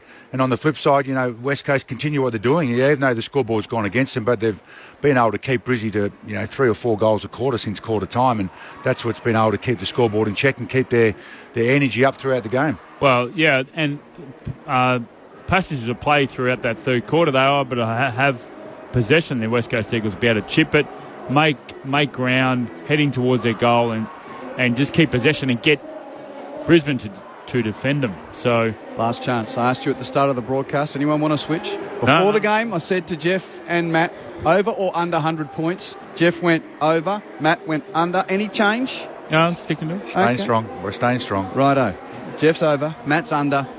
We're not being disrespectful. We're just trying to add another part of the story to the day at the footy, because really the question of the 4 premiership points hardly ever entered debate today, has it? No. 71 points is the margin for Brisbane as we play final term footy on a gorgeous Saturday afternoon at the Gabba. As the umpire holds it up, bangs it into the middle. Bailey Williams, he promotes it forward for the Eagles. It's cut off by Jared Lyons. The inclusion handball back to Loch Neal. He gets it to right half forward. Gunston, the experience, just tracks the ball over the boundary line, keeps it down Brisbane's end, and they'll reset as they get a throw in 55 metres out. At right half forward, basically every player on the paddock in front of halfway here at the Gabba. The shadows of the grandstands almost encroaching on all of the field as McCluggage gathers. The outside of the right boot is delightful to Zorko, who gathered on the half volley. His handball back into the corridor. James Madden back to Connor McKenna. He did the big fend. The wheel around, the long kick to the goal square, through the hands of Hipwood, rowed beautifully by Bailey, handball to Dev Robertson and spoiled about a foot from the goal line. Good defensive pressure from the West Coast Eagles. It's a rush behind to Brisbane, and 93 plays 21, game high 72-point margin. Duggan shielding his eyes from the setting sun, chips to Barris in the right back pocket. And this is where I want to see him press. Don't give him a switch. Don't give him an easy, uncontested mark. Make him kick long down the line. And Barris is going to do just that, Matt. Long down the line to a pack on the wing. Starcevic is the 5th man in and a 2-on-2 and takes the mark for Brisbane. He kicks a shot, but he hit Marek in the butt. Marek was looking infield and Starcevic has kicked it off the instep into his rump and has been jumped on by Robertson. It's a ball up. And it was right in front of us. The pure definition of a bum kick, as it was pulled up on the logo, gaff taken and then held up. So we'll get another. It was actually Hewitt. Didn't lower his eyes then, Whitey, did he? That's right. He did. Yeah, too much. Matty Primus and Jeff White as Elijah Hewitt explodes through the clearance. It's a wobbling left foot towards centre half forward. Harris Andrews led out, but it went through his hands, picked up and rove by Cripps. Immediately jumped on by Kadeen Coleman, holding the ball. Boy, that was a velocity tackle. He hit the ball hard, did Cripps, but Kadeen Coleman, he'll get up and gather himself. He's hobbling a bit. Ooh, left calf. As he goes across the half-back line and finds Jack Payne. Payne retreating further inside defensive 50 by foot to McKenna. Chips it to Leicester. There's it full back. Leicester back down the corridor to Zorko.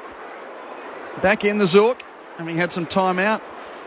Just what an ageing footballer needs before a big September tilt. Dane Zorko, 1-2 with Leicester. Zorko kicks it to the wing. McCluggage has it spoiled away by Gaff. Gaff tackled by Robertson, but got a hand pass clear. In fact, the tackle dwelt. Free kick to Andrew Gaff. Forward of the wing for West Coast. Every game this season for Andrew Gaff. He keeps turning up for his beloved Eagles. Kicks infield. Witherden marks. Witherden will kick it back to the bullseye and over the head of Hunt. He missed the target by 10 metres. Luckily, there's no one there to intercept. Hunt gathers on the bounce, retreating, and now chips it to the bullseye for Kelly. That's just the 15. Marked right in the middle of the Gabba. Kelly will play on for West Coast.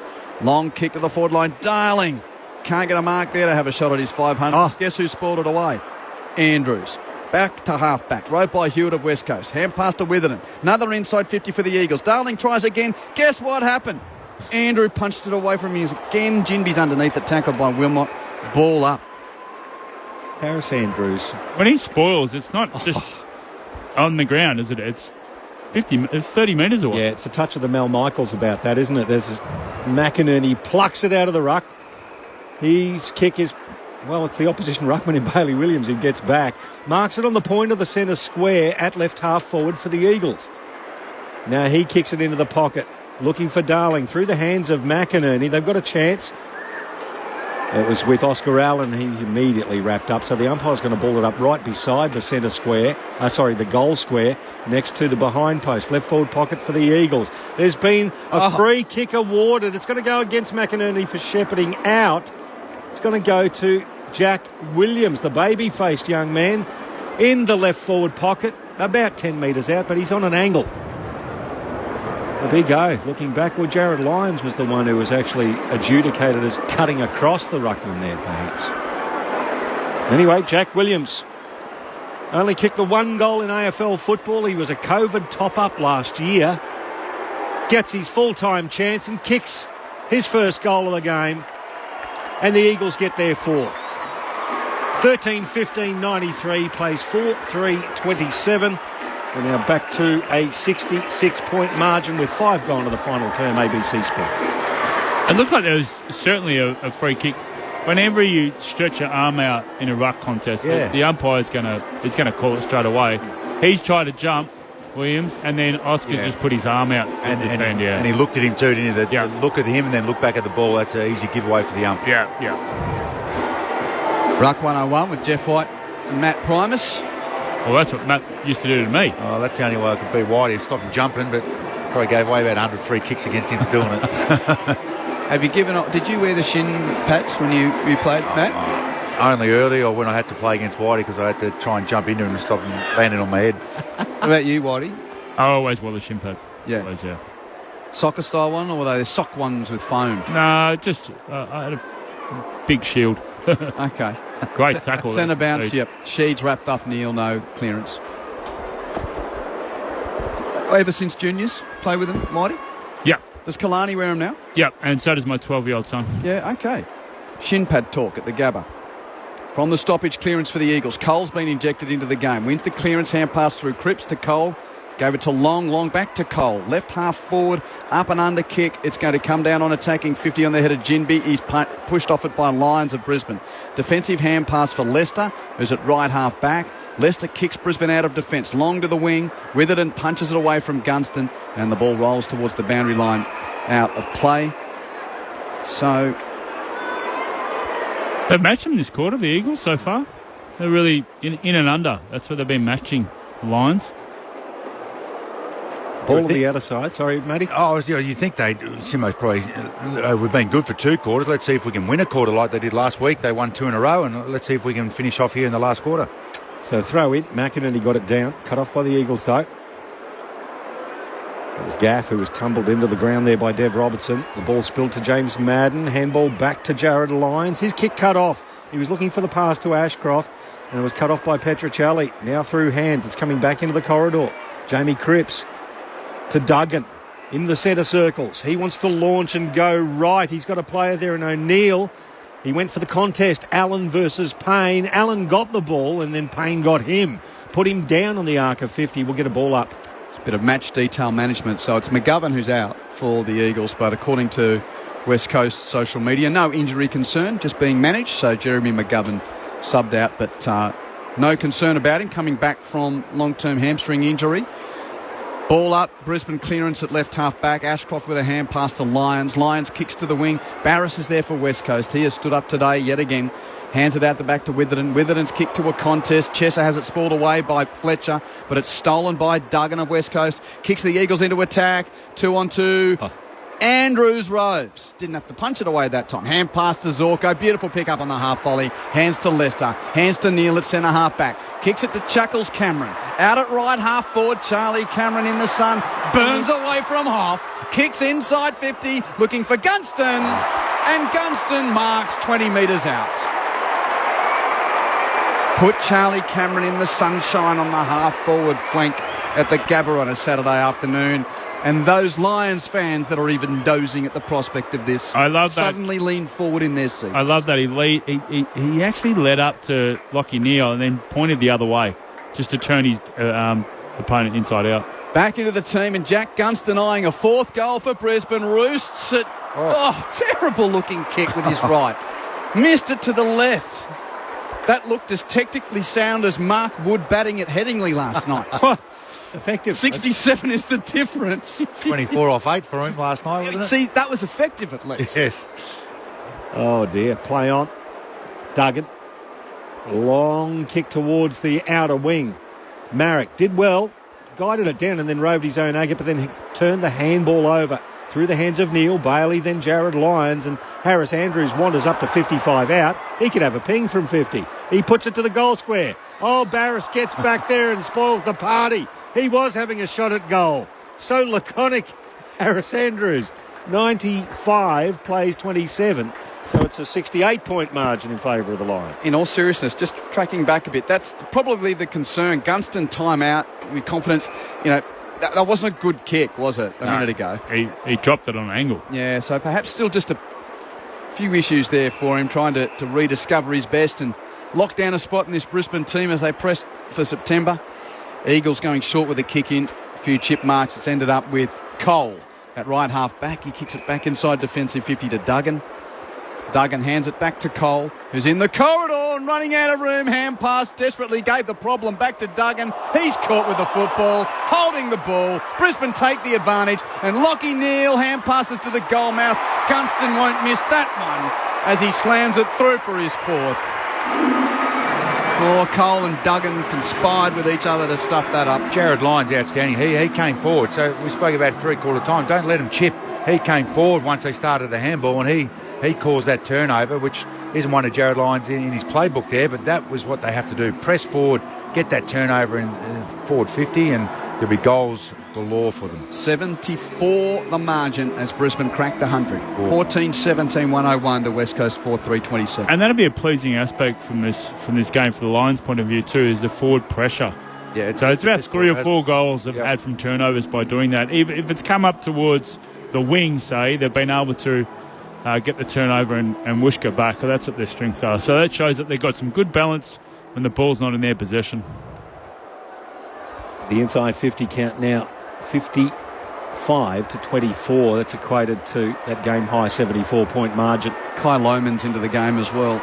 I reckon it's Zorko that rested. Yep. Clearance, Petrocelli gave the handball to Tim Kelly. His kick semi-smothered as it tumbled towards centre-half forward. It's picked up by the ruckman in Bailey Williams. Kicks it inside 50. Oh, Harris Andrews decides, I don't want a part of this, and smashed the ball into the second tier. Throw in, right forward pocket. He's dominating down back. Confirmed Zork early on ice. Cotton Wool. All those terms. Why not? 34 years of age, game 240. Another September tilt coming up. Boundary throw in. Ashcroft's jumper was held by Kelly. Umpire doesn't pay the free kick. Kelly picks up and snaps the goal on the outside of his right boot. Well, despite the underhanded tactics throughout the scrimmage for the ball there, Tim Kelly's picked it up and snapped the goal on the outside of his right boot. West Coast's fifth. 5-3-33, plays 14-17, 104. By the way, West Coast next week have got Richmond at home and then Carlton at Docklands. Brisbane have got Melbourne at the MCG next week. Oof. I think that's Thursday, isn't it? Yep. Oh, no, it wouldn't be Thursday. No, it's Friday. Friday night. Yeah.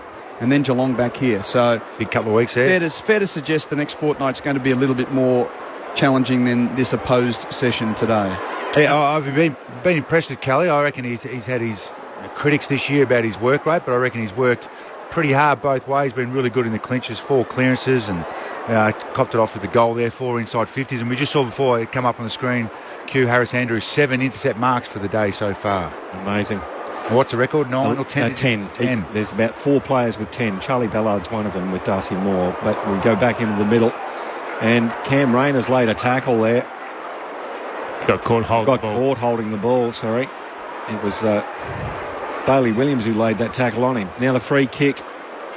Handball back to Tim Kelly. Long one to the arc of 50. Front and square was O'Neill. Got a handball away to Marrick for the Eagles. He goes backwards. Chesser back to Marrick by hand. Marrick on the boundary line. Curls it back around to the pocket. Allen with the fly. Courageous Kadeen Coleman at the front of the pack knew what was coming. Still stood there. Petruccelli through traffic. Kelly has a floater towards the goal square and punched through for one behind. In fact, into the goalpost for a behind. 101 plays 34. So we're back to 67 points. It's looking like unders. Looks like Matty's going to win that day. Cute. The overs-unders 100 conversation. Again, with all due respect, but they have lost by 100 points or more 4 times this year, West Coast. And only a couple of weeks ago, last time they travelled east, to Starcevic chips it to centre-half back. Danaher marks, he's out. Kicks it to Rayner on the wing. What's he going to do? He's got Cole for company, so he holds up. Kicks infield to the beseeching lead of Lohman. And Cobra Kai marks at 70 metres out. Lohman with number 1 on his back. Kicks it to the pocket. That's a bad kick. It's out of bounds on the full. Yeah, the big O pushed hard forward once again, top of the goal square. That's where it should have gone against his undersized opponent. This has been an incredibly average 11-goal margin for Brisbane in a way. This was predicted by our colleague next door. He said Lions will win by 11 goals. Big man A. Lynch. But it will bore everybody. Only member of the death. Fox Footy commentary team at the ground today. Yeah. Oh, is that? Oh, yeah. The rest of them are at home. Yeah. It's okay. But looking into the sun now, the West Coast Eagles defender. It's with Jaden Hunt, and he's just looking straight back up, the sun glaring in his eyes, but he chips it forward and finds Hoff just short of the 50-metre arc, and they're going to go back inside defensive 50 now. Just try to retain the ball. Duggan, they've done this well. Lions have set up well in front of them. He's going left, he's going right. It's like Chip and Dale. Excuse me, you go past, no. And then he kept going down the line. That's a good mark taken there by Jack Williams. Handball to Kelly. Now they'll stretch the Lions here. The run of Petruccelli was good. The handball even better. He didn't have to change stride. Petruccelli inboard with the 45-degree kick to O'Neill. He's got 2 targets in the pocket by themselves, and one of them is Marrick, and he takes the mark, and he's going to have a ping from about 40 out on a very tight angle, though. It was well worked out, but Danaher just corralled off his man. He should have pressed him, put him under pressure because he had nothing to go to, but he gave him 5 or 6, 7 seconds to be able to get the ball out of back 50. So this is what we will ask you as the game gets into the latter stages, is how Chris Fagan and the coaching staff will be feeling about the Lions' effort as Marrick comes in, goes for the outside of the right foot where a drop punt might have sufficed, and kicks it very thin, and it just squeaks in for a behind. 101 plays 35, so we're down to that 66-point margin, 11 even goals. About halfway through the final quarter, Brandon Starcevic, who kicked his first goal of the season earlier today, steps beyond the goal mouth. His chip is almost over the head of Wilmot at the reach high and juggle with fingertip control to take the mark. Very short pass to Ashcroft. Those flowing blonde locks, he chips it to half-back for Jared Lyons. 4th game of the season for Jared Lyons. This will be touch 50. 27. 50. Wondering whether he gets a start when the whips are cranking later on this year for Brisbane. They march to halfway, kicks it to half-forward. McInerney marks in the sunshine. 45 metres out. Remember when people were trying to say that there's no way they... Hold on. No, McInerney... No way they could play the grand final here in 2020 in the afternoon because of the sun. It was one of the weirdest things ever. I mean, the players are... they've got to shield their eyes because of it. Many weird things happened in 2020, but that argument was probably the most bizarre of the lot. Mind you, most of the people were probably confined at home at the time. Yep. Anyway. He's dished it off. Lyons is 50 out. Kicks it to the pocket. McInerney couldn't mark. Had his legs taken. Play on. Hewitt does the roving for West Coast. Hands it to Duggan. Hands it to Hunt. Under pressure. Gives the hand pass to Sheed. Sheed onto Duggan. Grubbing, clearing ball is punched forward by McKenna. Back towards attacking 50 for Brisbane, where it's ricocheted off Wilmot's hands into the chest of Ginbey, and he's out of play. Tackled by Wilmot. Throw in. So 57 inside 50s to 27. So just calm down, Pricey. I don't want you losing control in this pulsating final term. Actually, there's only about, 15% of sunlight available. Driving on Miss the ground. Daisy had more intensity than this. That comes through the ruck contest, and Darcy Wilmot lays a tackle there on, well, let's face it, one of the Eagles players who don't touch the ball much. Jack Williams gets it down now. Tim Kelly, who's actually seriously been fighting hard. Long kick. Harris Andrews all over Jack Darling. Got his hand to the ball, and Payne. Oh, he's been tapped around the legs as he tries to get rid of it. Turnover. O'Neill goes towards half forward. Chesser takes the mark. 45 out, 45-degree angle to the right. He's going to play on. He's going to go to the dangerous spot. In fact, the opposite pocket. Hewitt was the target. Spoiled by Kadeen Coleman. And a golden chance spoiled by the Eagles as the ball dribbles over the boundary line. I've never heard the Gabba so quiet when their team's winning by 10 goals plus. That cheer that they just announced Kick to Kicks back on this week was the biggest one we've heard this quarter. Kick to Kicks got a bigger cheer than Brisbane establishing an 11-goal lead, which sums up a little of the expectation and the narrative around this game. But they're doing as expected and winning the game. Boundary throwing West Coast in attack. McInerney roves the throw in for Brisbane, but hand passes turned over. Hewitt close to the boundary for West Coast, holding the ball. Tackled by McKenna. And he will get the free kick for Brisbane. 7 minutes and 12 seconds left. McKenna chips it over the man on the mark to Wilmot. Darcy Wilmot made his debut in the finals last year. It's been excellent since for Brisbane. Chips from defensive 50. Marked by Neil, 55 out. Like even there's a weak Lions chant trying to be created here. Listen to it. It's sort of. It sounds like the kind of cordial you get at a school carnival. Ah, yes. It was already raspberry and lime. That was. Hold on, they've put a bit more sugar in it here. Kick to right half forward. Rayner takes the mark. No, I'm taking this passage, Pricey. They look like they're doing something. You go. Hand pass to Ashcroft. 60 out. Long kick to full forward. Barris out the back, punches it through for a point. 67 the difference. 102 to 35. So that's 1 goal 4 for the Brisbane Lions in the last quarter to 2 goals 2 for the Eagles. So if there's something to be critical of them going inside forward 50 today, the Lions have been a bit too skinny. They've been kicking it towards the boundary a bit too much. That kick there from Will Ashcroft, I reckon it should have been up the top of the goal square, more in the V. The Eagles bring the ball back in. It went to Jaden Hunt, who promotes it another barely the 10 metres forward, and they're still inside defensive 50. It comes out now to O'Neill, just on the arc of 50. The Lions set up in a web in front of them, so the kick mark is good to keep possession of the ball. Chesser receives now on half-back.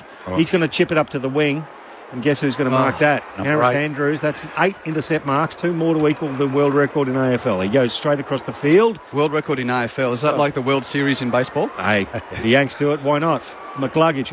Well, we all know that the World Series was named after the World newspaper at the time.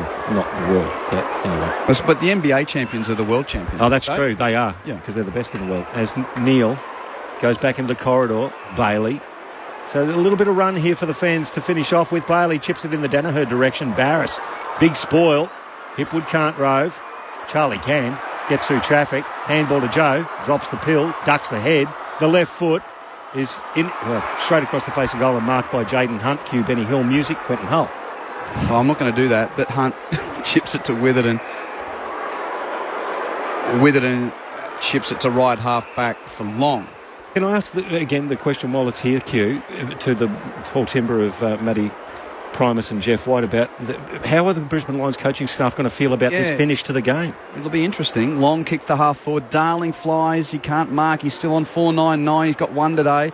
Keeps it in though. Merrick gets the hand pass to Darling. Hands it to Sheed with a kick across the ground into the contest in the centre square. Cripps does the roving for West Coast. They're out. Hand pass to Kelly. Kelly gives it to Chesser. Chesser kicks it beyond Allen. Payne's there to do the spoiling for Brisbane. Taps it to the advantage of McKenna. Lions have got it in the pocket. Allen pressures him, but McKenna hand passes to Payne. Payne's able to give a little shimmy and go and kick to half back, and it's a good kick marked by Lohman at right half back. It's hardly got beyond a simmer today after Brisbane kicked the first 7 goals of the game. Kick to the wing from Lohman marked by Wilmot. And so it was 33 at quarter time, 54 at half time, 71 at three-quarter time, 67 now. Well, the Eagles winning the quarter, Q, and that's what they would like to be doing in the final term. And their coaching staff, I think, wouldn't be as peed off as the Brisbane coaching staff at the moment. That's my opinion in a personal matter, but anyway. Yeah, long trip. And, well, Richmond got beaten by 80-odd here last week. Correct.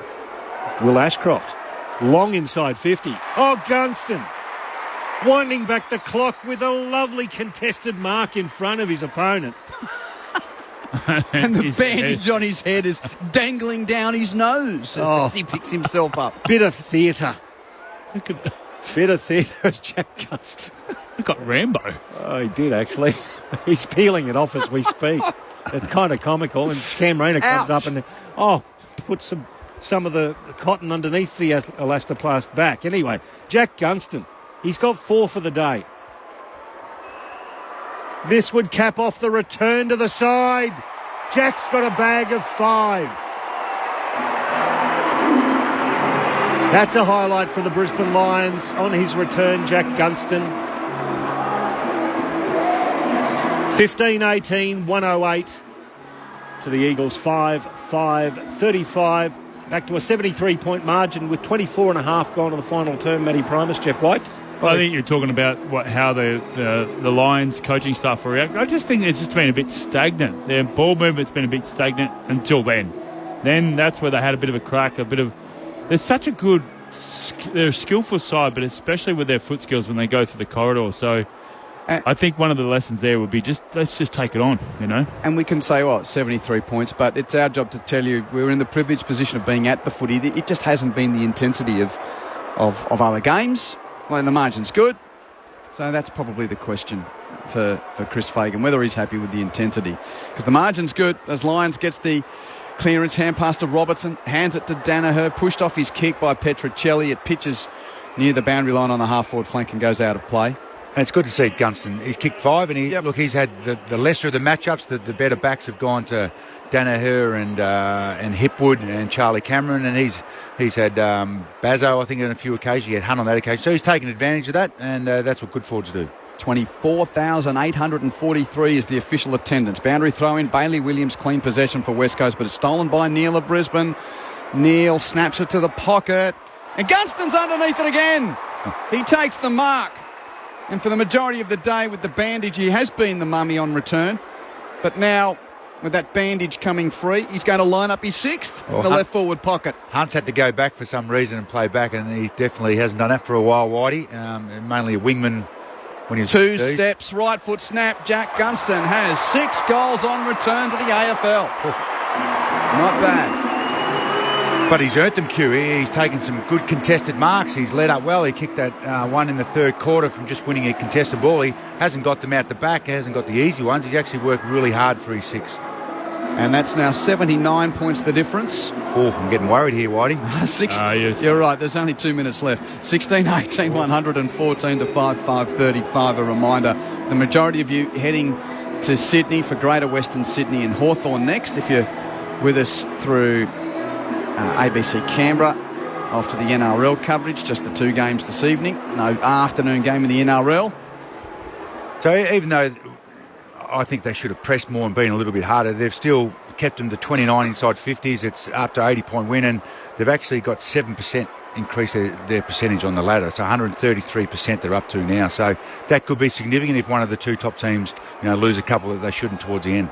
So it's a game high 79 points as the Lions win another clearance through Lock Neal, handball back to McCluggage. Time to measure another kick back to Neal, who ran 20 metres forward.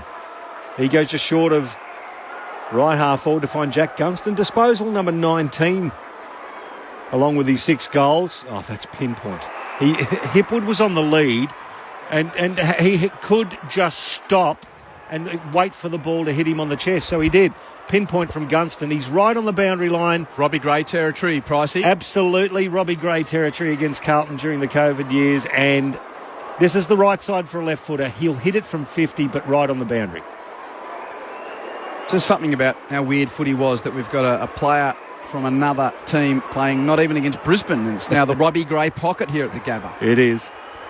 Eric Hipwood, 2 goals, 2 for the day from 50. From out wide, he launches one. It's across the face a little. Rayner takes it one grab, but it's over the goal line for a behind. 1:15 plays 35. 80 points the margin. 28 gone, final turn. You'd love to. Hipwood's had 3 shots from out, 50, 45. Oh, Duggan's kicked it straight down Gunston's throat from the kick in. Sorry, Matt. Oh, he's had 3 shots from outside 45, and when he kicks it, he lands with his back towards the goal. Look, I wasn't a great kick wide. He's a lot better kick, but he isn't. That's a hope, the way he's kicking in his action after he kicks the ball, compared to you watch how Gunston goes about it now. It is a bit of a flaw in his game that he set shots. Gunston for 7. Man on the marks, 45 out. Gunston lets fly from 50. He's hit that beautifully. Oh, just to the right. Jeez, that faded. Of the goal umpire, so across the face to the left. That being his what's his best? Good question. I'll double check. PB. 81's the difference. Question without notice from Jeff White as the ball's brought in by the West Coast Eagles yet again. Darling in front of Ryan Lester. Lester did well, undersized in that contest to actually spoil. The front of the pack, though, Jaden Hunt, handball back to Sheed. Confronted. Oh, you're right. It would have been his best. He's kicked 6 times. His chip kick got intercepted there by Ryan Lester, and there it goes. The siren here at the Gabba indicates that the Lions have won the game by 81 points against the West Coast Eagles. Was it as convincing as perhaps it could be? Maybe not, but it's in the book, and the Eagles done and dusted for the day here. We will always fight for victory, like Fitzroy and Bears of old. All for one and one for all. We will answer to the call. Go Lions, Brisbane Lions, we'll kick the winning score. You'll hear a mighty roar. So 16-20, 116, 5-5, 35 the Eagles. 81 points the margin, 36 scoring shots to 10. It has been a fair whacking here at the Gabba. We will always fight for victory, like Fitzroy and Bears of old. All for one and one for all. We will answer to the call. Go Lions, Brisbane Lions, we'll kick the winning score. You'll hear a mighty roar. You'll hear a mighty roar. Well, it says a little how well the locals are going and just how much the Eagles are struggling. They kept fighting it out West Coast, but Brisbane set the tone by kicking the first 7 goals of the game. So before we even got to quarter time, the writing was on the wall. The Eagles got the last 2 of that first term, so it was 33 the difference at quarter time. Brisbane kicked the only 3 goals of the second quarter to lead by 54 at half time, and then extended, albeit without sprinting away in the second half. 71 was the margin at 3-quarter time. And Jack Gunston kicked all 3 Brisbane goals in that last quarter. Brisbane kicking 3 goals, 6 to West Coast's 2-2 in the final term. 81 the final margin. Brisbane 16-20, 116 to West Coast 5-5, 35. And Jack Gunston on return, 6 goals. That's certainly a good positive of the day for the Lions. 2 goals for Hugh McCluggage, 2 goals for Eric Hipwood, and single goals for Cam Rayner, Jasper Fletcher, Zach Bailey, Brandon Starcevich, Darcy Wilmot and Oscar McInerney. West Coast. Well, Eagles fans, if there's one reason to show up next week, apart from many, there's a chance to see Jack Darling kick his 500th. You had the chance last week against St Kilda, couldn't get it done. He only kicked the one today. He's up to 499, Jack Darling. He was one of 5 individual goal kickers for West Coast. Jaden Hunt, Tim Kelly, Oscar Allen and Jack Williams, the others. Brisbane 12-4. Percentage booster today. They stay hot on the hammer of Port and Collingwood in the top 2. West Coast 1 win, 15 losses. And that percentage of 49.4 will take another bit of a hammering today. Jeff White and Matt Primus. It feels like one of those no bruise days in many respects. You get to this point of the season, a premiership contender gets to have a few players back in. They win at home by 80. No real threat from the visiting team. I mean, how do you sum that all up? You guys have been through plenty of seasons, good and bad.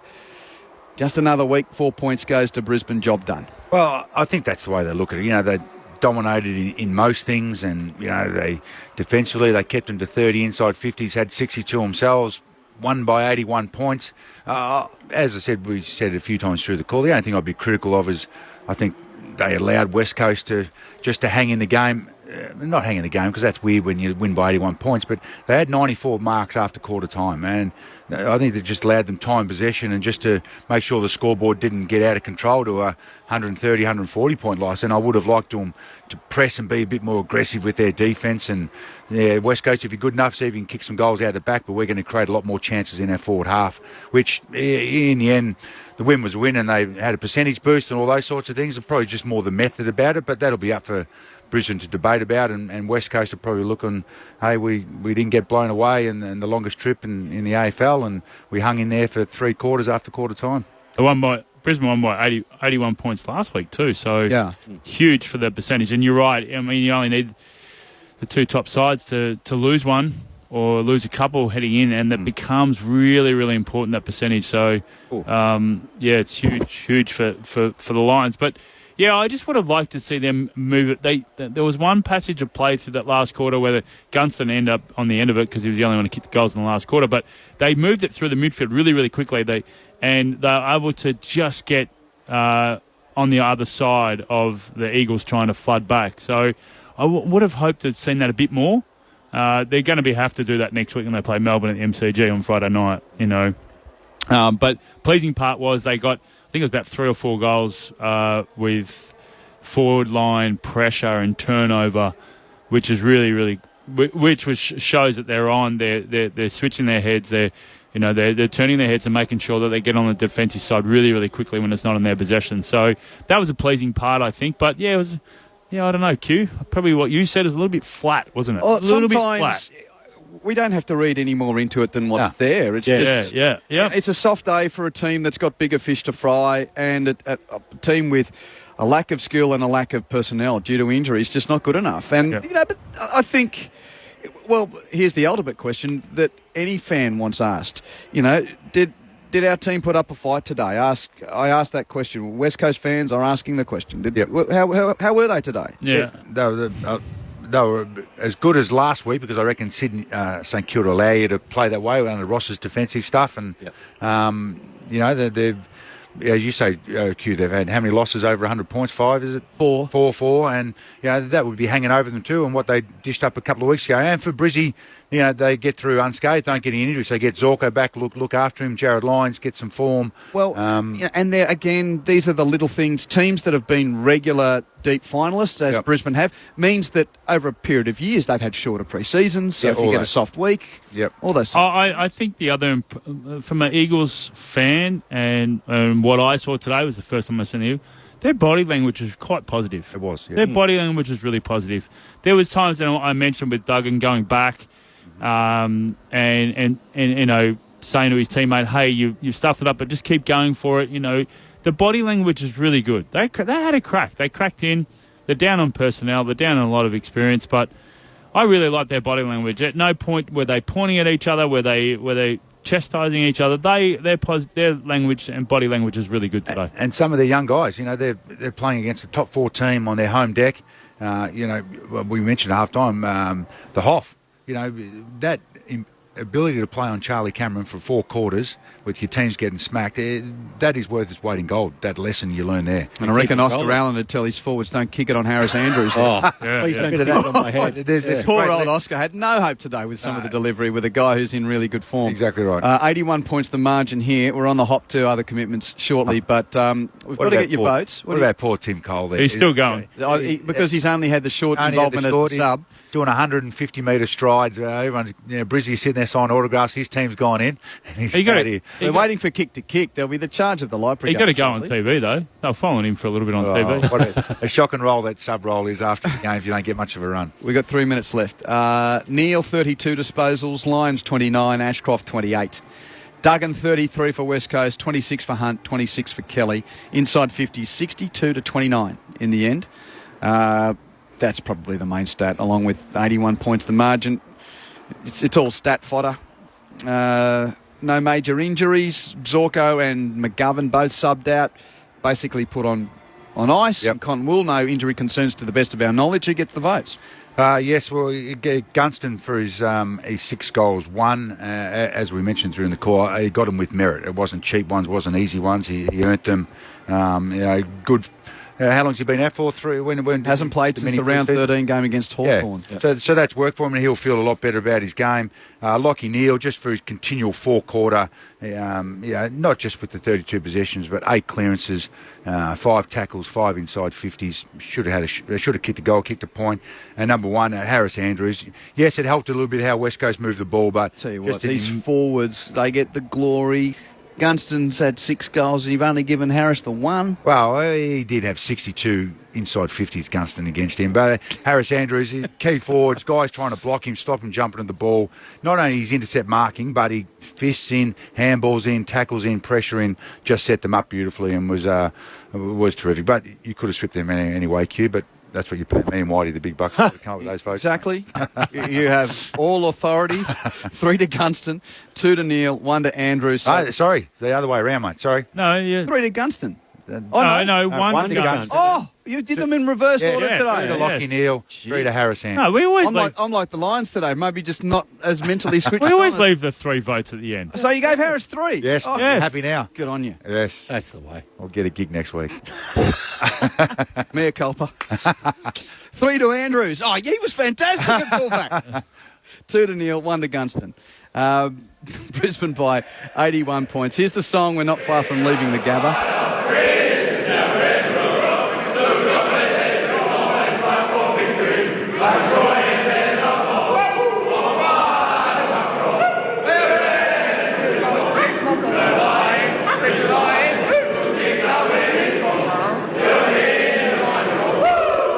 So it's Melbourne at the MCG next week for Brisbane. That will be a much more recognised assessment of their claims to breaking a 20-year premiership drought. West Coast go home to take on Richmond. Thanks to the team here. Craig back in the studio. If you're with us through ABC Canberra, you're off to NRL coverage. If you're on Brisbane News Radio, back to the network, or the majority of you heading to Sydney with the Giants, seeing if they can continue their hot